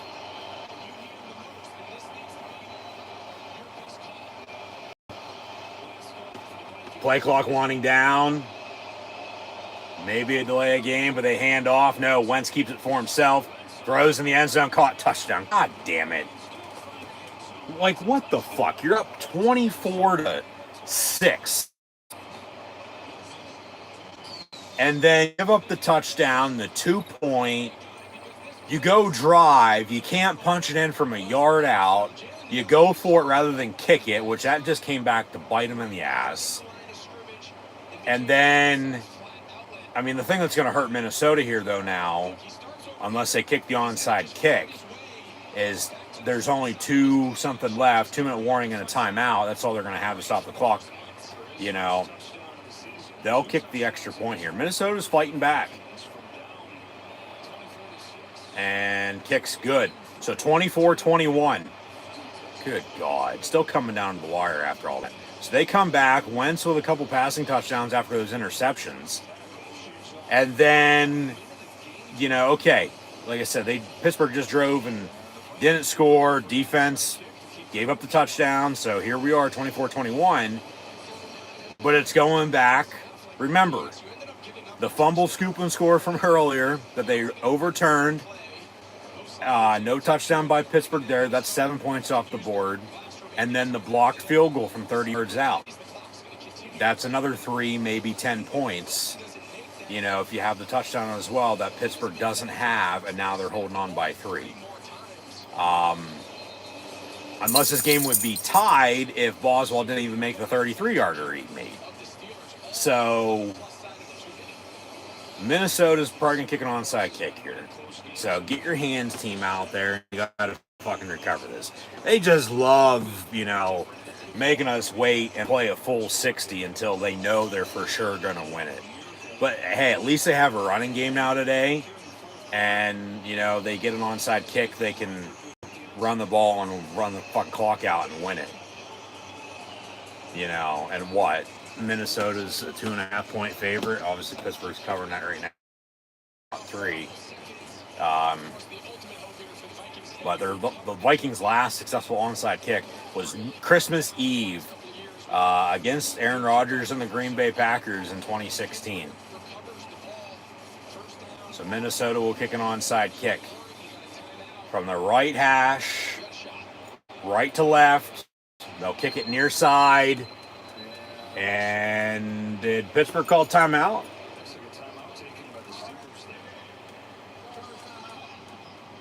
Yep, Pittsburgh called a timeout. They'll have 1 left, as do the Vikings. 2:08 to play, 2-minute warning. But he kicked it, and it looked like Pittsburgh was going to recover the onside kick anyway.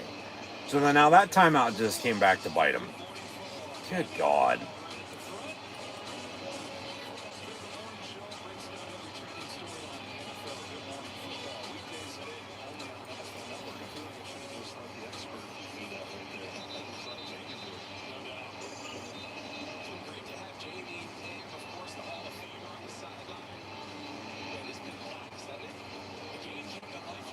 So Minnesota will re-kick this onside kick now after the timeout.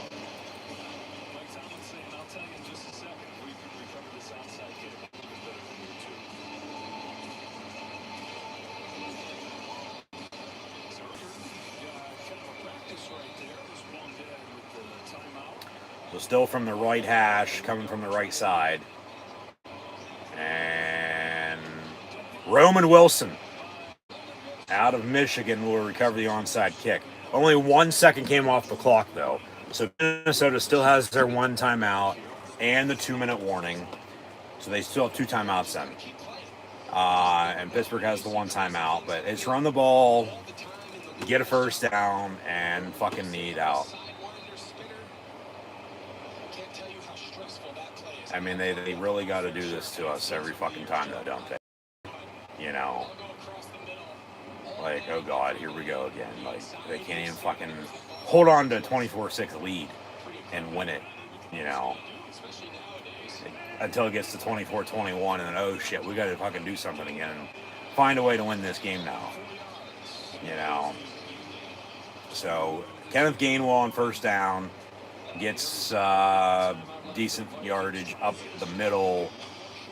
2-minute warning coming up, and then the Vikings still have a timeout. So that's what I said. Pittsburgh, if they get a first down, game's over. If not, they're going to have to rely on the fucking defense to get them a fucking stop. But what's new? You know? Just, how in the hell did this happen? But I'll tell you how and why, because it's the Pittsburgh Steelers, and they do this every fucking game. Like, it's just how, why, it's always. But what can you do? Yeah. The Dove Beauty Bar, shaped by your beauty, for beauty, made with 1/4 moisturizing cream to love and care for every single curve. The Dove Beauty Bar, shaped by your beauty since 1957. So we'll update stats here once we go final. I don't know if I can deal with another overtime game after last night. But all Pittsburgh needs is a first down. You know, the Steelers get a first down, game's over.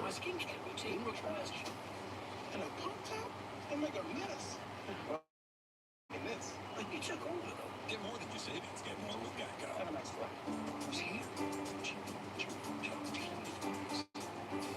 Because any car that doesn't offer the confidence that it will find you is a car that stops short of amazing.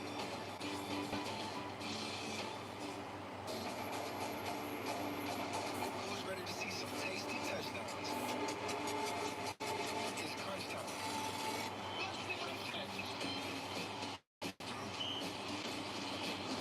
Hands like honey.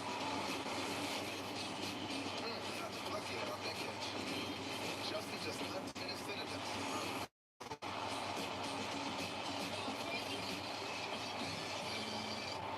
Now that's one tasty touchdown. And Sweet Caroline, but after last night, and no.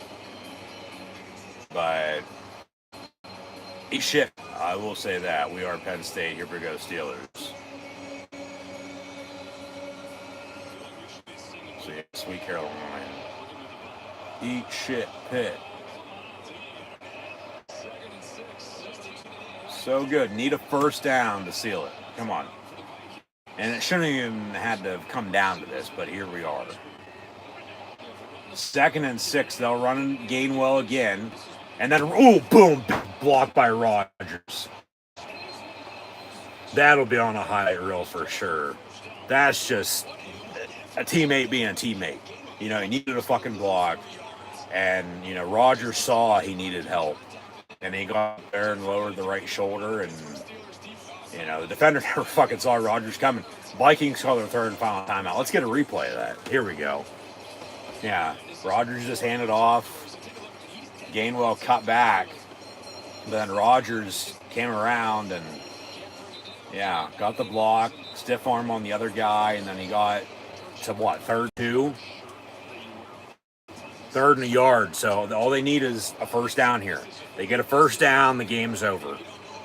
And then regardless of everything that has happened in this game so far, on how to this point, ain't going to matter because a win's going to be a win at the end of the day.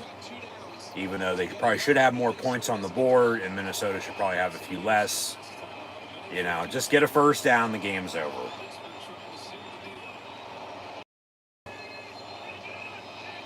And Pittsburgh will call their 3rd and final timeout as the play clock was winding down. So, neither team has any timeouts left. We're under the 2-minute warning as well. So, I mean, a minute 52 on 3rd and 1. You don't get the first down, you're going to wind the clock, probably take it, delay a game, and then punt. And you play field position. The defense definitely needs to stop, because then a field goal ties, touchdown wins for the Vikings. But if the Steelers get a first down here, game's over. They can kneel it out then.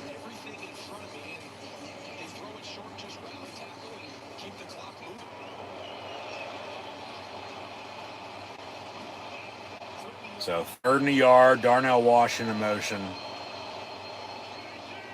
Grantine said hut, and then up the middle, Gainwell, I don't know. They're going to mark him short. You got to be kidding me, man. Really? Jesus fucking Christ. Yeah, so they'll wind this clock. Kick it, yeah. Or are they going to go for it on 4th and 1? 10 on the play clock. That's what I said. Fucking, actually, they're going to get up real quick. Try to drop them offside. Nope. Yeah, I ain't jumping. So, yeah, you take the delay of game, and then you punt, you play field position, you know, but then Minnesota just went 99 yards and scored. You know, so what does field position mean then? Nothing. You know, but yeah, they can't even get a fucking yard and get a first down to ice it, to seal the deal. Good God.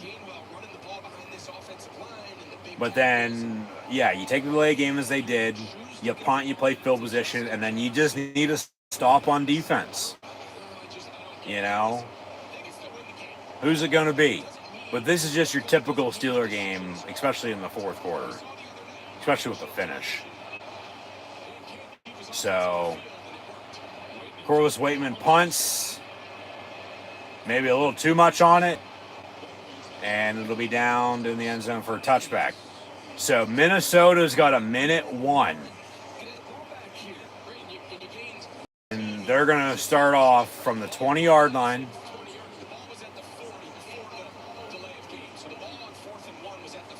And so it's about a fucking 20-yard punt. But neither team has any timeouts. So tackle them in bounce. Okay? And wind the clock. Minute 2 now officially. Come on, Vince, let's go. Steelers shouldn't even be in this position, but, you know, they are. And it still goes back, well, go forward, kick the field goal. Minnesota still gets some, picked off. James Pierre. And that'll now, or Wentz another pick. They're going to look at it. But James Pierre with the interception. Here we go, Steelers. Here we go. Defense bails them out. I was going to say, even going back to, you know, do you kick that field goal? You know, at the 1-yard line, do you go for it? And then they gave up the 99-yard touchdown drive. That's a pick. That's an interception.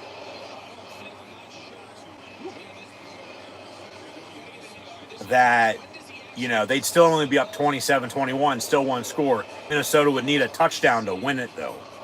You know, they need a field goal to tie, touchdown to win it here still, though. That's an interception. Call on the field's an interception. That's a pick. That's Steeler ball, 1st and 10. You can knee it out. So the defense bails their ass out again. You have to find an spin of it return. You're not going to have it. That's going to stand. That's an interception. That's Steeler ball, 1st and 10, and fucking kneel down. Oh, bullshit. They say incomplete. Fuck you. These goddamn refs this weekend. You gotta be kidding me. Oh my God. Well, cover Justin Jefferson, okay? And you gotta get pressure on Wentz. 58 seconds to go. Vikings can force overtime with a field goal. Potentially.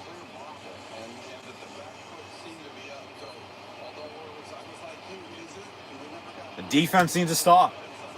Defense needs to stop. They couldn't get on the last drive. They allowed a 99-yard touchdown drive. As I said, it doesn't matter if they went for it, didn't get it, or kicked the field goal anyway, because then, you know, Minnesota still needs to score. Ooh, almost picked off again. Flag on the play. You know, Minnesota still needs to score. It's just, well, what do they need? You know, they need a field goal to tie, touchdown to win it. They definitely would need a touchdown if they would have kicked the field goal. Holding on the defense, my ass. Come on.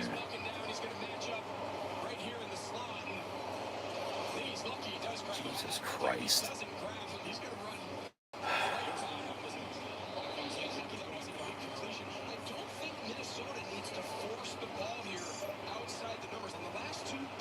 Tackle him in bounds. I'm telling you, clock's going to run.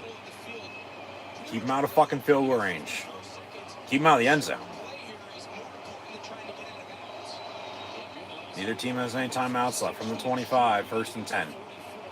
And down goes, oh, no, Watt almost had him, and now he goes down the sack. Herbig followed through, and now a flag on the play. And they're going to say offside on the Steeler defense? Come on. You got to be joking. Now you're just going to start shooting yourselves in the foot with all these penalties, let alone, maybe they're just trying to make it interesting. Come on. Oh, my God.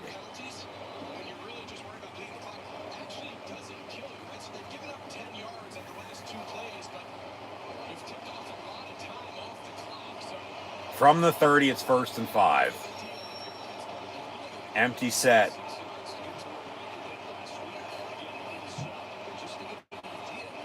Went. Pass near side. Caught. First down and gets out of bounds at the 40.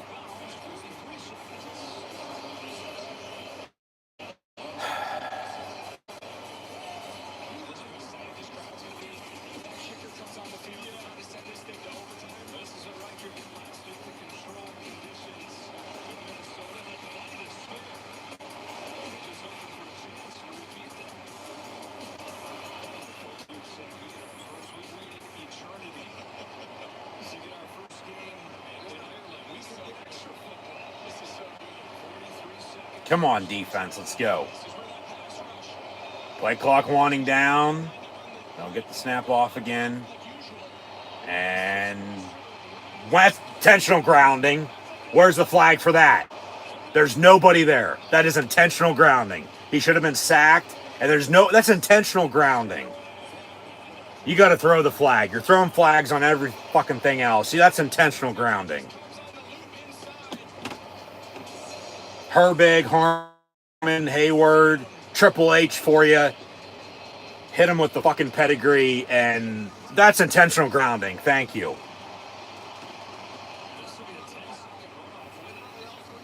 And a 10-second runoff. So reset the clock to 27 seconds. 7th sack of the game. And yet they're still only up 24-21 because they have 10 points off the board. And then, they allowed a 99-yard touchdown drive to get back, to have Minnesota get back within a few.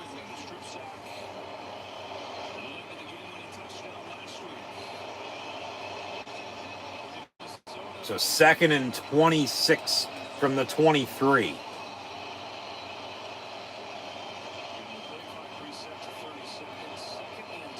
And then they'll wind it. And Wentz over the middle, caught, tackle him inbounds. Be 3rd down, wind that clock, 20 seconds, 19, 18, 17, 16, 15, 14, 13, they spike it, 14 seconds.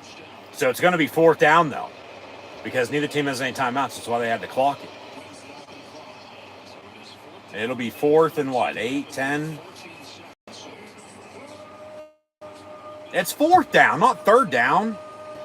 It's 4th down. The 1st down into the 2nd down was intentional. It was just 2nd and 26. And then they get the 3rd down over the middle, and then the 2nd down over the middle, they spike it. This is 4th down. It's 4th and 3rd down. It's not 3rd down, it's 4th down. Play clock winding down. Where's the delay of game at?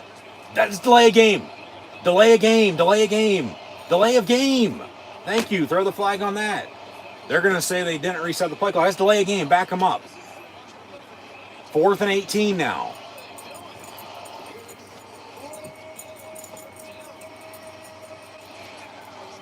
Come on, defense. Need a stop. Let's go.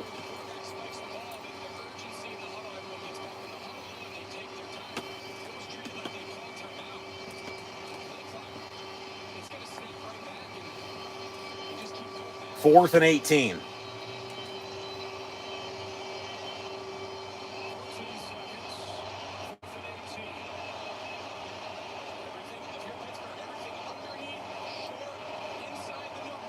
Just don't give up 19. Wentz down the middle. It's incomplete. Ball game. Steelers can knee it out now. Almost had the pick, but hey. Yeah. Steelers will win 24-21 against the Minnesota Vikings. They'll get to 3-1. Minnesota going to fall to 2-2. A lot more oh my God. Holy shit, hallelujah. Where's the Tylenol at? Finish this game did not need to finish the way it did. But it did because, they gave up that long touchdown drive and then couldn't get first down and, then still had to rely on the defense to get a stop. So Rodgers with the nail down will beat the Minnesota Vikings once again. Final 3, 2, 1, win. Steelers win at 24-21 at home in their home away from home in Ireland in the first ever NFL regular season game in Ireland here today, 24-21 over the Minnesota Vikings as these 1 o'clock games are about to kick off. So post-game handshakes with the head coaches and players. And, man, good God. Win's a win, but they, Before us here on DraftKings has an exclusive offer you do not want to miss. But first, let's take a look at a bet for this week's slate of games. The Colts are undefeated, but this week they opened as a 4.5-point road dog to an LA Rams squad that has beaten. They wanted to obviously make sure we watched the full 60. They just love doing that. Doing more than they need to, obviously. Nationwide is so much more than a great insurance company. They're also one of America's largest financial services companies, too. I just... Like, what in the hell?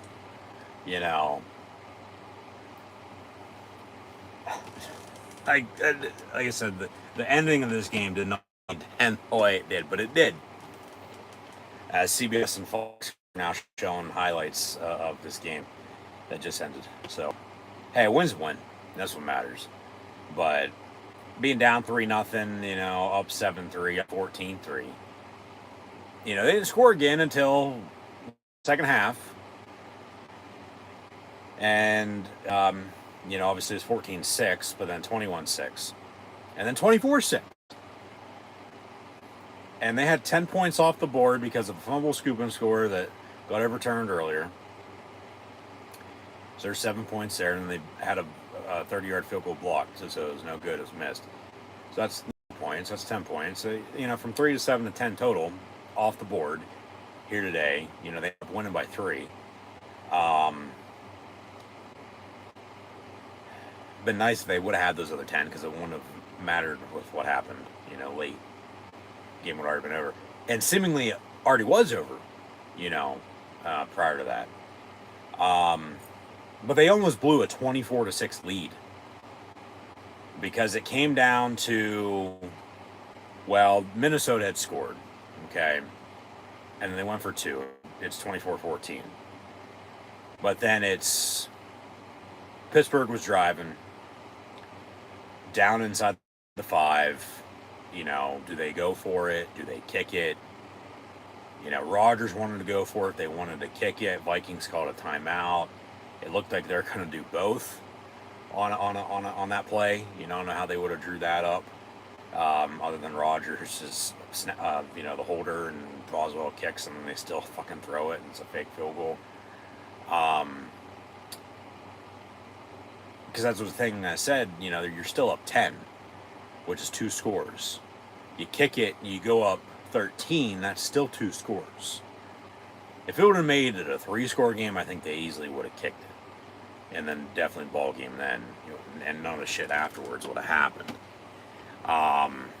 The way it did. But then you have, what was it? Well, they decide to go for it, and they don't get it. So it's still a 2-score game at 10, though, not 13. So then, that's what I was saying. It really just would matter on, well, what would Minnesota need, if they'd score again. Well, they did score again and got it 24-21, and then they did get the ball back again. Because after that, drive of getting inside the 5, but they couldn't punch it in, of going for it, not kicking it, the Vikings went 99 yards and scored. And it was, 24-21 then. But that was the thing I tied in with, well, what does Minnesota need then if Pittsburgh would have kicked the field goal? Well, they would have needed a touchdown to win it at 28-27. Okay. But then they would have only needed a field goal to tie at 24, as potentially they were about to do. But then even with a touchdown there, that would have won it as well. So they still would have needed a stop by the defense, if that makes any sense. That's just, the math part to it of what do you have, where are you at, what do you need, what do they need, and just that's how you figure shit out that way, with the statistics to it and the analytics to it, and which analytics can kiss my ass, but hey, it's always common sense is what's going to win, the games, other than obviously playing them. Blocking and tackling and scoring points. But you have, Minnesota score again at a 99-yard touchdown drive. Defense couldn't, get a safety or get a stop or nothing. They give a big deep ball. So, that's nothing new. They love giving up 99-yard touchdown drives like that. I've seen that happen on how many fucking times the past couple years. It's ridiculous. And then whether they end up winning or losing the game, I couldn't tell you. Probably about 50-50, 500 if I'd have to guess. But then, 24-21. They still get the ball back. And they can't get a fucking first down. And that's what I was saying. Well, if they don't, because if they did, you'd need out and ball game, then with about a minute to go. But if you didn't, and they didn't, you got to play field position, punt, and, pin them deep.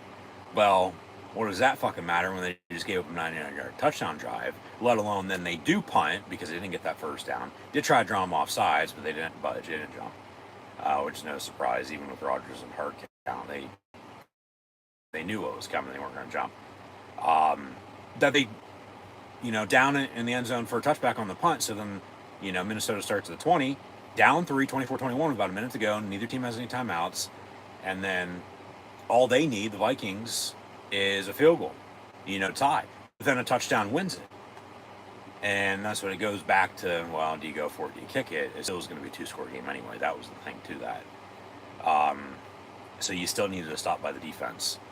And then at, 24-21, they had a couple penalties go against them.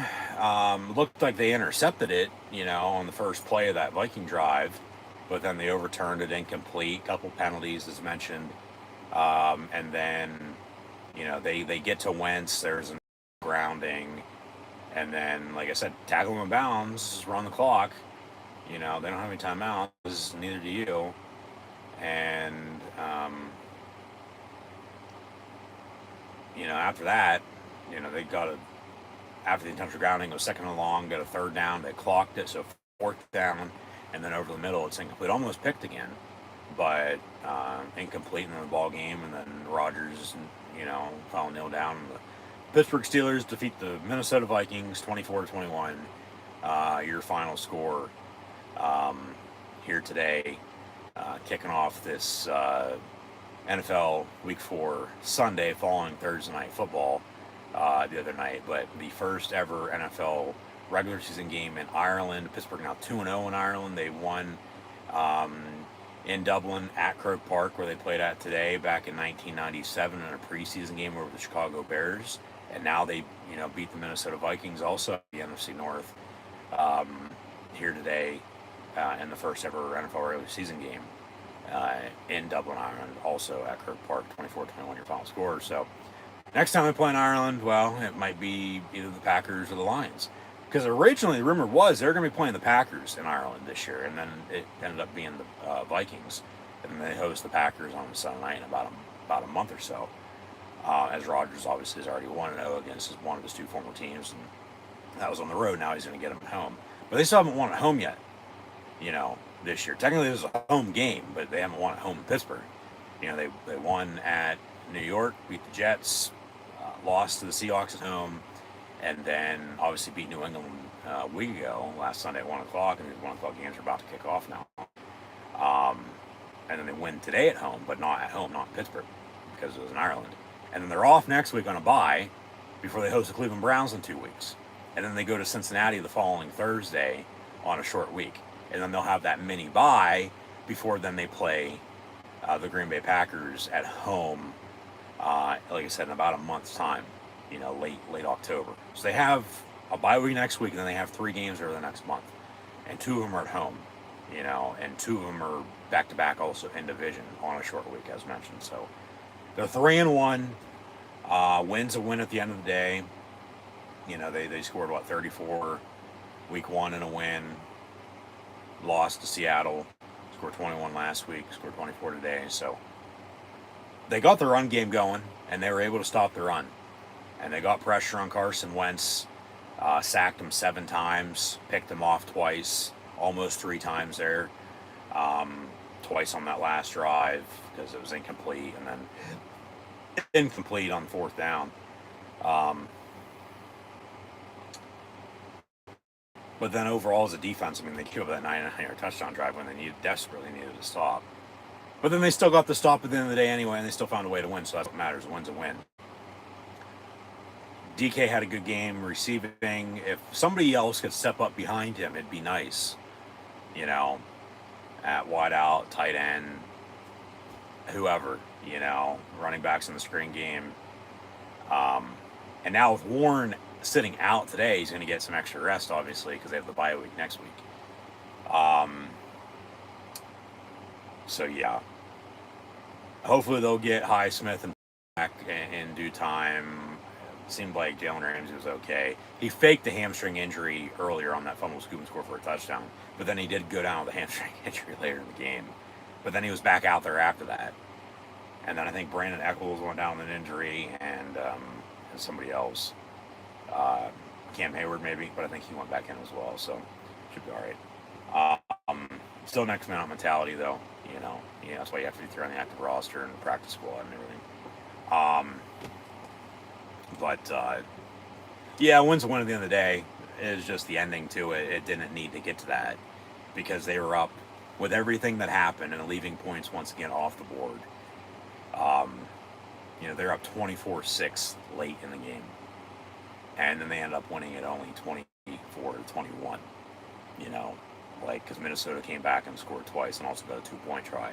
And then was also about ready to kick a game-tying field goal to force overtime, let alone score a game-winning touchdown. And then it's silence from Steeler Nation. But, they get the win. A win's a win. 24-21 your final score. And they win in Ireland again. So they're 1-0 in the regular season in Ireland, 1-0 in the preseason, 2-0 all time. And I would think, into the future over time, moving forward, they'll become, when the NFL is playing in Ireland, one of those designated home teams. Unless, say next year, because they'll have 9 away games. Maybe they go back to Ireland next year as a visitor, technically, and play, whoever is also going to be playing in Ireland then. Because the NFL is really going to ramp up these international games, it feels like. And by all means, they want to do it because of the money with business, and you can't blame them. Even though you can, because then it takes away from a home game here in the States for, people here to, not be able to go to then, but then it also opens up the door for people who've never seen a football game be played, before overseas to go to the game, let alone for fans here to travel over there. It's all about money. So, yeah. Eagles about to kick off at Tampa Bay. So, already had one Pennsylvania team win today, and we'll see if the other one, defending Super Bowl champions, do the same or not. Obviously, Penn State lost last night in the whiteout against Oregon, and we'll find out the AP Top 25 poll in about an hour or so. But I want to get some final stats and scores and sign off. And as always, say once again, thanks for tuning in and watching my NFL Pittsburgh Steelers play watch long reactions live right here on YouTube. But yeah, 24-21 is your final score.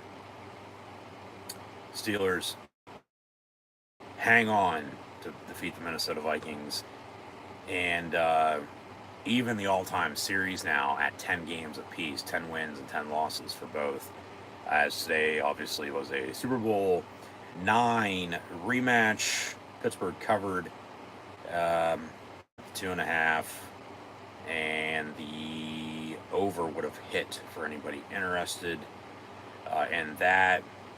And yeah, the NFL internationally will be in London, England. They'll be in Germany.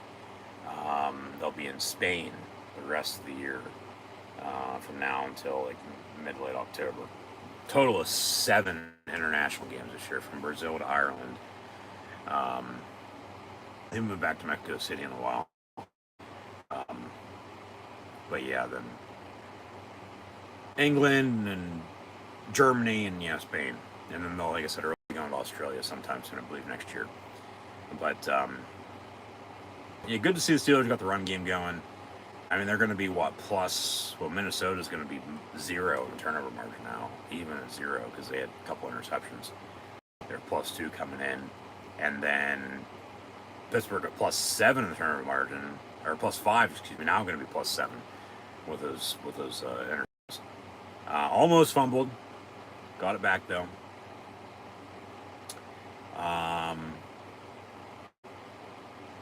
So yeah, there was officially a pot of gold with a Steeler win in it at the end of this game. But Carson Wentz, 30 of 46 for 350 yards passing, sacked 7 times, as he had 2 touchdowns, one to Scott and one to Naylor. And then the 2 interceptions officially went to Deshaun Elliott and TJ Watt. That's right, at the line of scrimmage. And they were able to capitalize off the TJ interception with points, knock the Elliott one, and then remember the fumble, scoop and score didn't go their way, got overturned on what was that, the opening drive of the game, I believe. Yeah. But yeah, Wentz was 30 of 46, 350, 2 touchdowns, 2 picks, was sacked 7 times. Jordan Mason, 16 carries, 57 yards rushing. They had 20 carries, 70 yards rushing as a team. So Pittsburgh was able to stop the run on defense for the first time this season. Justin Jefferson, though, 10 catches, 126 yards. Jordan Addison had 4 catches, 114 yards. And then Scott, 6 of 43 and a touchdown. TJ Hawkinson with a couple catches in the second half, 439 for him. Jordan Mason, 3 of 15. Adam Thielen, 2 catches, 11 yards. Naylor had a catch for 2 yards and a touchdown. And then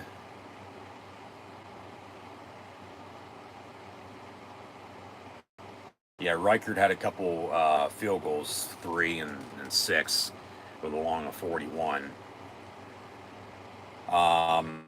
Pittsburgh on the flip side, Aaron Rodgers, damn near perfect, 18 of 22, 200 yards on the dot. Sacked twice, had a touchdown, no interceptions though. And that touchdown was DK Metcalf. He finished with 5 catches, 126 yards receiving.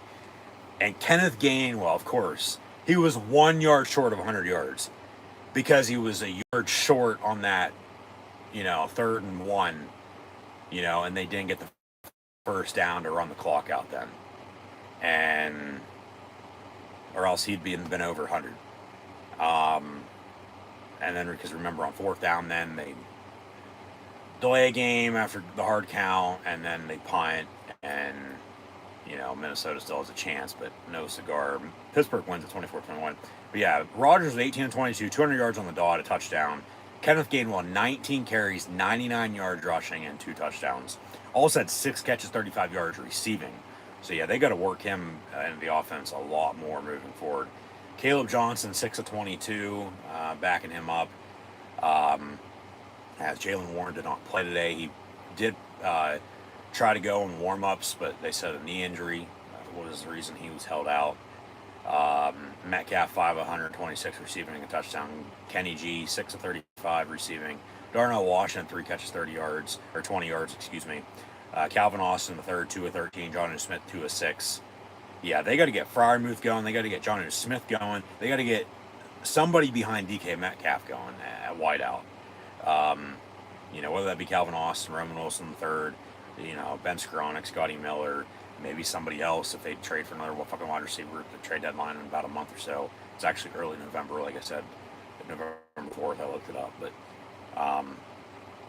Peyton Wilson had 13 total tackles. Patrick Queen with 11. They had 6 sacks, but then you can count 7 because of that intentional grounding. Herbig had a 1.5. Keanu Benton had 1.5.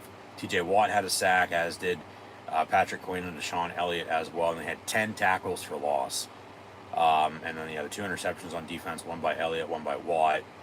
And then Boswell had 6 points. They win by 3. He was good on his 3 extra points, 1 of 2 on his field goals, made from 33, but missed from 30 because it was blocked off the edge. And yeah, they left points off the board once again. But a win's a win at the end of the day. They win it by 3, 24-21, your final score. Minnesota had more first downs at 23-19. They had almost 18 more total plays, the Vikings did than the Steelers, 72-53. They're 4-4 on third down. The Steelers were 4-10.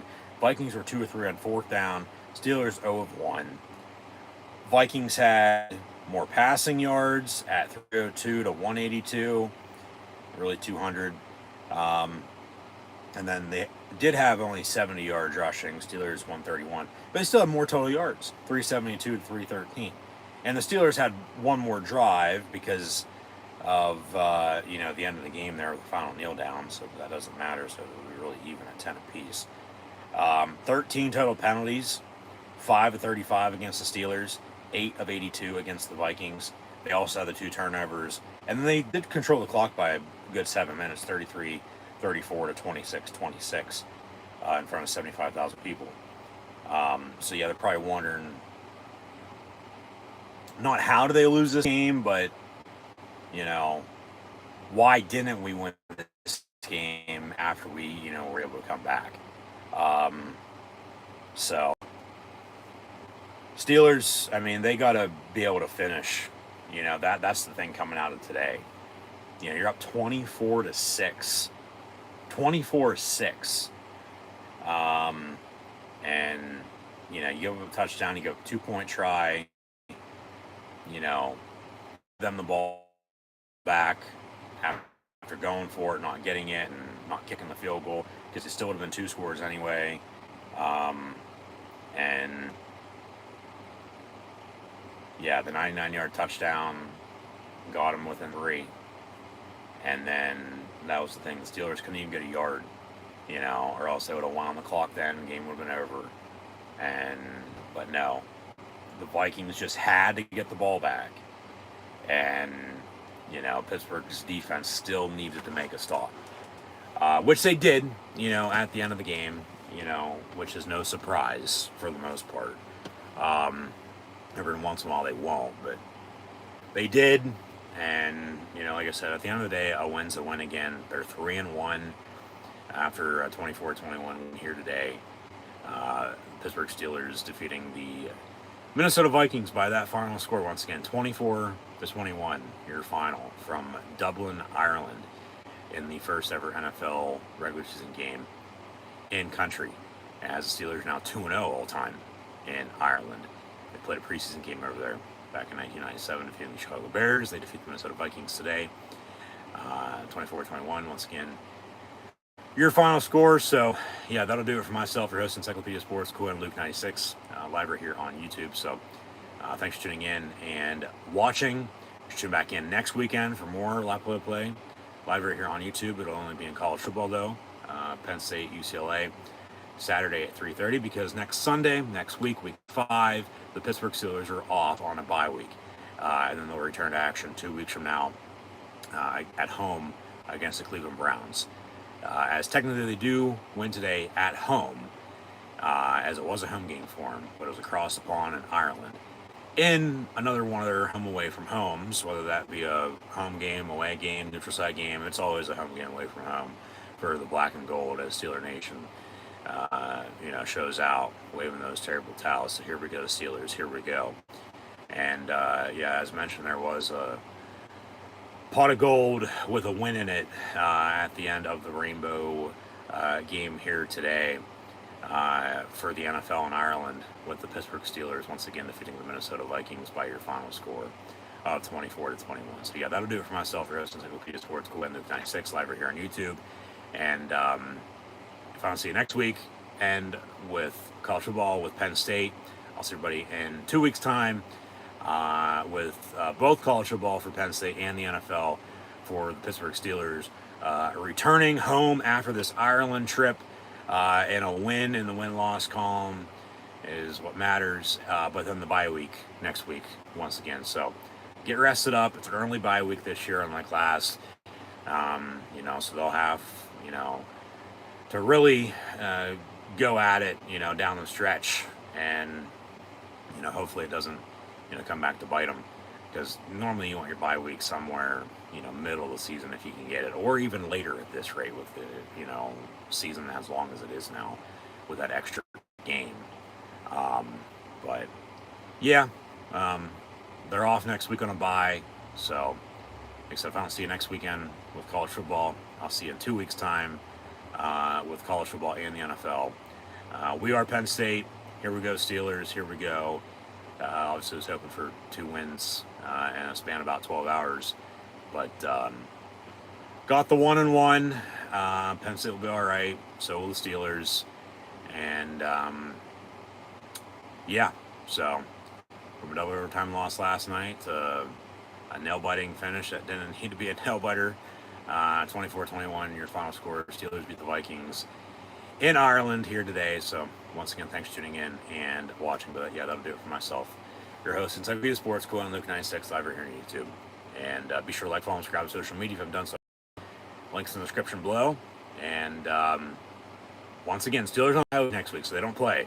So no live play next week for Pittsburgh for the black and gold.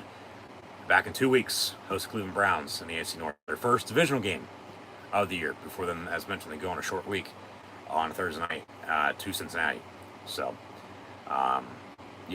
3 games over the next month. 2 of them at home. They host Green Bay in about a month on a Sunday night. So they'll get that mini bye after that Thursday night game as well. So just take care of business. That rest will sort itself out. That's what it comes down to. Balance, consistency, with momentum and rhythm. But at least they found a running game. At least they stopped the run. The defense looked good today. For the most part. They gave that late touchdown, but they still were able to score points. Probably should have scored more points than they did. They left points off the board again, so maybe change that as well. But win's a win. That's what matters. A win is a win at the end of the day. So, the Steelers defeat the Vikings from Ireland. Your final score once again, 24-21.